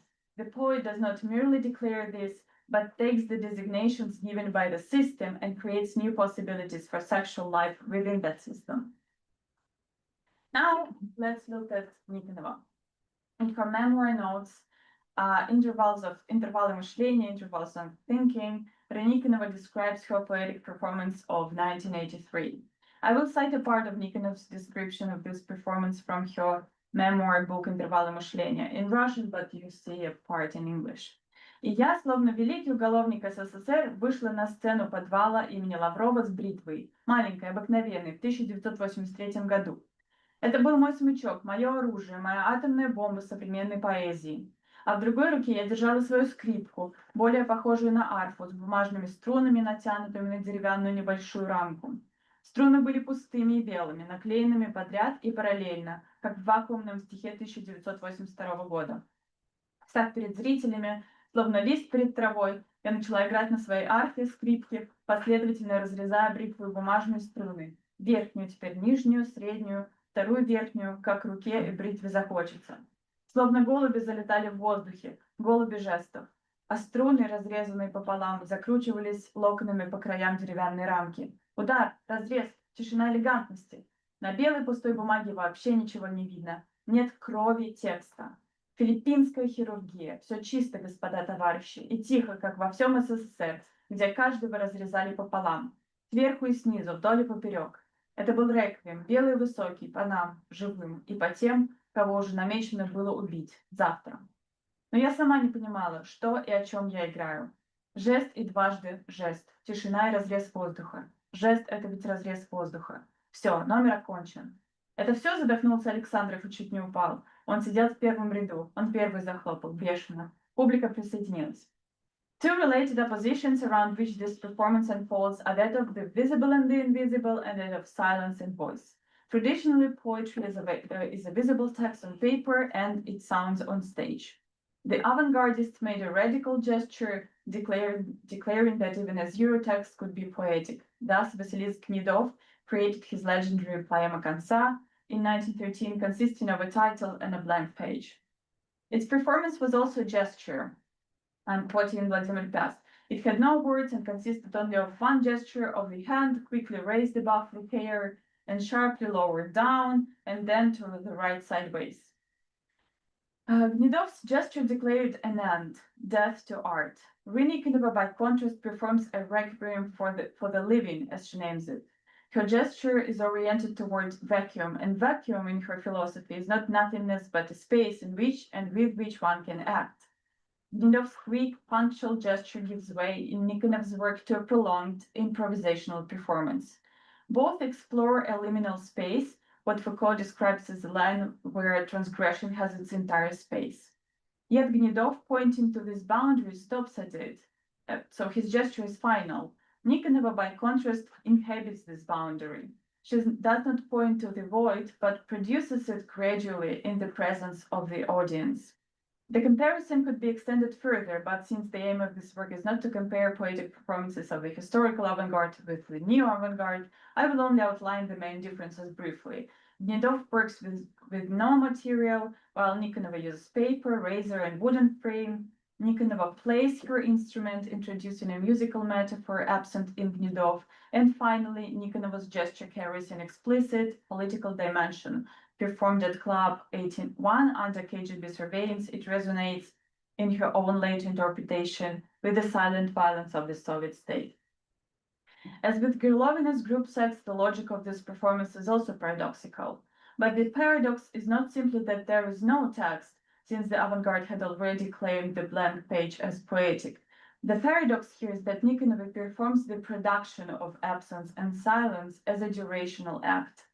The audience sees her hands, erase the paper, cutting the visible action unfolding in time, but there is no result that might be expected from the gesture of cutting.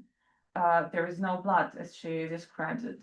Poetry here is not the absent text, but the act of making absence visible, or rather the act of making visible the making of the invisible. And just as visibility is produced through its negation, so too is speech. Nikonova's silence is not the absence of utterance, but utterance beyond logos, a poetic act that refuses language while remaining a statement. This opened onto a further dimension, one that Nikonova reflected on retrospectively in her memoirs. Quite like in the entire USSR, where everyone was cut in half. Here the paradox of violence in a repressive state comes into view. Soviet violence was to some extent invisible, or better say silent. It left no traces, no visible blood, it happened behind closed doors, it was not loudly spoken about. Unofficial poetry operated within the same logic of invisibility, circulating in samizdat, performed in basements under surveillance, existing precisely insofar as it remained inaudible to the state. On the one hand, Nikanova's performance reproduces both of these structures at once. Like Soviet violence, it cuts without leaving a wound and destroys without debris. Like an official poetry, it speaks without being heard, produces a text that cannot be seized or read.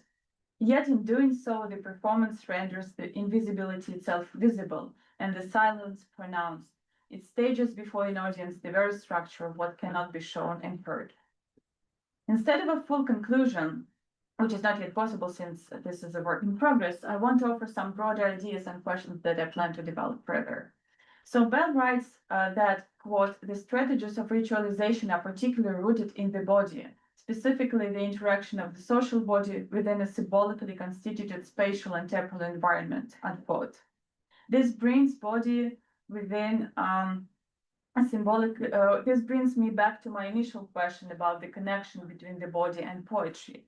I think it is important that these poetic performances expose something that is already present in poetry in general, in any poetry. They make visible in a very concrete way that the body always participates in the writing of poetry, and that what kind of poetry it is, how it is gendered, what context it inhabits, what political, social, and economic conditions it lives under. All of these conditions, how texts are written, and whether they can be written at all. This is already embedded in every particular poetic text, but performance lays bare the very process of creation, and this processuality reminds us of the author's specific particular body. Moreover, the poetic act itself is constituted in and through bodily action. Another thought, unlike a written text, a performance obviously cannot be reread. It is spent irreversibly. This makes baptized expenditure not a metaphor, but the literal condition of existence of this kind of poetry. And one more question that I find myself asking is the question of the subject. In lyric poetry, there is usually an I that speaks. Here, this I does not speak, but it acts. And moreover, everyone else acts too, the audience, those who observe the performance, who intervene in it. What does this change in our understanding of the poetic subject? For now, I want to end here, leaving this question without an answer. Thank you.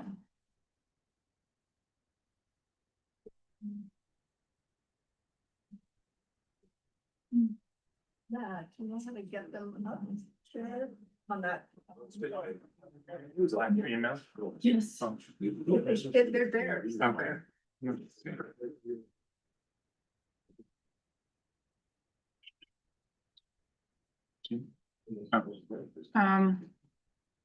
So I'm so used to a Mac, I'm gonna be useless, but we need to escape that and go back to some sort of a. Were they in? I didn't see you. Or other. Did you download it? I didn't do anything. I sent them to Eileen. She said you're all set. Eileen, Wanna call later? Okay. okay, maybe we'll find, okay, it's a bad to. I saw Stephanie, You saw stuff? but she said she downloaded it. Okay, maybe it's somewhere. They should be on the desktop somewhere. Oh, sorry. Thank you very much.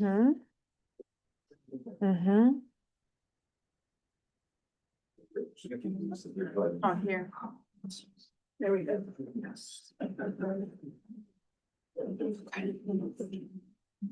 Share this.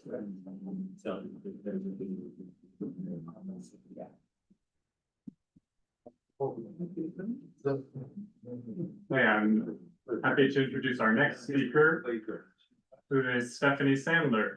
Stephanie Sandler is the Ernest E. Monrad Professor of Slavic Languages and Literatures at Harvard University, and has published widely on contemporary Russian poetry. Her recent book, The Freest Speech in Russia, Poetry Unbound, 1989 to 2022, has won several prizes and offers the first English language examination of contemporary Russian poetry. And it includes some comparative engagements with visual forms such as photography, which is relevant for today. Her talk today is entitled Picturing Performance, Yuri Nikanova's Genetic Chains of Poetry. Thank you very much. Am I hearable? Am I audible? It's an amazing thing that I get to speak after Tanya. So it is true that Yuri Nikanova is enjoying a little bit of a moment right now. There's some exhibits in Moscow, and Ilya Kukuri to whom we all owe a huge debt, is preparing an edition of Nikanova's work. There's a fantastic interview with him. For those of you who listen to podcasts on Obligarici, came out last week, I think.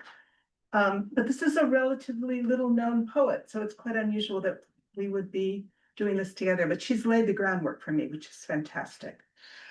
So since last June, I've been trying to comprehend something called Genetические цепочки поэзии.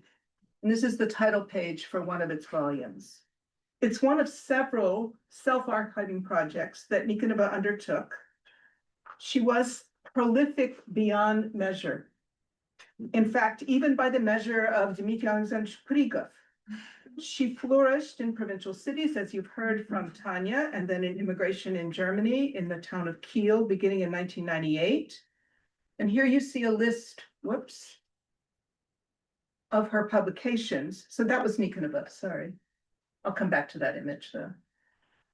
A list of her publications, which did begin appearing as the Soviet Union was falling apart, just like other unofficial Soviet poets.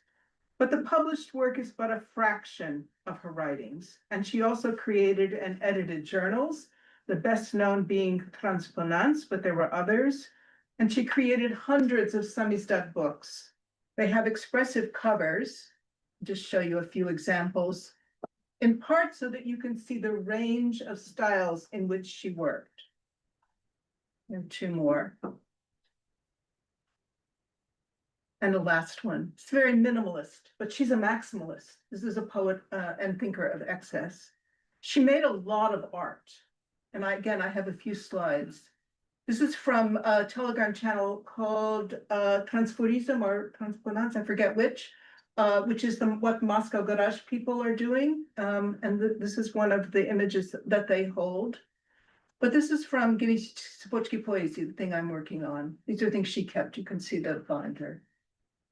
And this one, which is of flies, she has a vast cycle about flies, as well as the next one. These are from this website, which is maintained, set up by her son, Augustus Sigov, who also retains ownership of the artwork. The collision of words and pictures defines her immense creative output. So the corpus, which is immense, has no definable center. But I think that Genetические цепочки поэзии is a meeting point for her work. It stages Nikanova's creative evolution as a performance of endless variations and as a story about self-embellishment and self-elaboration. This project comprises some 3,000 pages in more than 50 loose leaf binders. It's held in the Nikanova Serguei archive at the Amherst Center for Russian Culture, which makes it a 10-minute walk from my house. And just to give you a sense of scale, that archive was, when I began working last summer, 140 boxes of material, boxes like this. 26 more boxes that are on their way right now from the UK. And that's not all. Still more is in Bremen or in Moscow in Garage. And as I said, the artwork is still held by her son. Nonetheless, Genetические цепочки поэзии stands out. But it does stand alongside other self-archiving projects, one of which, Satya, I'll also mention. It has a distinctive organizational principle. It is chronological, but it is based not on the final version of a verbal or visual creation, that's the normal philological standard, but on the point of origin.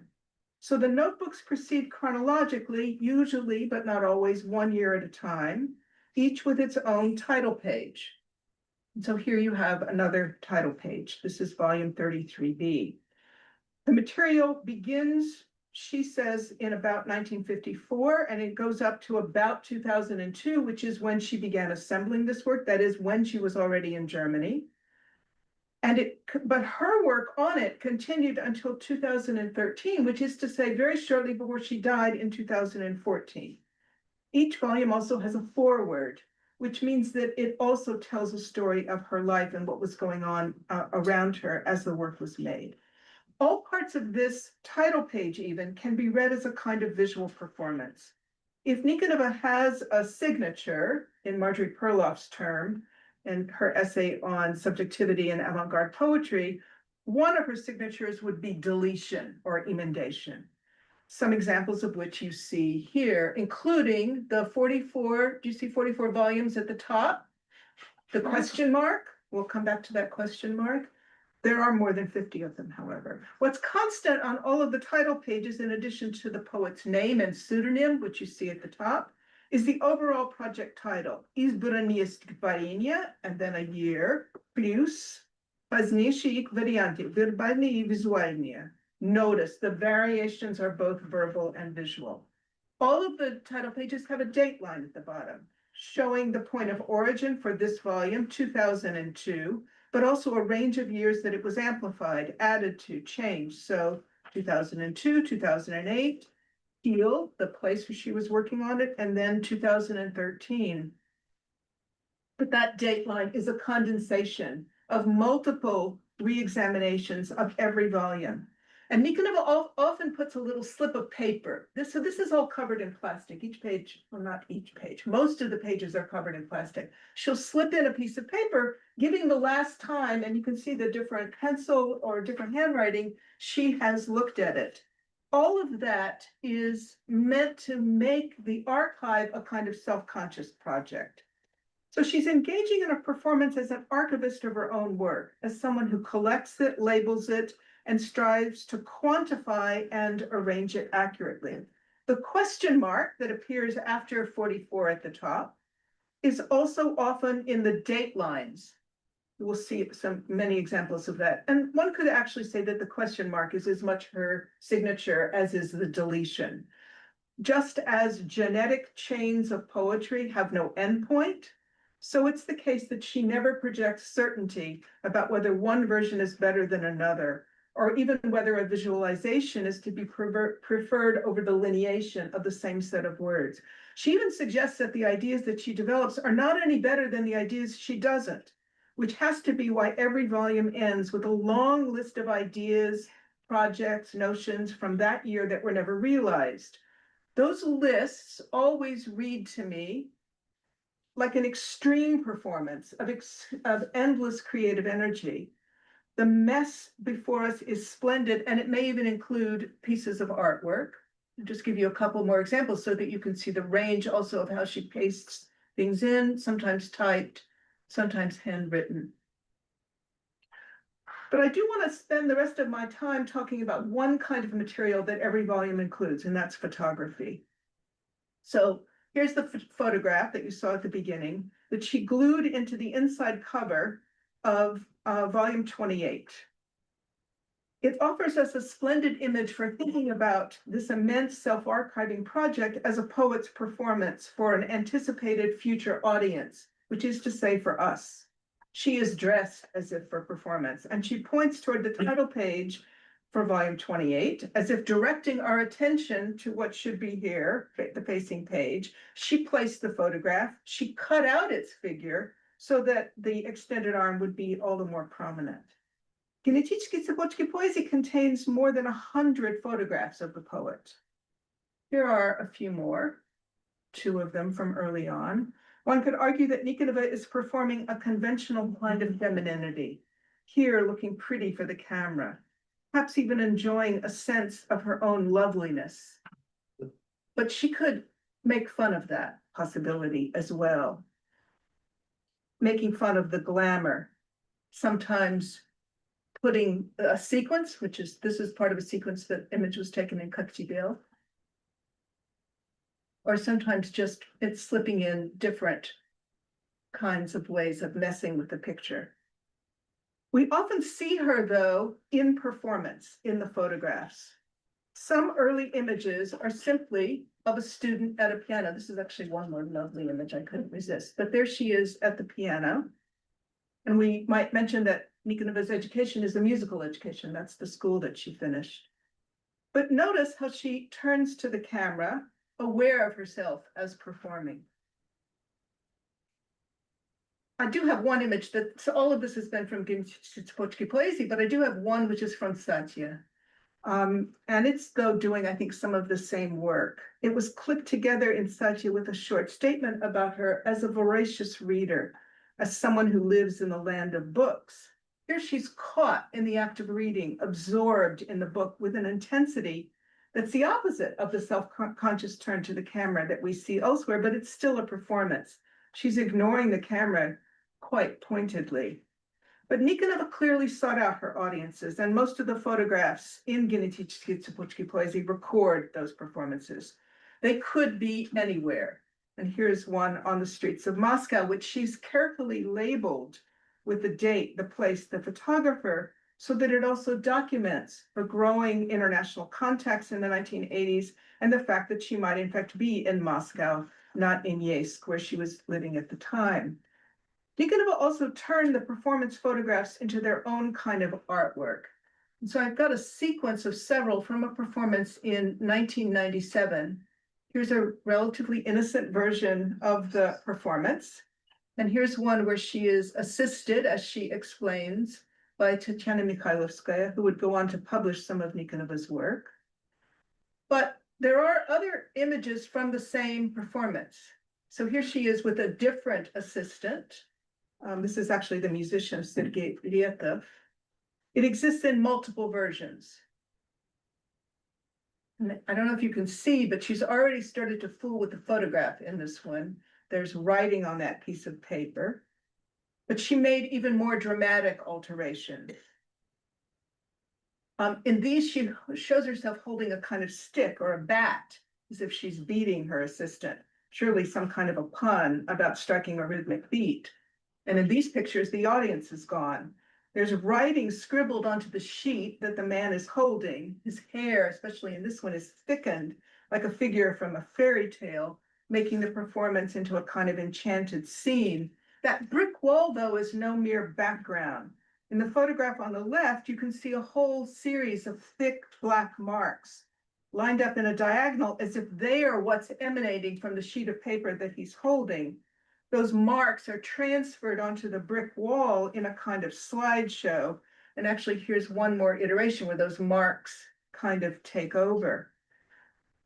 I think that those are like the marks of deletion that I suggested are one of her signatures. And I would conjecture that what prompted Nikonova to imagine them spread across the wall is the grid-like arrangement of the bricks. Grids are all over her visualizations. And I'll just give you, again, a bunch of examples of what those visualizations can look like so that you can see that even her grids could be quite different. Could be just the letters, I mean, that's 33, but it also, of course, looks like the letter Z. More of those thick lines, and one more. Those thick lines also can mark the slot where artistic creation is being moved across space. Transformed, we might say, given how significant transformation and transposition across media are to her artistic practice. So here are, oh, there's one more, because I love that one.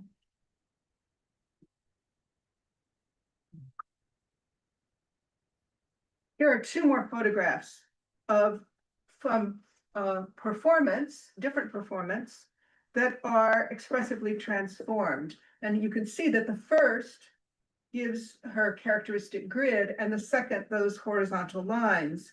They have almost their own kind of creative energy. Here's one more, probably the same performance, with those speech bubbles now filled in with something that looks more like the language that was actually spoken.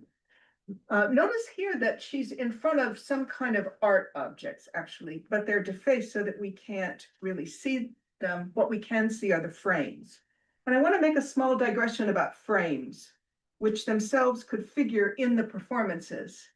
And Tanya, of course, did an example of the Knigorama performance. Was the example you told. So you, in fact, have much more information about this already.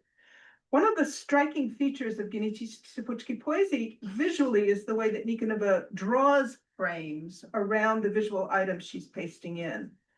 Drawing those lines is clearly important to the poet. And you can see this in this example. I think you can actually see it pretty well, that the line she has drawn crosses over the piece of paper that she's pasted in. So, and here's another example of the frame, and it's a particularly good instance of a different kind of performance on the page. It's from what we might call her BR sequence, and which has dozens of versions. The scholar Charlotte Grieve actually tried to catalog all the versions of BR in an article that's appropriately entitled Infinite Permutation. You can get a really good example of the BR sequence from, this is from a published book, and you can see how it's laid out across the page. It's a little blurry because it's so large, but you can see the use of the frame, and you can see it mixed in with some of her lineated poetry.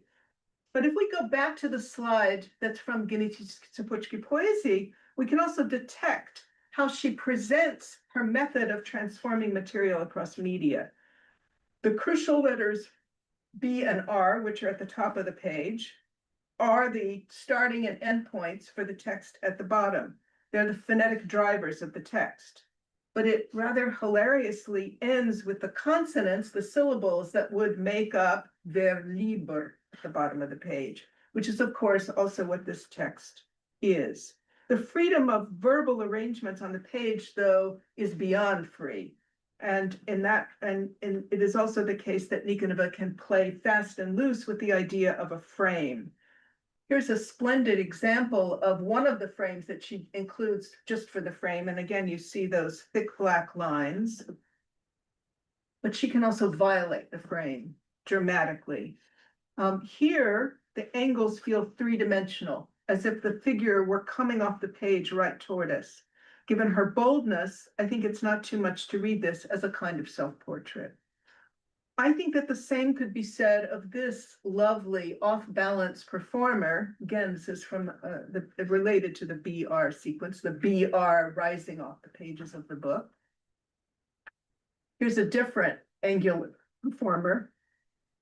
And what the image tells us emphatically is going to be a gesture poem. And notice the use of those horizontal lines, the black lines, in a kind of decorative way. Later in the volume, there are more images of this gesture poem. This is, I'm sure, a black and white version of something that she had done in color. So I thought that I was going to end with a survey of all the kinds of things that are in Geneticzki Poezii that I'm not talking about. There is much more. I don't want to myself be infected by Nikonova's own notion of excess and endless performance, though. And so I'll stop with this, only to say that this is work that, even though I've been doing it almost nonstop since last June, it feels very new to me, and I feel a little bit lost in it. So I'm very eager to hear your questions and comments about material that is, in some ways, to me, still inscrutable.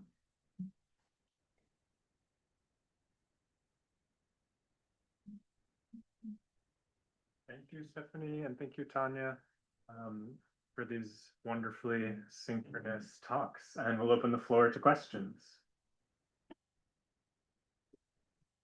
I have a question for Tanya and a question for Stephanie. I will begin with Stephanie's question because this is very simple. What do BR stand for? So one of the, I won't go back to the slide, but one of the things in the top left is Vremya BR.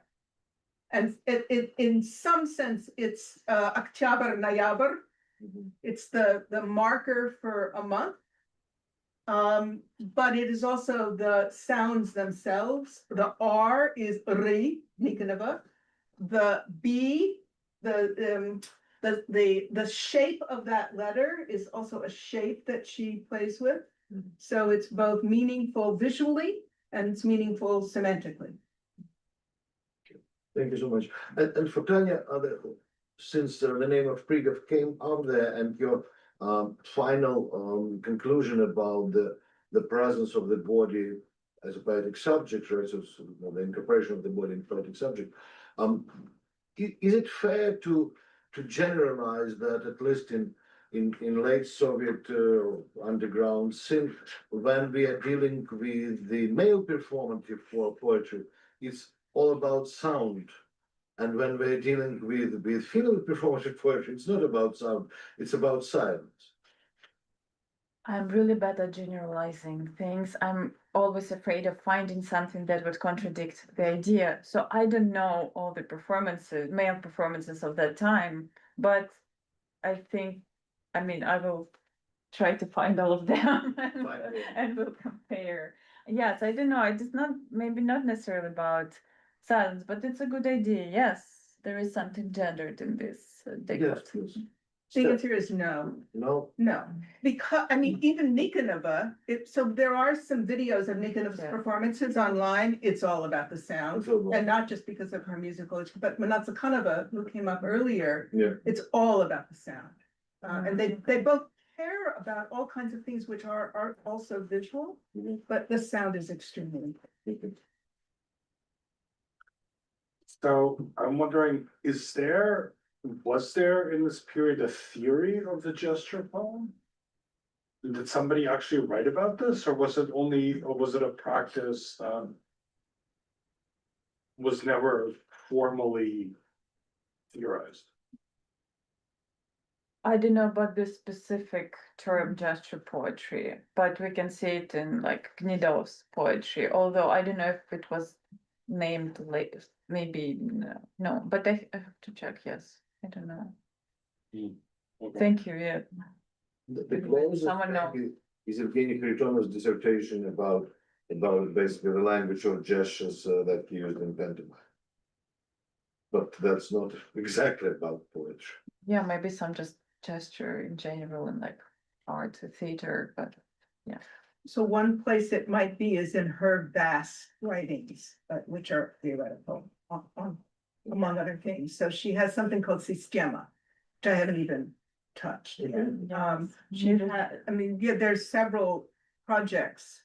Oh, did you read any of those? No, I went there only for 1 week. Yeah. I was looking for something else. Then I realized this topic doesn't work. So I ended up analyzing something that is publicly available to everyone. And then I didn't even get to the boxes of. So she might have. I'm wondering about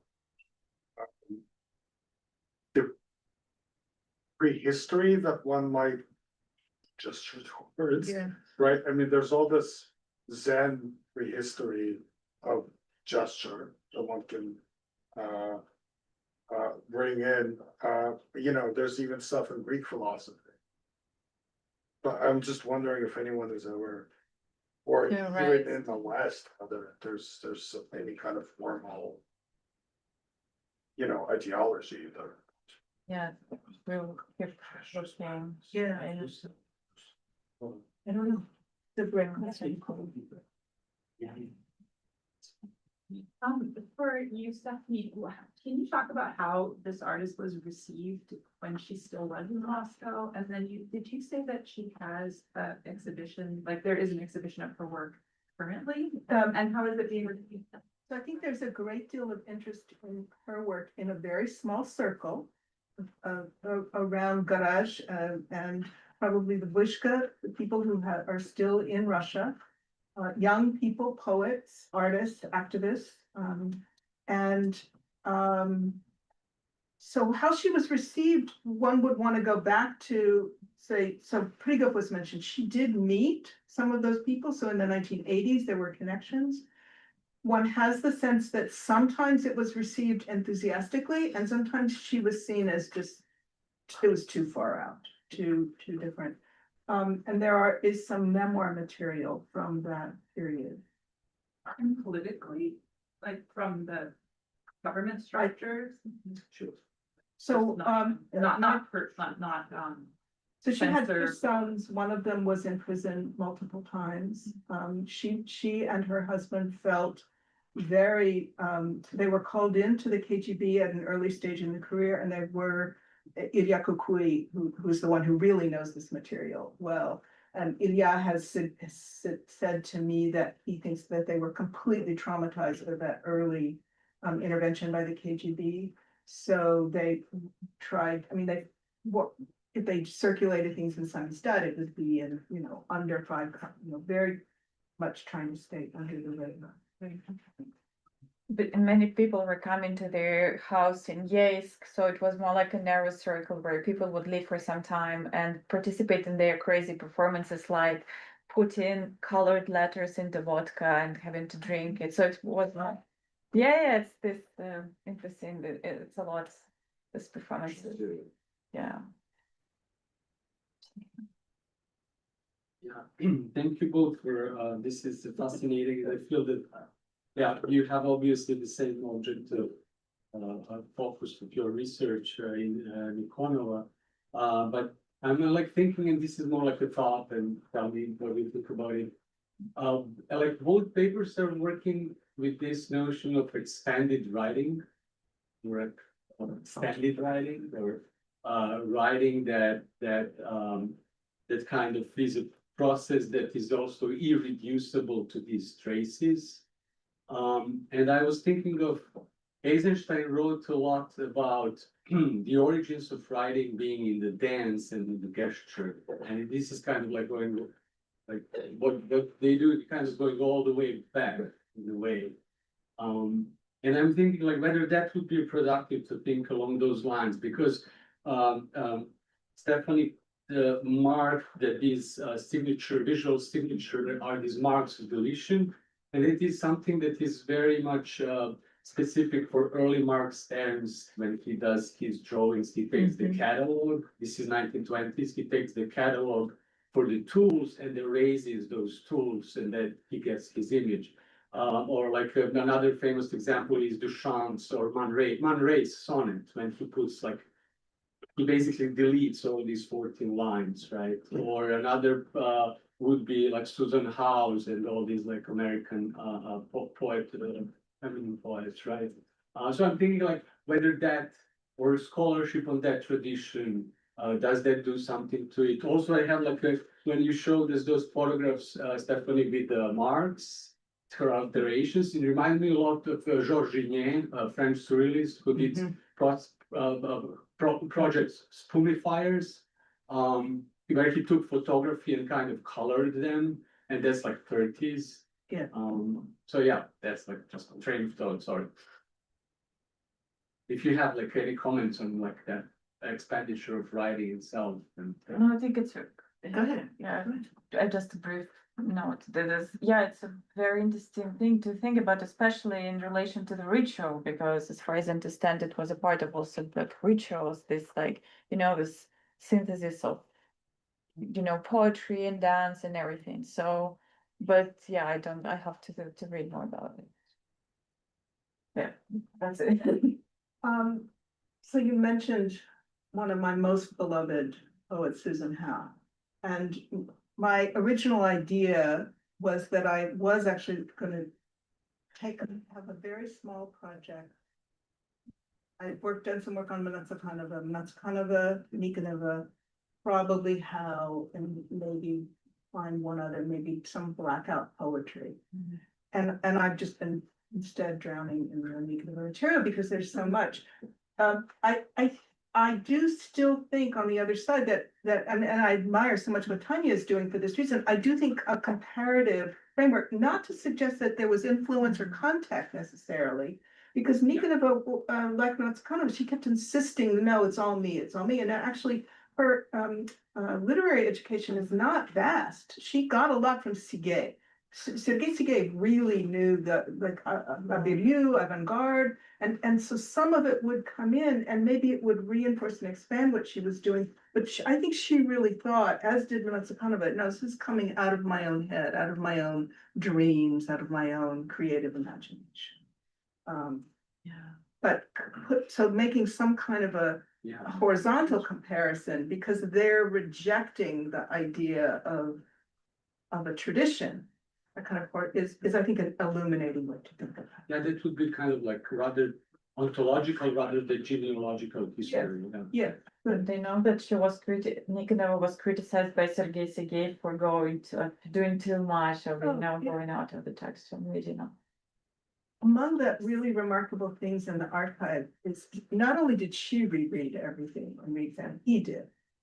And so you see you must have seen this as well, because I know you worked in this collection a little bit. Serguei or Yeah. or the opposite. But she keeps, I mean, she kept everything. So especially I showed one thing from Satya.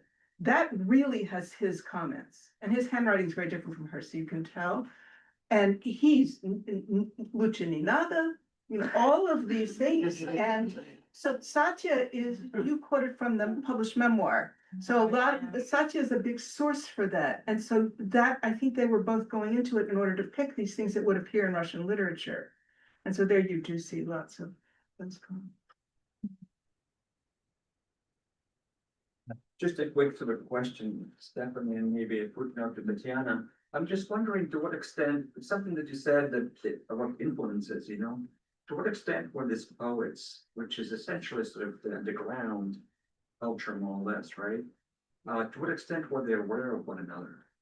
Like Genix Sapir comes to mind because he also has a lot to say about the body, actually, and specifically body in the movement. I remember one poem where he instructs his body to do certain things for him, something like that, you know.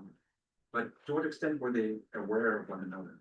Especially the ones who live in the periphery. Wasn't Serguei published in their Transfinance? Yeah, because they did lots of journals. There's a lot of connection and contact, especially people in Moscow, but both of them also studied in Leningrad. So they had strong connections there as well. And I think that's really the first place where she started to do a little bit of the performance.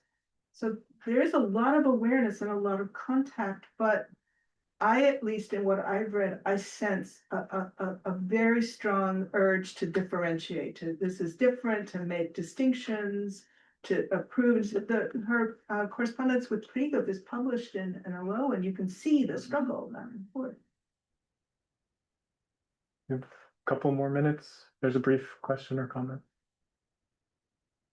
Yeah, maybe I haven't, thank you so much for that fascinating paper, fascinating topic. My question is more general. I'm curious about the term poetry that they use in referring to their own works. In what sense do they understand poetry? Like, is it something in general related to the artistic nature of their work, artistic gesture? Or is it a poetic text that kind of initiates the further development of their projects? How do they understand? And then why is it important for them to use this term poetic? Yeah, I think it's more like a poet, but maybe it's also about Nikonov. It's especially, it's a very difficult question, especially with, it's a great but difficult question. Especially with Eva Partum and Katalin Ladik, who most of their practice is actual performances. It's not something written, but I think they all started as poets. And Katalin Ladik published poets in Hungarian that were translated, forms that were translated then by Judita Sholgo into Serbian, so she was in both contexts. Rima Girlovina, I don't know about her poetry, but I know that she insisted on being called as a poet. So I think maybe for them, because Nikonov definitely is a person who writes actual poetry, so I don't think it's a question about her. So with all of this installation or performance artists, maybe because their first practice was poetry, maybe because of something else, so for some reason they didn't want to be called just performance artists. For some reason they wanted to be called poets, but it's not like they worked only with words. I think it's very, I don't know, subtle and very uncertain, unspecified what poetry is for them. But yeah, I don't know, maybe some. By the way, Gerlovina has had some poetic texts. They are in the Garage archive. I don't know if they have been published, but they together with her husband, they made these books that are meant to be, paged through in kind of. Yes, the books, yes. So yeah, I think they're published on their website. Yeah, there's books that, yeah, I remember. But anyway, you can just call it performances, but yeah, for some reason poetry is important for them. Maybe it's about language. Yeah, I think it's about the language and the body and, tension between them. But One thing I would suggest for people who want to see something of Nikola's just plain old poetry, Mark and Andrew Kahn published a fabulous book called All the World on a Page, which has a chapter on Nikonova of something which is, it's incredibly complicated, brilliantly translated by Sasha Dugdale. And they have a wonderful analysis that which also does place her more into a poetic tradition. I don't think you can say it starts with a poem. I think that's what the thing about getting to poesy is it's as if she wants to go back to some point of origin, and it's actually never fully it's not privileged in some way, and yet that's the organizing point for her. She wants to catch something that's like poetic inspiration, but it can go in multiple directions. But some of what she did is clearly recognizable as poetry. As it doesn't line up on the right-hand side of the page. Let's thank both our speakers again. It is very difficult to be the last panel, especially after such an exciting panel about probably the only woman artist from Mark's and my native town. So that's we're moving nevertheless. So here is the last panel of today's conference, and I would like to present Dasa Posner, who is a prominent scholar of experimental Russian and Soviet theater practice, the history of stage directing, production, dramaturgy, and puppetry history and performance. In fact, she is an active puppeteer, as I suddenly discovered, and in this role performed with First Night Boston, the Children's Free Opera and Dance of New York, and other companies. Best books include The Director's Prison, E.T.A. Hoffman and the Russian Theatrical Avant-Garde, The Routledge Companion to Puppetry and Material Performance, and especially exciting Three Loves for Three Oranges, Gosse, Mir, Holt, Prokofiev, and one more book, Making Meaning in Puppetry. She is also directly involved in theater work.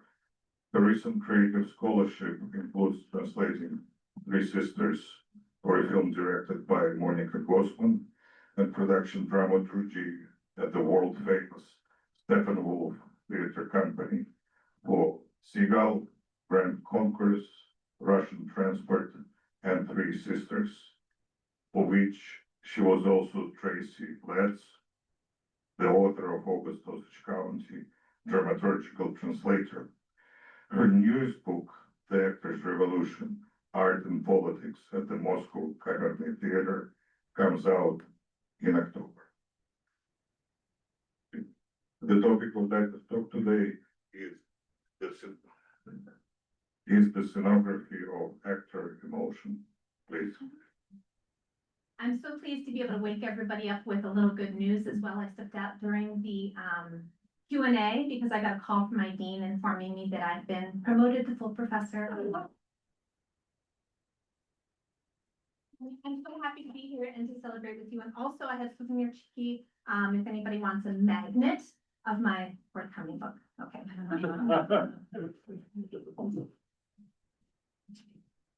All right. Theater is different from some of today's pairings of words and images because these things are typically presented together on stage. The question I'm interested in is how. Today, I'll discuss a company that challenged the common idea that stage images should faithfully interpret the words of a written text, that the playwright sits atop a hierarchy followed by the director who serves the play, common especially in US theater. But what of a theater in which sound, movement, and color were creative materials of equal status, synthesized by actors together with an audience? This theater, the Moscow Kamerny Theater, is the subject of my forthcoming book. Today, I introduce 3 early productions, Salome, Phaedra, and Giroflée Girofla, that illuminate how this company orchestrated stage worlds and celebrated creation as the stuff of which a meaningful life is made. The Kamerny was co-founded in 1914 by Alexander Tayrov, a Jewish director from modern-day Ukraine, and Elisa Konin, a Moscow-born actress from an immigrant family. Konin became the most accomplished female student of Konstantin Stanislavski to reject his acting system and to pioneer a creative truth of physical and vocal expressiveness rather than a truth of everyday life. Tayirov's parallel aim was to restore the actor's centrality to theater. As early as 1910, he declared, "In every art there is one main thing without which it is inconceivable. In sculpture, form; in painting, color; in literature, the word; and in theater, the person. Only in the actor alone, lies the entire essence of theater." At the Carmody School, founded in 1915, actors mastered varied skills from ballet to eurythmics to Swedish gymnastics. Tayirov worked to free the actor's expressive potential through pantomime, or mime drama, as he termed it. This was not to be gesture that illustrates or substitutes for words, but pure emotion made visible. As a 1919 book on the Carmody documents, he worked toward, quote, "a theater that would drive physical tongue-tiedness from the stage and destroy the artificial primacy of the word, a theater unchained from literature and painting." The actor-creator became the starting point in a horizontal process in which all elements were developed interresponsively and simultaneously, then synthesized into a dynamic whole. For Tayirov, the actor's creative expression begins as an impulse sparked by emotion thought, is transformed through the body and voice into a work of art, amplified in this scenography and sculpted by the director. He believed that as an emotion grows, Vadim Shervakov explains, actors express their emotion in prose text, then in poetry, then in song, and finally in speaking gestures. By the Carmony's third season, productions expanded into what we might call speaking design. Tayirov collaborated with artist designers to craft stage environments that amplified the actor's gestural vocal score. The first with whom he developed this approach was Alexander Ekster, one of the brightest stars in the firmament of the Ukrainian avant-garde, in biographer Kovalenko's words. Her designs for Tayirov's staging of Famars the Citharist first made dramatic theater in Russia a, quote, "kinetic rather than purely literary or descriptive experience." She reconceived stage space as a three-dimensional keyboard, in Tayirov's phrasing, for actors to play, and she eliminated the horizontal stage floor with vertical platforms and stairs. Their second collaboration, Salome, premiered between the February and October revolutions of 1917. In Konin's summation, Oscar Wilde's play tells the biblical story of the tragic love of Princess Salome, King Herod's stepdaughter, for the prophet Yochanan, who curses her and the entire depraved court. Salome demands Yochanan head from Herod in exchange for a dance. She will dance for him. The play became most famous in the context of this dance of the seven veils, in which Salome removes the veils that wrap her one at a time. The scene sparked a decades-long Salome craze and spawned thousands of seven veil dance acts. If one judges from translations alone, Wilde's play was more popular in Russia in the 30 years after its publication than any nation in the world. The best known was by Konstantin Balmont, who reprinted Aubrey Beardsley's drawings from the 1894 English edition. But though Wilde's play was much loved, imperial-era Russian productions of it were all banned due to its religious content. After the February Revolution and its end to censorship, an explosion of interest in Salome's stagings followed. The Carmonies was the very first to premiere. Balmont's translation provided the verbal base, though now stripped of Beardsley's black and white eroticism. Tayirov's interpretation, designed by Ekster, instead embraced Dionysian passion as a living force of human freedom that was distinctly revolutionary. Ekster's designs refracted the play's metaphors into shifting geometric planes. Several architectural elements remained fixed throughout. Stairs, platforms, and columns provided vertical height and variety to a stage bifurcated by color. Herod's court, a curved staircase and a platform with three broad stairs, was the same red as the columns. Stage right, where the prophet was imprisoned, was black, with a cistern at its center and wide stairs ending at the proscenium opening. Yellow and blue, shot with silver cycloramas, overlapped upstairs. Shifting kinetic elements continually varied against this fixed architecture. Variety was affected with simple means, fabric curtains and banners in different sizes and shapes and colors appeared or disappeared, restricting or expanding the stage space. They became living entities that acted on the viewer purely emotionally, like musical chords, Tugendchord concluded. Extra also transformed the costumes, in Rudnitsky's words, into fragments of the stage architecture moving with the actor, prompting Kovalenko to call them an aspect of the scenic design. The company actors played the image sounds of this world via static moments in which gestures and costumes were coordinated with scenery and light. Conan's performance as Salome was at the core of this interresponsive world. In her Seven Veils dance, she infused each veil with precise emotional content. One veil I took off with trembling tenderness as if addressing Oushakine, prayerfully prostrating myself on the ground, she writes, and then discarded the next in a burst of love and passion, and a third hurling my hate at the tetrarch. Her uninhibited yet structured passion was distinct from most contemporaries. Rudnitsky writes that she redirected the role in her own way, glorifying not an inflamed sensuality, but an indignant spirit. 5 years later, Tayev developed these ideas further in his most ambitious production to date, Phaedra, Jean Racine's 1677 version of the Euripides play about an ill-fated queen's love for her stepson Hippolytus. Tayev commissioned poet Valery Brusov to create the translation adaptation. In September 1921, the company read through his first draft. The rhythmical monotony of the Alexandrine verse, which Brusov had preserved, turned out to be too confining, so he retranslated the entire play, this time alternating rhymed and unrhymed verse and iambic pentameter. Phaedra was Tayev's first production to have no music. Instead, the actors built on the rhythm of Brusov's verse. Speech became a vocal choreography that, in Svetlana Spoyeva's analysis, informed the spectator of the character's feelings. The cast also developed a new movement style. Gestures were sculptural and restrained. Each composition was meticulously conceived. Tayev charged artist-architect Alexander Vesnin to craft distilled designs that conveyed a sense of imminent internal catastrophe.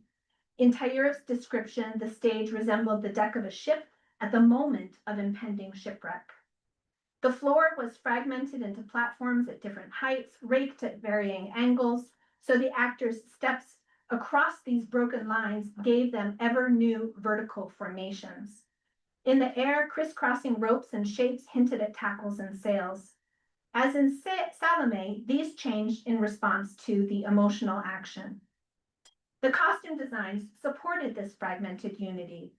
Actors wore towering headdresses that extended and magnified gestures of the head, a nod to the unkos that had increased actor height in ancient times. They also wore wooden cothornoi that gave their gait a somewhat heavy and solemn character, writes Rudnitsky, and allowed them to play percussion with their feet. Conan structured her Phaedra on internal warring passions. Paris dance critic Andrei Levinson documents her vocal variety. Rhythmical pulses erupt from her breast. The interruptions and intervals are no less striking than the wails. These she paired with gestures that were restrained like a sculpture, recalled Goronsky. Her first entrance was unforgettable. It was built on pantomime, she recalled. Phaedra goes very slowly, barely moving her legs under the weight of a crimson cloak that stretches behind her like a huge fiery trail. Crossing her hands around her neck as if trying to contain the moans bursting from her breast, she moves as if she cannot find a place for herself.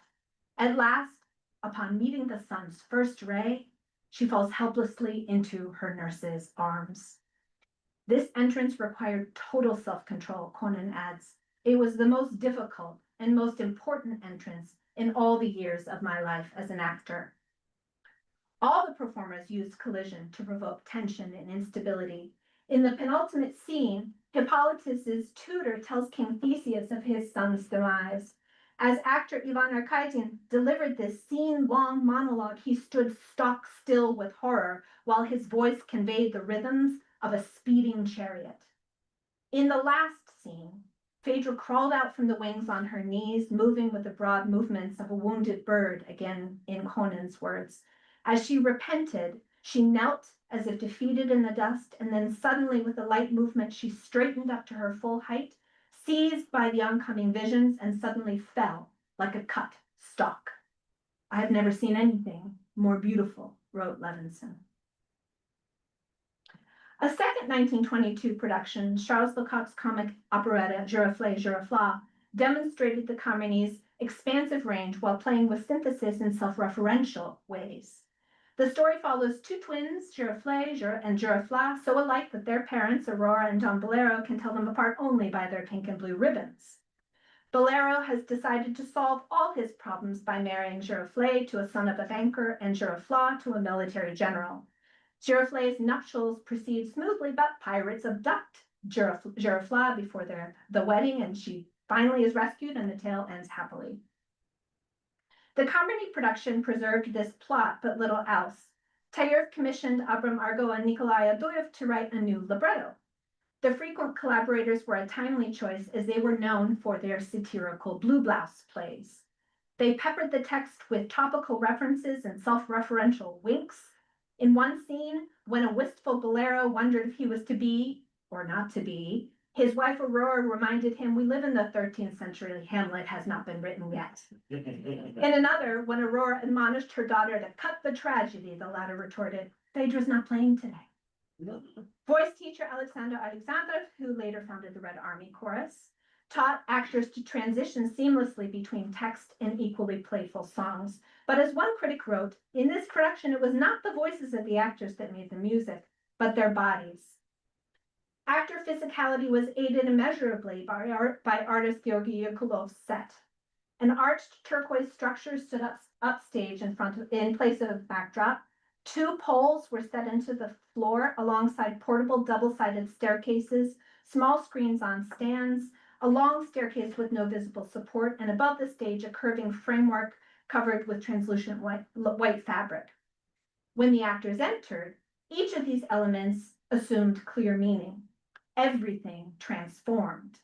As one reviewer put it, great-grandmother's chest of drawers has, it turns out, all sorts of secrets and transformations. From its heart, it spits out a gangway. From its forehead, a tree of little windows. Everything lives, acts, plays. The production became, in Derzhavin's words, a kaleidoscope of unexpected mise-en-scène with both actors and set as performers. The fireworks of theatrical surprise reached its zenith in the pirate scene. Unexpectedly for the audience, Conan writes, the twins' home became a pirate ship. In the upstage screen, hatches opened and a magnificent 7 of pirates crawled through. A cheeky mashup of all things that make a pirate piratey. They slid down the poles like monkeys, using them to display their gymnastic skills. Once on land, they burst into a song that informed the audience of their terrible deeds. This became a wonderful pantomime of sea marauders mooring a ship and coming ashore with daggers, hooks, sheets, and a flag. As the song concluded, they picked up Girofla, seated her in a tiny boat, a straw basket, and disappeared with lightning speed back up the poles, the hatches closing innocently behind them. Tayev viewed operetta as an opportunity to cultivate actor range and theatrical synthesis. He made no attempt to justify the characters' lack of motivation. Instead, he emphasized their absurdity. This was exemplified in Yakulov's costumes. Atop a common base, each had modular elements, a tiny umbrella, an arrow-pierced hat, that together formed a character. Like circus eccentrics, Shcherbakov writes, the actors cheerfully crafted their roles before the audience. The most beloved actor, Vladimir Sokolov, infused his bolero with the tricks of the circus clown. His character assemblage included a bright yellow wig, matchstick legs with knock knees, a tendency to vanish at the first sign of danger, and a Hamlet complex. The gag audiences loved best was a recurring device that literally riveted the attention of critics. A lively yellow tuft of hair, controlled with an elastic band in his pocket, stood on end in moments of alarm. When Bolero was frightened, as he very often was, He and his yellow tuft quaked in unison. When he wanted to hide, he bent his knees, shrank into his oversized tailcoat, and disappeared before the audience's eyes, leaving a heap of starched fabric and cardboard. At such moments, the yellow tuft remained visible, trembling incessantly and causing a storm of laughter in the audience. Giroflée played for 14 Moscow seasons on all the Communist international tours and across the USSR. Salome also had a long life, from 12 Moscow seasons to a run as the sensation of the 1930 summer season in Buenos Aires. Phaedra was performed 60 times, a relatively low number given its indelible impact. Tayev commissioned the Stenberg brothers to design a logo with Conan as Phaedra in profile, encircled by the theater's name. This and other productions, alongside design exhibits and the first German publication of Tayev's theoretical writings, unleashed a decade-long international debate about how theater should be reformed and how one makes unchained innovation possible. 4 years after the Communists' last tour abroad, socialist realism became the only legal style. It was as much a return to literary theater as it was a mashup of everyday realism and a rosy socialist future. Productions that centered nonverbal languages became suspect and then later traitorous. Even with triumphs like the Communists' O'Neill and Wisniewski productions, which used emotion gesture and synthesized scenography to convey political messages, swelling accusations characterized Tayev's work as individual aestheticism that ignored Soviet concerns. An anonymous denunciation in Sovietsky Iskustva on May 21st, 1949, read, "The Communists sometimes had no need of character dialogues. These were replaced with pantomime, in which actors express themselves with conventionalized gestures. Tayev's reactionary decadence led him to a denial of the very essence of drama theater, the Dramatiический theater." As a result of the broader campaign this reflected, comedy actor Alexander Rumnev later emphasized, pantomime disappeared entirely from the Soviet stage for many years. That same Sovietsky Iskustva article accused Tayev of groveling before the reactionary culture of the West, rejecting the tradition of Russian realist art, and ignoring the best works of Soviet drama.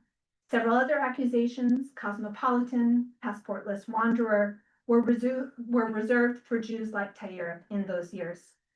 He was fired, and the Harmony was liquidated and replaced with the Pushkin Theater. Tayev died the following year. His final months were so tragic that writing about them inevitably seems like hyperbole. How he wandered up and down Tverskoy Boulevard looking for Harmony posters that were no longer there. How on one of those days he stopped, silent tears running down his face as the blows of a sledgehammer smashed the Harmony logo from the building facade. How his office became a men's toilet during the Pushkin Theater renovations. Theatrical performance being an ephemeral thing, what remains of the Harmony today, 77 years since its liquidation, are words and pictures. Some self-censored, some partly burned, that oblige us to re-examine the extraordinary synthesized worlds these artists created and to restore the lost legacy of their achievements. Thank you.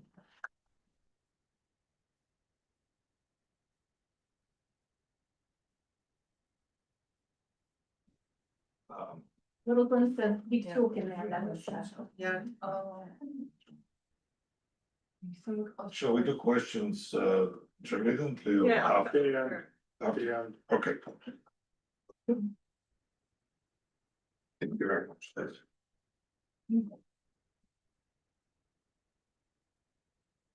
Now I would like to. Present Elizaveta Senatorova. The subject of Elizaveta's work are cultural communities of diaspora, stating the scope of the traditional Russian.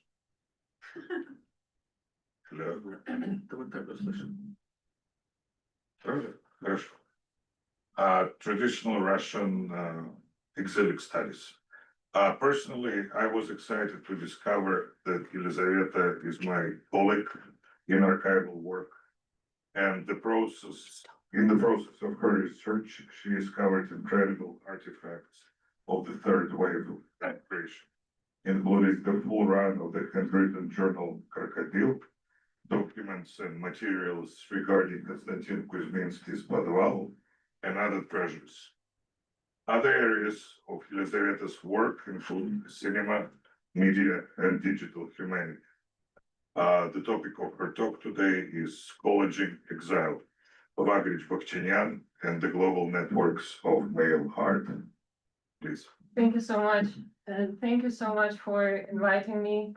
I'm really glad that we gathered together in this room, and this conference is great. And today I would like to share my work in progress and continue the sequence of presentations about immigrant art.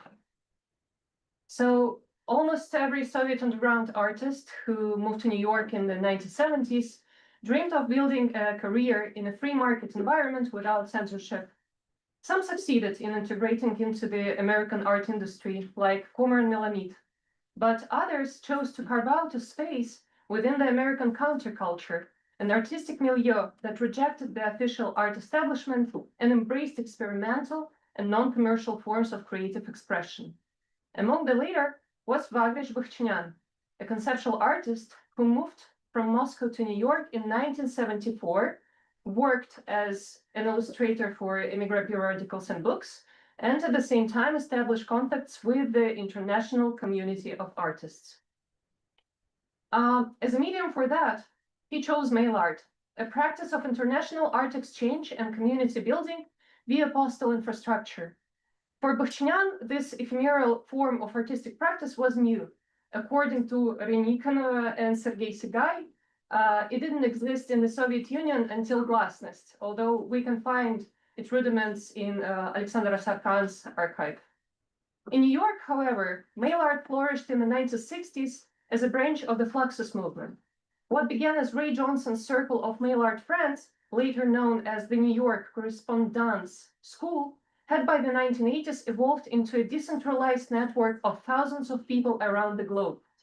Here, for example, you can see a photo from the third dinner of the New York Correspondence School, which Bakhchinyan attended, and he's like in the start. And next to him is Valery Gerlovin. The threshold for joining this community was low, so anyone who had ever bought a mail art magazine with a mailing list on the last page could become a participant in the mail art exchange. But what could the counterculture movement like mail art offer an immigrant artist like Bakhchinyan? First of all, the American counterculture was reminiscent of the Soviet underground life world, a sociocultural domain of communicative action in which artistic production, social interaction, and everyday life were inseparable. Thus, by choosing this path, Bakhchinyan and other immigrant artists could reenact the practices and habitus they had formed in the USSR. Secondly, mail art specifically could offer immigrant artists a sense of belonging to a transnational community and a platform for sharing artworks. In contrast to the mainstream art sector, where most immigrant artists were outsiders, the American counterculture embraced pluralism, cosmopolitanism, and equality, welcoming everyone with very different backgrounds. And here's, for example, the map of people from whom Bakhchinyan got artworks, from neo-Dadaists of the West Coast to some artists from Tokyo. And this map is based on the Bakhchinyan's archive from University of Notre Dame, and most of the works I will present today, they are borrowed from this archive, from Zimmerli, and some of them from Art Institute in Chicago.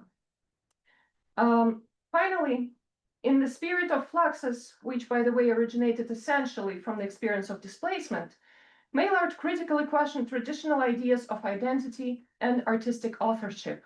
So for immigrants, gained a safe space to address the inevitable question of self-definition. And in my case study of Bakhchinyan's mail art, I would like to show you how he addressed the question of identity from two different standpoints. We will see that in exchanges with correspondents he didn't know personally, he articulated his political identity and ideological dissensus with hegemonic power structures. In parallel, through correspondence with his friends, Bukhchinyan used mail art to negotiate his artistic identity and express his aesthetic dissensus. But before, let's look at the rubber stamp which accompanied most of Bukhchinyan's artworks. The mail art network was a space where a subaltern subject could dismantle state hierarchies and propose new personal taxonomies and sensibilities. As his central targets of iconoclasm, Bukhchinyan chose Soviet leaders. When you start to engage with Bukhchinyan's correspondence from New York period, the first thing you notice is a peculiar rubber stamp on every mail art he sent.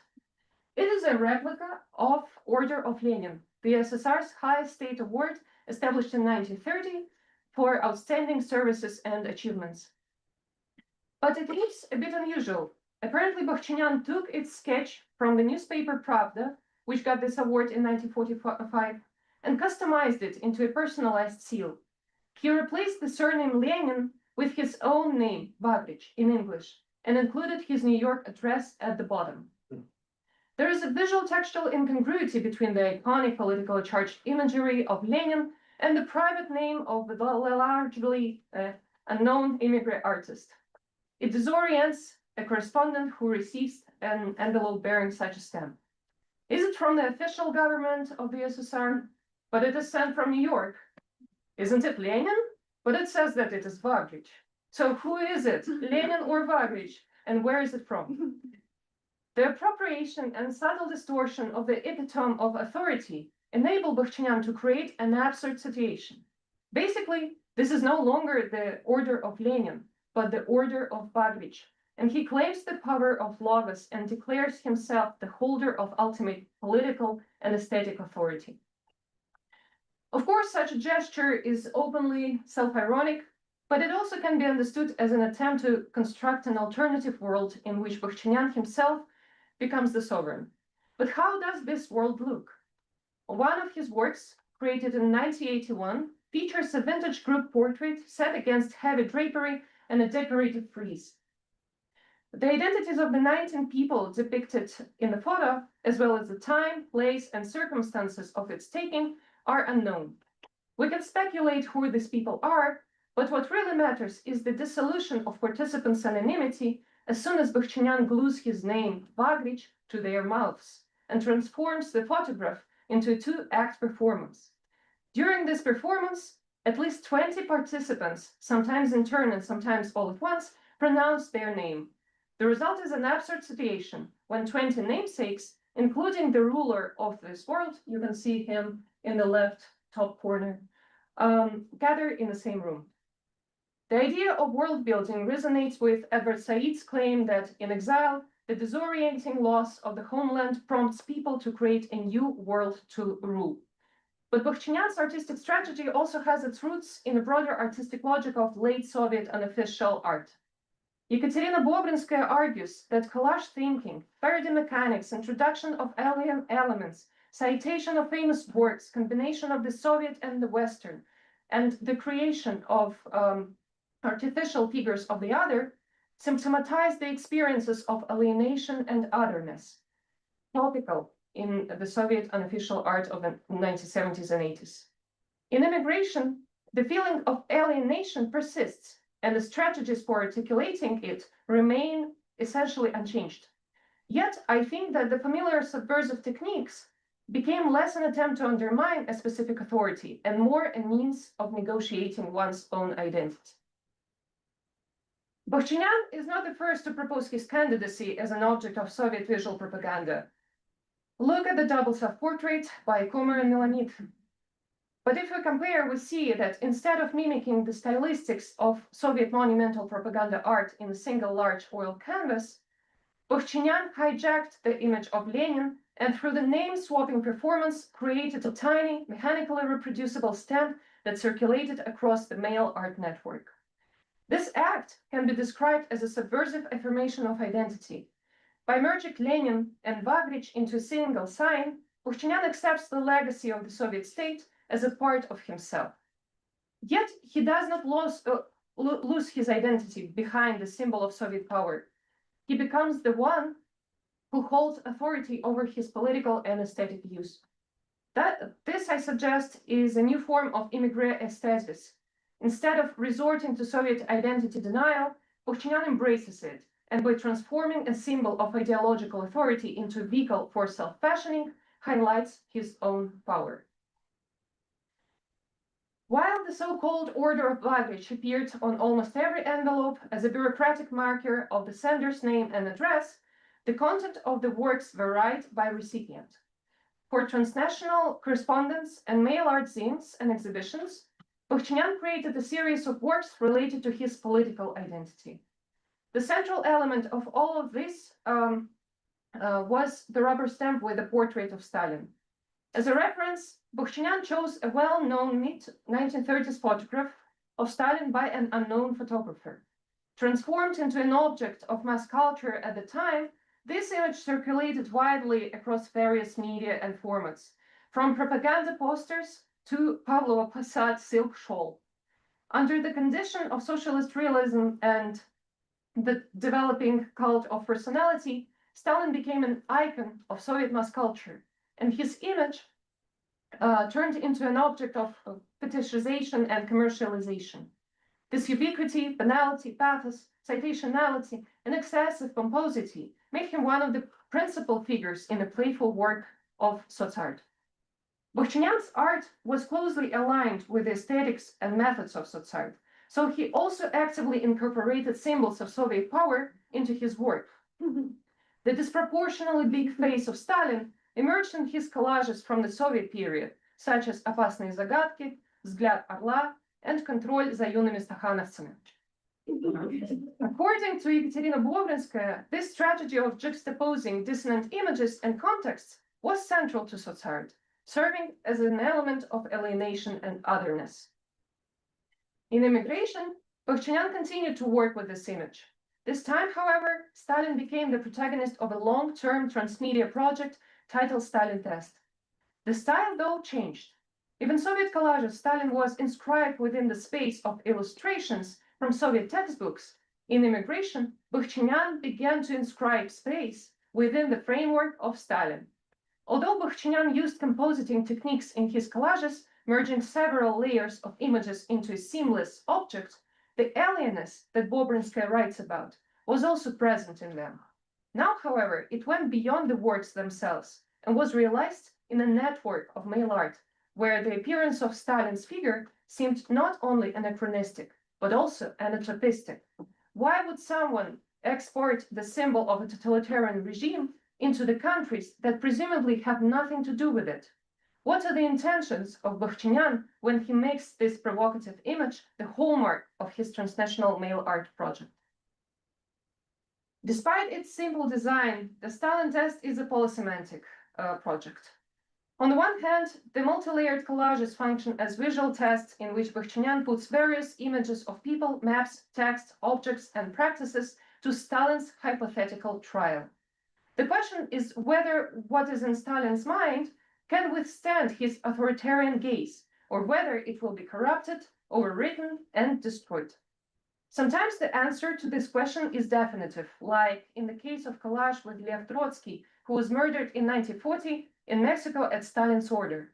But in most cases, the collages leave viewers in the dark or at least confused, as the monstrous collage where Stalin's face is distorted by an inverted image of himself. In this collage, he practically becomes both the examiner and the examined. The set of associations Bohchinyan evokes is innumerable, so there is no clear answer as to why Bohchinyan chose this or that image as the background for Stalin's head. What I see in these collages is Bohchinyan's statement that Stalin, as embodiment of total control, omnipresence, and surveillance, left his mark on everything, whether it is a map of Israel, American Czechs, or an unrecognizable persons whose face acquires Stalin's features. We can also view this project as a psychological experiment aimed at the mail art recipients. If we imagine the situation when someone gets Stalin's portrait as a postcard, we can speculate on the range of questions that emerge in someone's mind. Why do I get it? What does it mean? How should I respond? Again, There is no correct reaction to Bakhtinyan's test. Some might laugh, recognizing it as a kind of postmodern joke. Others might feel indignation and discomfort because of troubling associations. But there will be also those who remain indifferent or even feel a strange sense of solidarity with the Soviet leader. Bakhtinyan is not the one who controls or knows others' reactions, but he deliberately uses a rubber stamp with Stalin's figure to provoke them and reveal the recipient's unconscious for themselves. That said, the works of this project do not have a fixed meaning. The meaning emerges only through the spectator's encounter with the collage, making polysemy an integral feature of the project. In this sense, the Stalin test becomes a diagnostic tool that makes its recipients learn something about themselves by shattering their sensibilities. Furthermore, it tests ideological views and fosters a radicalized form of community building among individuals willing to accept Bakhtinyan's aesthetic and political stance. As a result, mail art is no longer just a community of professional artists and amateurs. It is a laboratory of reactions, some of which might determine whether one person will stay in contact with another or not. While the Stalin test brings Bakhtinyan's political identity to the fore, his mail art, predominantly addressed to other immigrant cultural figures, reveals facets of what I call his artistic identity. In this more formally and conceptually elaborated collages, Bakhtinyan features his playful self-portrait with a MoMA disco rubber stamp. This rubber stamp refers to the MoMA Disco Fever project, which he organized with Alexander Kosolapov, Goroshka, Valentin Goroshka, in front of MoMA, the Museum of Modern Art in New York, in 1979. And the idea was to parody the humanitarian organizations of the Salvation Army and the Red Cross, and to create an Art Salvation Inc. And the artist's goal was to convince MoMA to install a small radio playing disco hits in one of its exhibition rooms so that people could dance. Reflecting on this playful act of aesthetic dissensus, Bakhtinyan said in the interview with Viktor Tupitsyn that his real intention was to try and shake up the MoMA, even just a little. The MoMA and similar institutions have become inherently paralyzed. Exhibitions of unorthodox things, ranging from Princeton to videotape, are rare episodes of animation against the usual background that resembles a cemetery.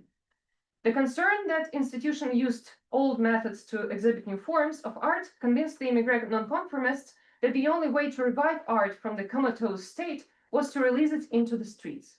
And promoting this idea, Bakhtinyan began to put the MoMA disco rubber stamp on his postcards, addressed paradoxically mostly to his immigrant friends like Valeria Andreeva Gerlovina and Margarita and Viktor Tupitsyn. So let's take a closer look to one of the postcards sent to Nikolai Bokov, the editor of the immigrant neo-avant-garde journal Kovcheg. In the center of the composition, we see Bakhtinyan's portrait, presumably taken at Goldwater Memorial Hospital. The artist sticks his tongue out, resembling a medical gesture, say ah, and a valid stamp is glued to its tip. At the artist's eye level is a hospital stamp with a medical prescription instructing him to check his temperature daily. The additional bureaucratic elements are Bokov's written address, typewritten address, the hospital's circular stamp of a dial, which shows date and time when the postcard was received and sent in the mailroom, a post stamp air mail with a self-edit art at the end, and a rubber stamp of MoMA Disco on the left fringe. Sent without an envelope, this and other identical postcards were exposed not only to the addressees, but also to the postman.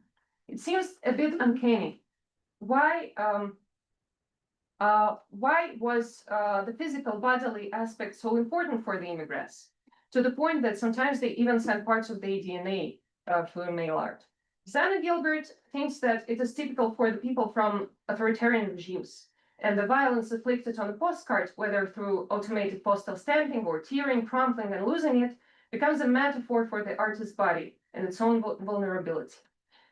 Could it be immigrants' manifestation of their Soviet past? Maybe. But I also think that it is like a trend, like this trend reflects on the border crossing. This process was traumatic, And I think that because of that, the distance between those who left and who stayed, the old world and the new one, the past and the present, became especially tangible. And this tangibility needed some form of expression, and incorporating a self-portrait was one of such. So this move challenged the disembodiment of the male art, and the distance between friends became shorter. The postcard became a metaphor for the immigrant artist's body. It traveled on his behalf, crossed borders, and carried his ideas to different places around the world. In some sense, it also became an immigrant itself. So this grotesque, funny, and a bit concerning self-portrait shifts Bakhtinyan's relations with Bokov to more intimate register. But what is the message of the postcard? I'm almost done. At first glance, this collage might suggest that Bakhtinyan feels unwell. However, all elements of this collage interact with each other, and the meaning it shimmers. The reading of the postcard as evidence that Bakhtinyan was sick and spent time in hospital is complicated by the presence of Moma disco rubber stamp. Its collision with the hospital's instruction about taking and reporting any fever reenacts the author's aesthetic dissensus and reveals his artistic identity. Now the collage takes on a new connotation. The American State Institute considers Bakhtinyan sick because of his artistic stance against the official art establishment, but he positions himself as the one who can actually cure contemporary art. So to wrap up, Bakhtinyan's aesthetic dissensus goes beyond the critique of the official art industry. This series of his postcards shows that he is ready to undermine even male art itself. After all, the exposure of his face contradicts the medium's disembodied nature. But Bakhtinyan doesn't care about the conventions of any art establishment, and he shows his tongue to the doctor, the photographer, the addressee, the postman who will deliver his collage to the address, and now even to us. Thank you so much.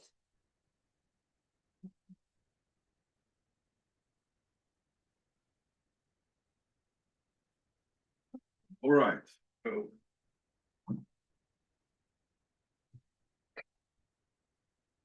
The outcome. I would like to present Polina Barskova from my book. But actually, I believe I do not have to present Polina Barskova. I'm sure that everyone present knows her poems, and some of them by heart. As for me, her literary works retain a consistent presence. My classes on poetry. She's an author of 13 collections, 90 collections, and 3 books on prose. Furthermore, Polina is a preeminent specialist on the history of the siege of Leningrad. It was presented with the literary. The siege of Leningrad was presented with a literary expression. She authored a monograph, Besieged Leningrad: Aesthetic Responses to Urban Disaster, and edited the Leningrad Siege Poetry Anthology, Written in the Dark. And now her scholarly articles about the tragedy are collected in Luminaphore, a book that has been very recently published by Slavic Press. Today, the topic of Polina's talk is Postcards from the Siege of Leningrad, a crisis, propaganda, and the production of ambiguity. Please. Thank you, Andrei.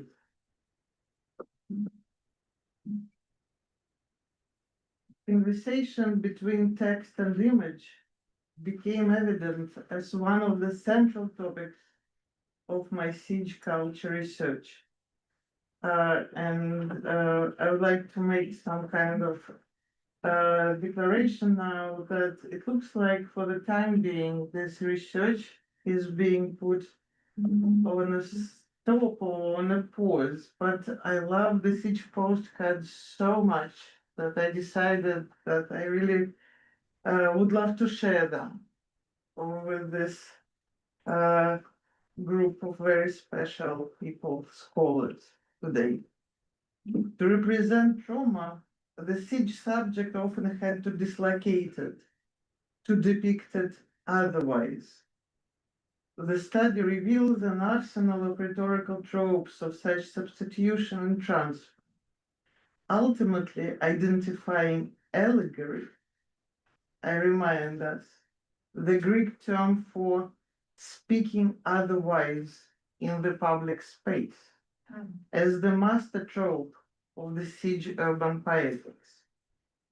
To be written at all, to be extracted from the realm of the unrepresentable, siege experience had to be presented indirectly.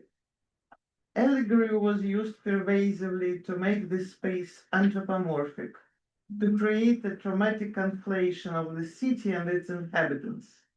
We see it in propaganda posters and in intimate self-portraits, in diary sketches and urbanscape poems transmitted on the radio. City and citizen are often represented as indissoluble, as morphological similars and metonymic communicating vessels. Through complex mechanisms of personification, siege writers and artists sought to graft their own siege body onto the body of the city. The artist Anna Straumova-Lebedeva explains her refusal to be evacuated in a letter to the bureaucrat from the Smolny party headquarters, saying her heart, I quote, had grown stuck to the walls of the city. And the famous poet Olga Bergolz, addressing the city on radio in one of her propaganda speeches, writes, "I've frozen into this inimitable ice." The allegorical imagination, which finds a way to speak of unspeakable things in transformed terms, was crucial for yet another connected strategy of siege representation, ekphrasis, one of our foci today. Description of visual images or expression of visual images in textual terms by textual means. A quality uniting all these intensely varied utterances is the siege author's commitment to the specifically visual kind of thinking, writing, in which they translate sights and spectacles of their siege experience into language of words. A significant portion of my material belongs to siege artists who supplemented their visual renditions of the siege urbanscape with verbal accounts, attempting to compensate for the zones of silence and the inadequacies of representation that the siege trauma forced on them. Then aided by another traumatic set of limitations, that of censorship. And even when it was not executed by professional artists searching for fuller means of expression, siege writing by necessity had to blur the boundaries between the visual and the discursive. One of the peculiar and important examples of this collaboration between the text and the image, crucial for the siege situation, can be found in the intersectional genre of art and media, the postcard. This presentation uses several of these postcards, which enable the inhabitants of the city to send their vital signs, information about situations in their lives and in the life of the city, to the big land, Большая Земля. This desire to inform the people outside of the siege ring, however, was controlled by many instances of the state censorship. The image content of the postcard was controlled by the ideological cum-aesthetic censorship organs of the Leningrad Artists Union and the almighty censorship hub Gorlit, while the actual individual message written on the postcard was controlled by the organs of censorship that look over the postal services of the country at war. Given these limitations, how much or how little could the inhabitants of the besieged city express in their postcard messages? I argue that ekphrastic figurations made it sometimes possible for their creators to deliver the urgency of their message without stating the severity of their situation directly. As an important detour, I need to state now that the study of the siege postcards in this paper comes from the project made possible by the activities of the Blokadnik Archive, situated here in New York City. The Blokadnik Archive team has been working on this collection, preparing website and also collected volume of articles coming soon. So, more about the collection. In the city of Leningrad, stricken by bombings, hunger, cold, disease, darkness, arrests, hundreds of artful postcards were produced and distributed. Mailed by and to the besieged in their thousands, the usual running would be 20,000 copies. These postcards represented the work of dozens of artists, poets, even composers, some famous, others all but forgotten today. The Blokadnik Archive collection is exceptional, both for its size, comprising more than 1,330 artifacts, and for the fact that it includes, in addition to the wide variety of clean postcards, a number of the postcards actually inscribed and sent by the Blokadniki, the inhabitants of the besieged city. An exploration of these used postcards, inscribed, sent, received, can provide us with a glimpse not only into the public official side of the siege printing press process, but also into the complex relationship between the official intent of the postcard and its function among the populace. So here is the first example. The following object, which made its way through history with the text of the actual sender. What is curious here is that the connection between the literary text and image is executed by the individual author user of the postcard, who accompanies the image of Blokadnik, which we do recognize, women of the city taking water from the ice-covered river. The artist is Georgy Fittenhoff, with the literary text that comes to the mind of the sender. A fragment from Vera Imber's poema, Pulkovsky Meridian, published in the city in 1942, which was published and widely read in the city. The sender, about whom we know only that her name was Vera, a namesake of Imber herself, writes, "When I look at this picture, as if against my memory, as if against my will, memory comes of the winter of 1941.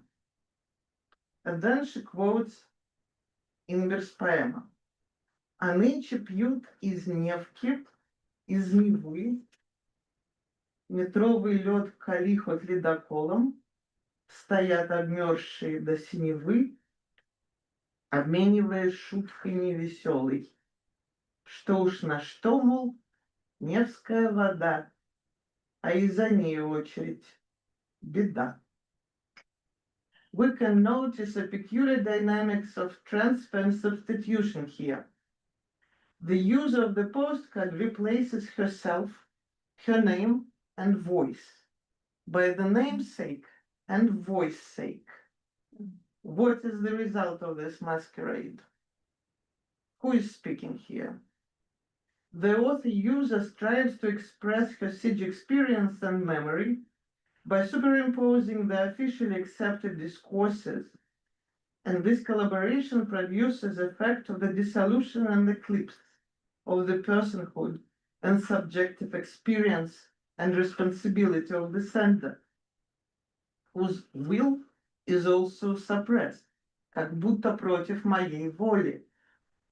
That being the price for making sure that the postcard hopefully won't end up on the floor of the censor and its message won't be blacked out, but will reach the addressee. Thus the message becomes present and absent at the same time.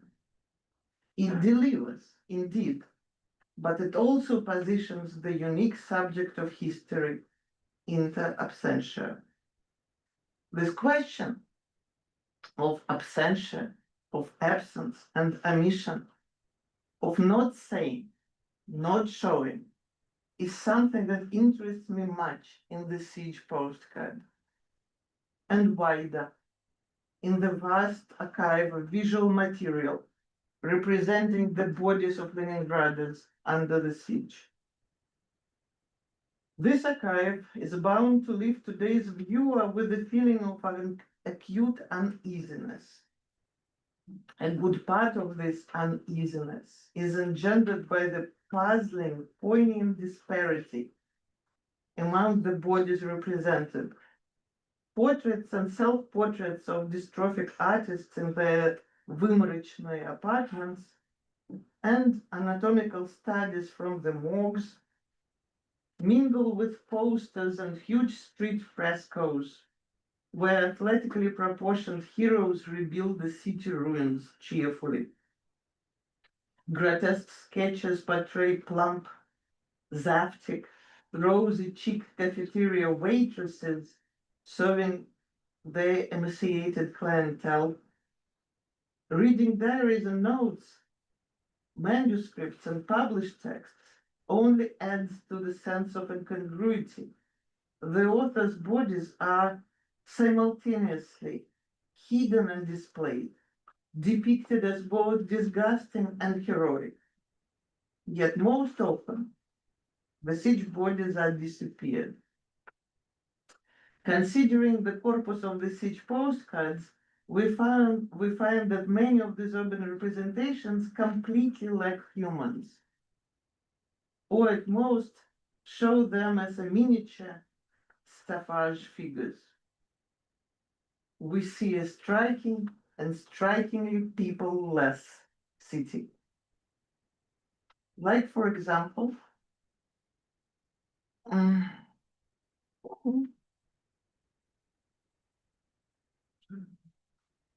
Таня?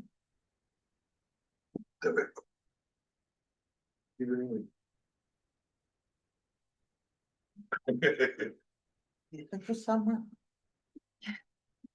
научиться. Like, for example, in one postcard series, the artist Viktor Morozov, and it is important that he was one of the youngest members of the World of Art Мир искусства group in the city, illustrates the text of one of the most fascinating authors and actors of the Soviet official siege of Leningrad, Nikolai Tikhonov.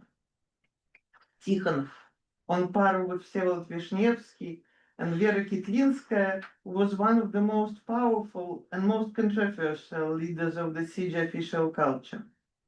Lydia Ginsburg writes about his creative and bureaucratic posture with a well-measured amount of poison in her essay «Состояние литературы на исходе войны», which I highly recommend to everybody in this room. It's working rather well for the present moment. Итак, наконец, звучит голос поэта. Задумано как большой разговор о творчестве. Он единственный из всех присутствующих, кто был поэтом, не очень крупным, но все же настоящим. Он хочет, чтобы об этом помнили. Сейчас это все дело прошлое, но он может вести этот разговор, потому что у него есть опыт и есть биографическое оправдание. Он как бы знает, как говорят о таких вещах. Он как бы хочет о них говорить. Tikhonov was an active mediator between the authorities and the creative intelligentsia of Leningrad. A regular participant of the functions at the Smolny party headquarters, he was taken out of the city for consultations in Kremlin about the aesthetic program of the besieged Leningrad, as well as Vishnevsky, Inberg, and Bergolz, who were flown in and out. It was during one of these consultations that he partook in the campaign of the spring of 1942, which aimed at the rhetorical cleansing of the previous winter, known also in the city as Смертная пора. This is when Tikhonov begins working on his series of sketches Leningradsky God, that becomes later literary foundation for the series of the postcard. This is one of them. Leningradsky God gives us a telling example of the propagandistic urban sketches structuring its agenda around such constructive topoi of the wartime Soviet socialist realism as a collective body reshaped, reformed by the sacrificial suffering and labor. The text is built as a city guide with a narrator author functioning as an observing planner. The reader is walked from one testing urban site of difficulty to another, with the task to witness together how the difficulty should be transcended. Tikhonov and Morozov start their calendar in May of 1942, thus skipping the deadly season. Perhaps one of the most troubling absence here is that of the event itself. The calendar is the means of disappearance. We do not see the siege winter, yet rather its wake, the city after the disaster, where everything is conditioned by what the German theoretician Gerhard Richter calls the effect of afterness. On the surface, the main idea of Tikhonov's cycle is that the time of the siege is progressively utopian, and that the first winter is undone and recovered by what followed. Тот, кто видел Ленинград в январе и феврале, не узнал бы сейчас города. Сугробы лежали тогда на улицах, ледяные наросты спускались с крыш, под наледями исчезли тротуары. А теперь иное. Везде красота, вы идете по чистым широким улицам, по великолепным набережным. Вам просторно и приятно. However, if we return to the idea of afterness, the disaster cannot be simply undone. It will find its way to haunt presentness, and the specter is present in Tikhonov's calendar and also in Morozov's postcard, which, if we look at it attentively, is ghostly. Instead of real living people, we perceive suggestion of people who once were here. The inhabitant of the besieged Leningrad, who might send this postcard outside of the city, would be sending a highly complex message. Here was an impression of the city as it was now, in December of 1942, for example, but also one can perceive the original signal, that of the previous December. This layered absence is omnipresent in the series. And since I have to cut something, maybe it is a moment to introduce and to finish with a term that I think works also importantly for this technique of disappearing of the human subjects as well as segments of history. Ekphratic afterness at the same time soothes the sense of history and produces an alienation effect, отчуждение. This is how Ginsburg translates Shklovsky отстранение into the siege language, being a brilliant and brilliantly unfaithful student of Shklovsky. Not unlike the alienation effect, the post-factum disappearance of the siege body in the ekphratic collaboration between Tikhonov and Morozov can be called blissful, one of Tikhonov's favorite terms. What does it cover and what does it betray? And moreover, what does it produce? From the point of view of the postcard admirer and collector in 2026, mostly questions and a certain shudder of anxiety. Thank you.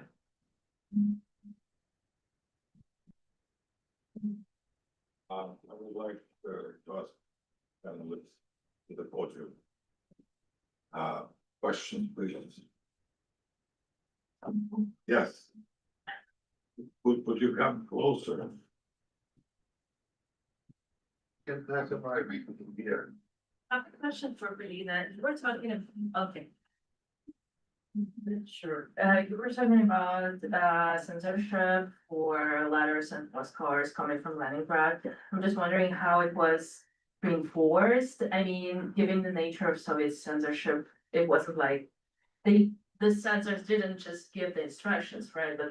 But how people understood what they can write and what they couldn't write. That's a good and big question. We can imagine there was a set of rules. Certain things absolutely could not be mentioned. For example, what we constantly find in Blackout variously mentions of the conditions of life in the city, any technical details. For example, it was striking for me that the temnenia was one of the things that was prohibited to mention. And it is rather predictable as my answer that no mention of hunger was possible at all. Basically, almost none of all these postcards mentioned speak about hunger in the city. I think that on some level it's easier to say what was possible to mention. To the other level of your question, there were numerous institutions. I mentioned them very generally, but this was one of the most developed network of institutions during the war. As I said, departments of censorship in the city that were controlling how the postcard should look like, and then endless отделения военной цензуры, which were mercilessly getting rid of the postcards that were saying too much. And maybe the last thing I will say that people, as you can imagine, very creatively and I would say bravely constantly looked for ways to send their letters outside of the official channels. Mark. Thank you so much. Thank you for wonderful papers. I have a question for Dacia. How did this stunning aesthetics change between the 20th and 49? Did it change at all? So what was happening with it? Yeah, at the Carmody Theater. Yeah. Yeah. So, yeah, I mean, of course, substantially. So, it's kind of I'm trying to think how to answer this without, taking all of our time into dinner. Okay, so actually very quickly after the staging of Phaedra and Giroflée, when the Carmody went on its first tour in 1923, when they came home, Lunacharsky had already declared back to Ostrovsky.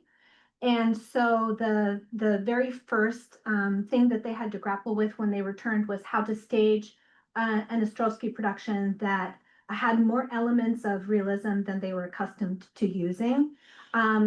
The first version of it was designed by the Stenberg brothers. The first version was not successful, but they remounted it iteratively until it was, very, very popular, especially on the Soviet tours and on the international tours.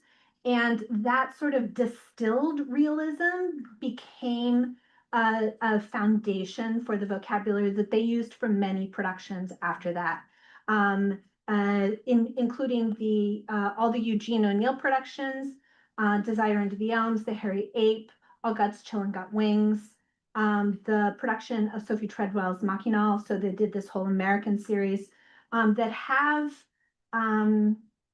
that still use multi-level sets, that still have an evocative use of light, a lot of color in the light, still have rhythmical structure that sort of binds the production together, but with costumes that are more recognizable. With the Stenberg brothers, as you know from all their film posters, you know, they're still sort of very simplified, you know, but still more recognizable than, you know, the costume of a Phaedra.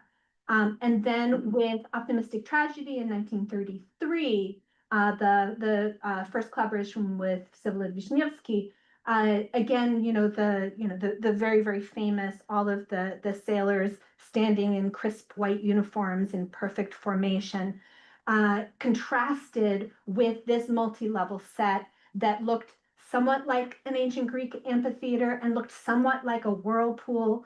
And all of the mise-en-scène were staged in spirals and with whirling motion that you saw a little bit from that from the dancers who were dancing the waltz. And I would say that continued until 1936 with the disastrous denunciation of Bogatiri, which was staged in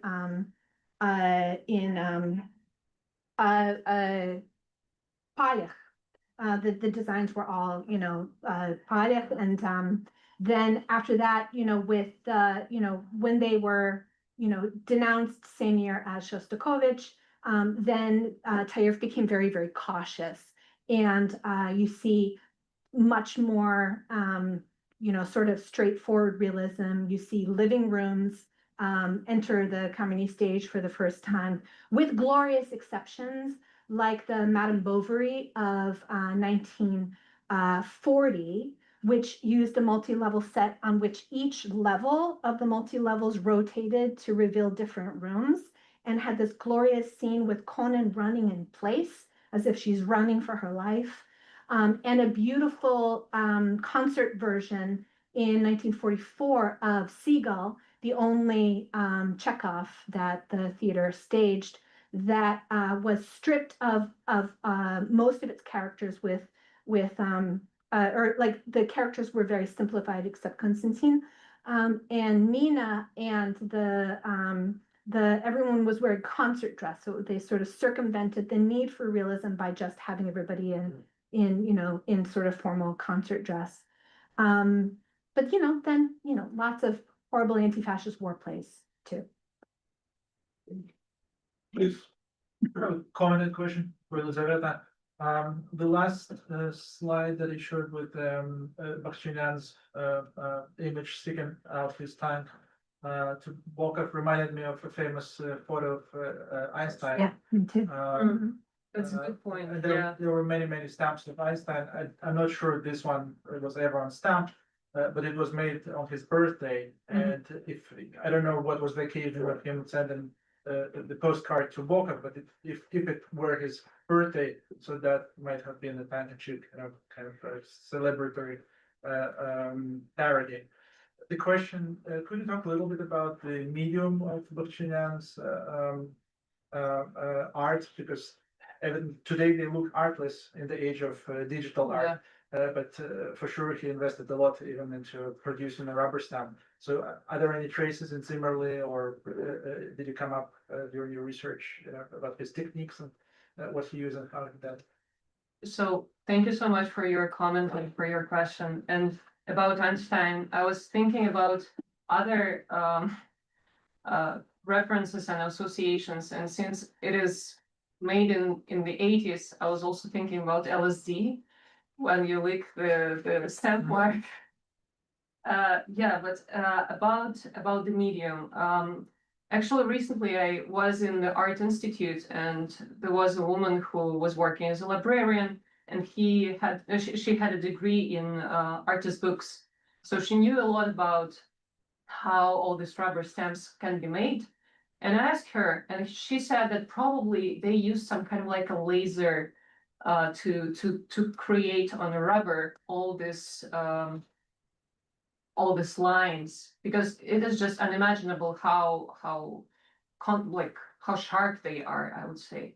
And when I saw a lot of different mail art, and to be honest, the extent of the artistic techniques is just unimaginable. They used wood, they used some kind of like clay, they used everything, I think, just to make the stamps. And I think that right now it is also we have this kind of trend to retrograde techniques, DIY aesthetics. So a lot of people start to reuse it again. And there is even one store in New York with rubber stamps where you can do your own rubber stamp. Yeah. Sessions. Yeah, thank you so much. I also have a question for Lisa, just short. In your opinion, what are the differences from Bakhtinyan's work done while he was not typically in an after innovation? If that's at all in scope for research. Yeah, that's a good question, because I saw a lot of his collages which he made in the USSR, and for me, they were very similar to what Rauschenberg did. This is like a lot of composite images, and I didn't like, there were a lot of imagery from corporeal realm, but not a lot of political content, I would say. He almost didn't work with Stalin's image. This series is like maybe one of the rarest examples from the Soviet period. Yeah. I don't think this works really, but this is for Marina and Lisa. I think both of you are trying to tell us something about the Soviet subject, right, and the different periods, and both are dealing with afterness after Easter. But I also feel like there's maybe afterness applies even more to Bakhtinyan's case than to this postcard, for instance. Again, can you hear me at all? And yeah, so that question is like, how is this about afterness and not about like the very much in the spur of the moment, right? What would be, so you talk about representing traumatic experience indirectly, but how would you conceive of representing it directly without like completely bypassing the latency period, I guess? And for Lisa, I think like his experience is this kind of situation of afterness in exile, right? And there is, so you get a Stalin postcard, right? And that's the kind of interpolation. It's like, what would be a proper response? How do you kind of turn your head? How do you respond to the hail? What's the proper, how do you recognize yourself? Was there a proper answer to, was there a proper response to this interpolation? Why?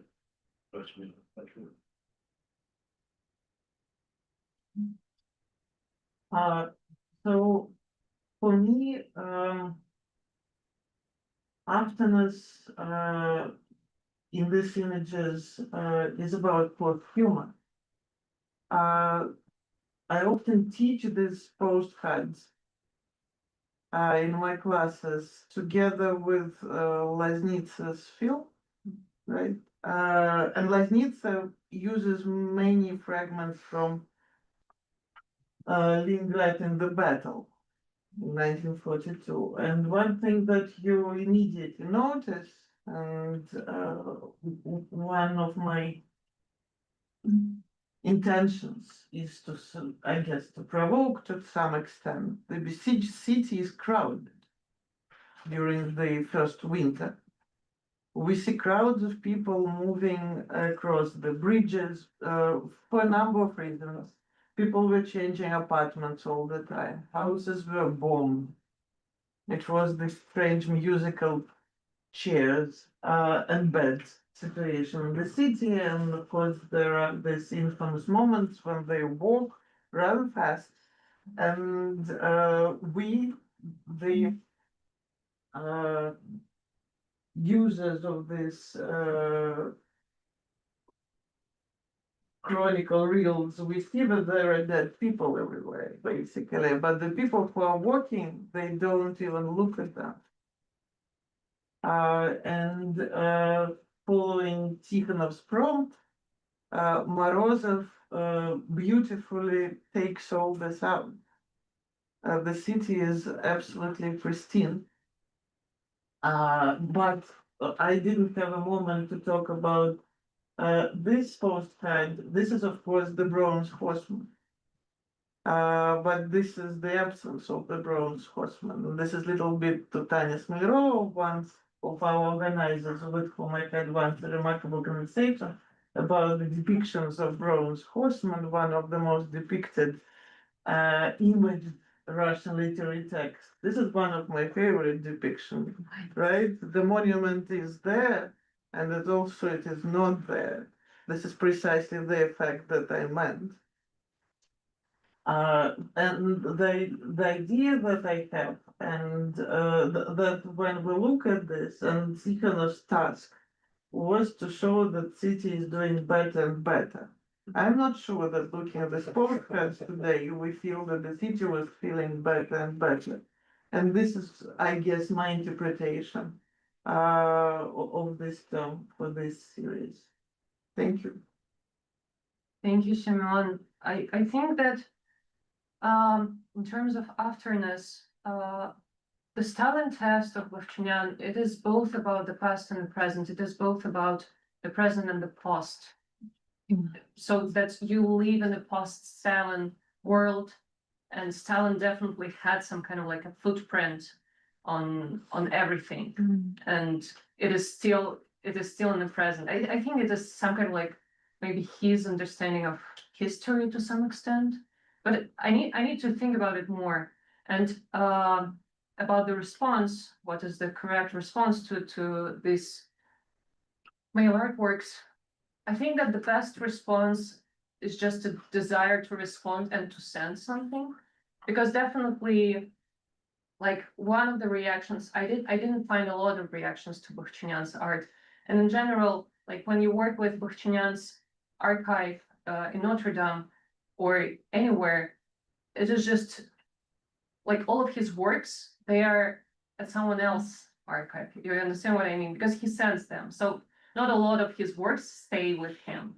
And one of the responses that I found was like, thank you, Vagrich, for your powerful work as always, and say hi to Iran, to his wife. So maybe it just, I don't know, if you send something back, that's good enough for a response.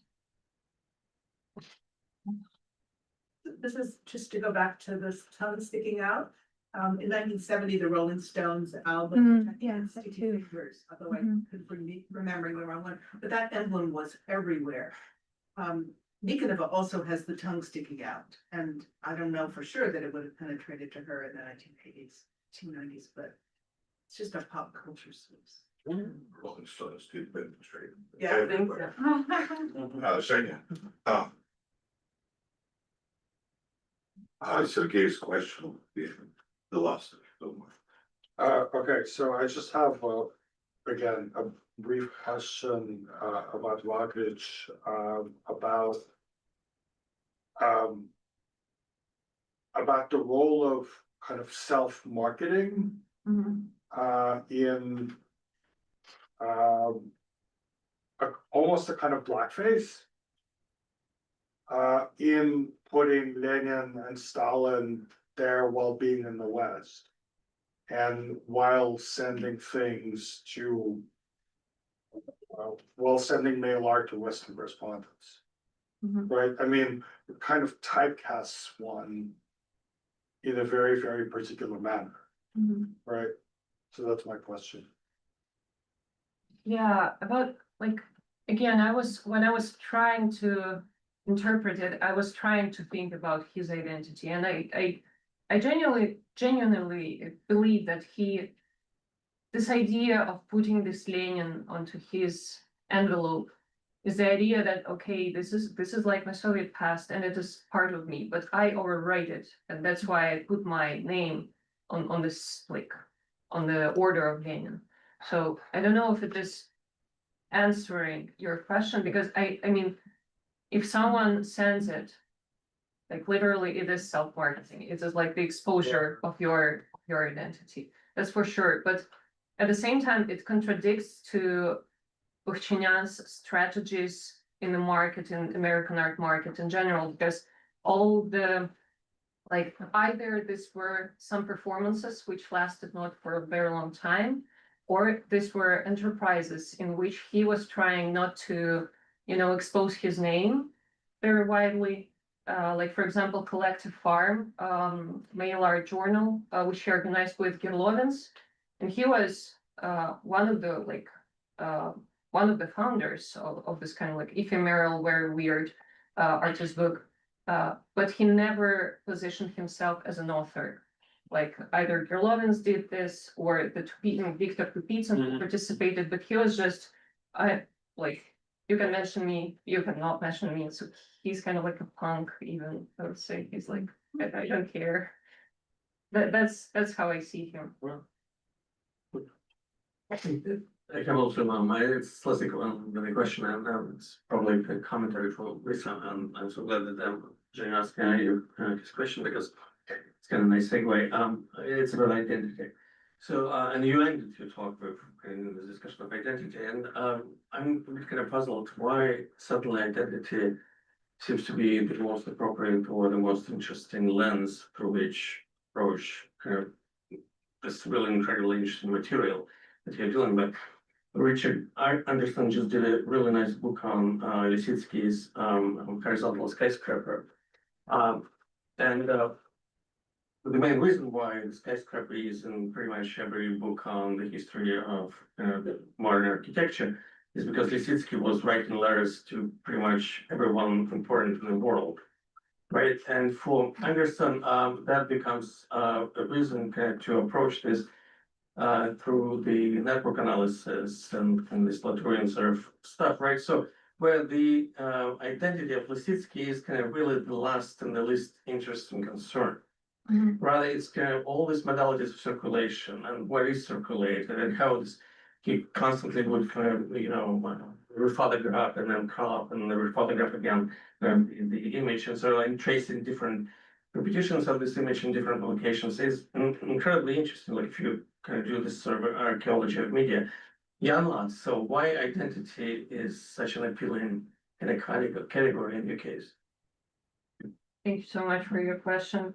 I think that, first of all, I totally agree that there are a lot of different paradigms how we can read this material, and like social network analysis is one of them. But when you start to work with mail art, it turns out that there is too many things which are written about mail art from this standpoint, and I'm not sure that I can give something new in terms of like diasporic mail art.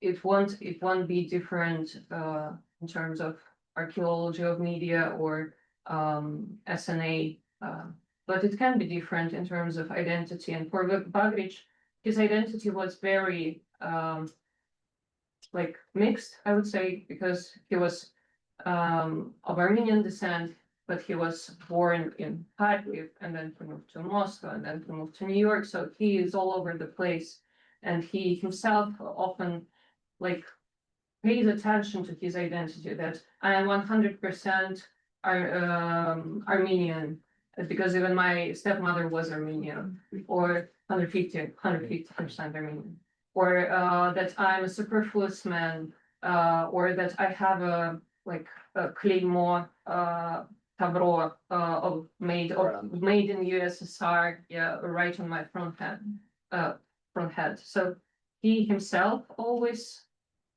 brought up this question of identity, and I think that's why it is interesting to see how he articulates his sensus political and aesthetic, and creates his political and aesthetic identity in the works. But yeah, and in general, in diaspora studies, I think it is still important.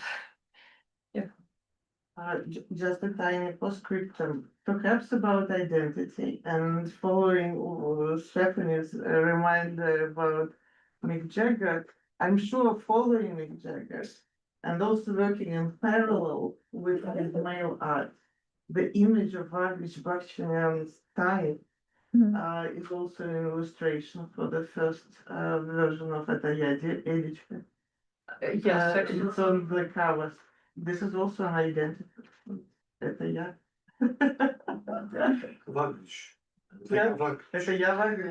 Thank you very much. So before I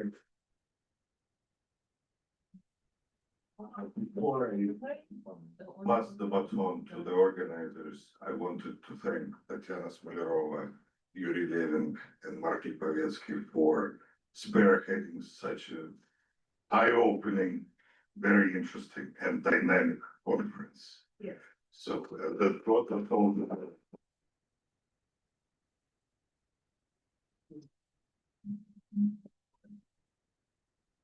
I don't have long issue, for sure.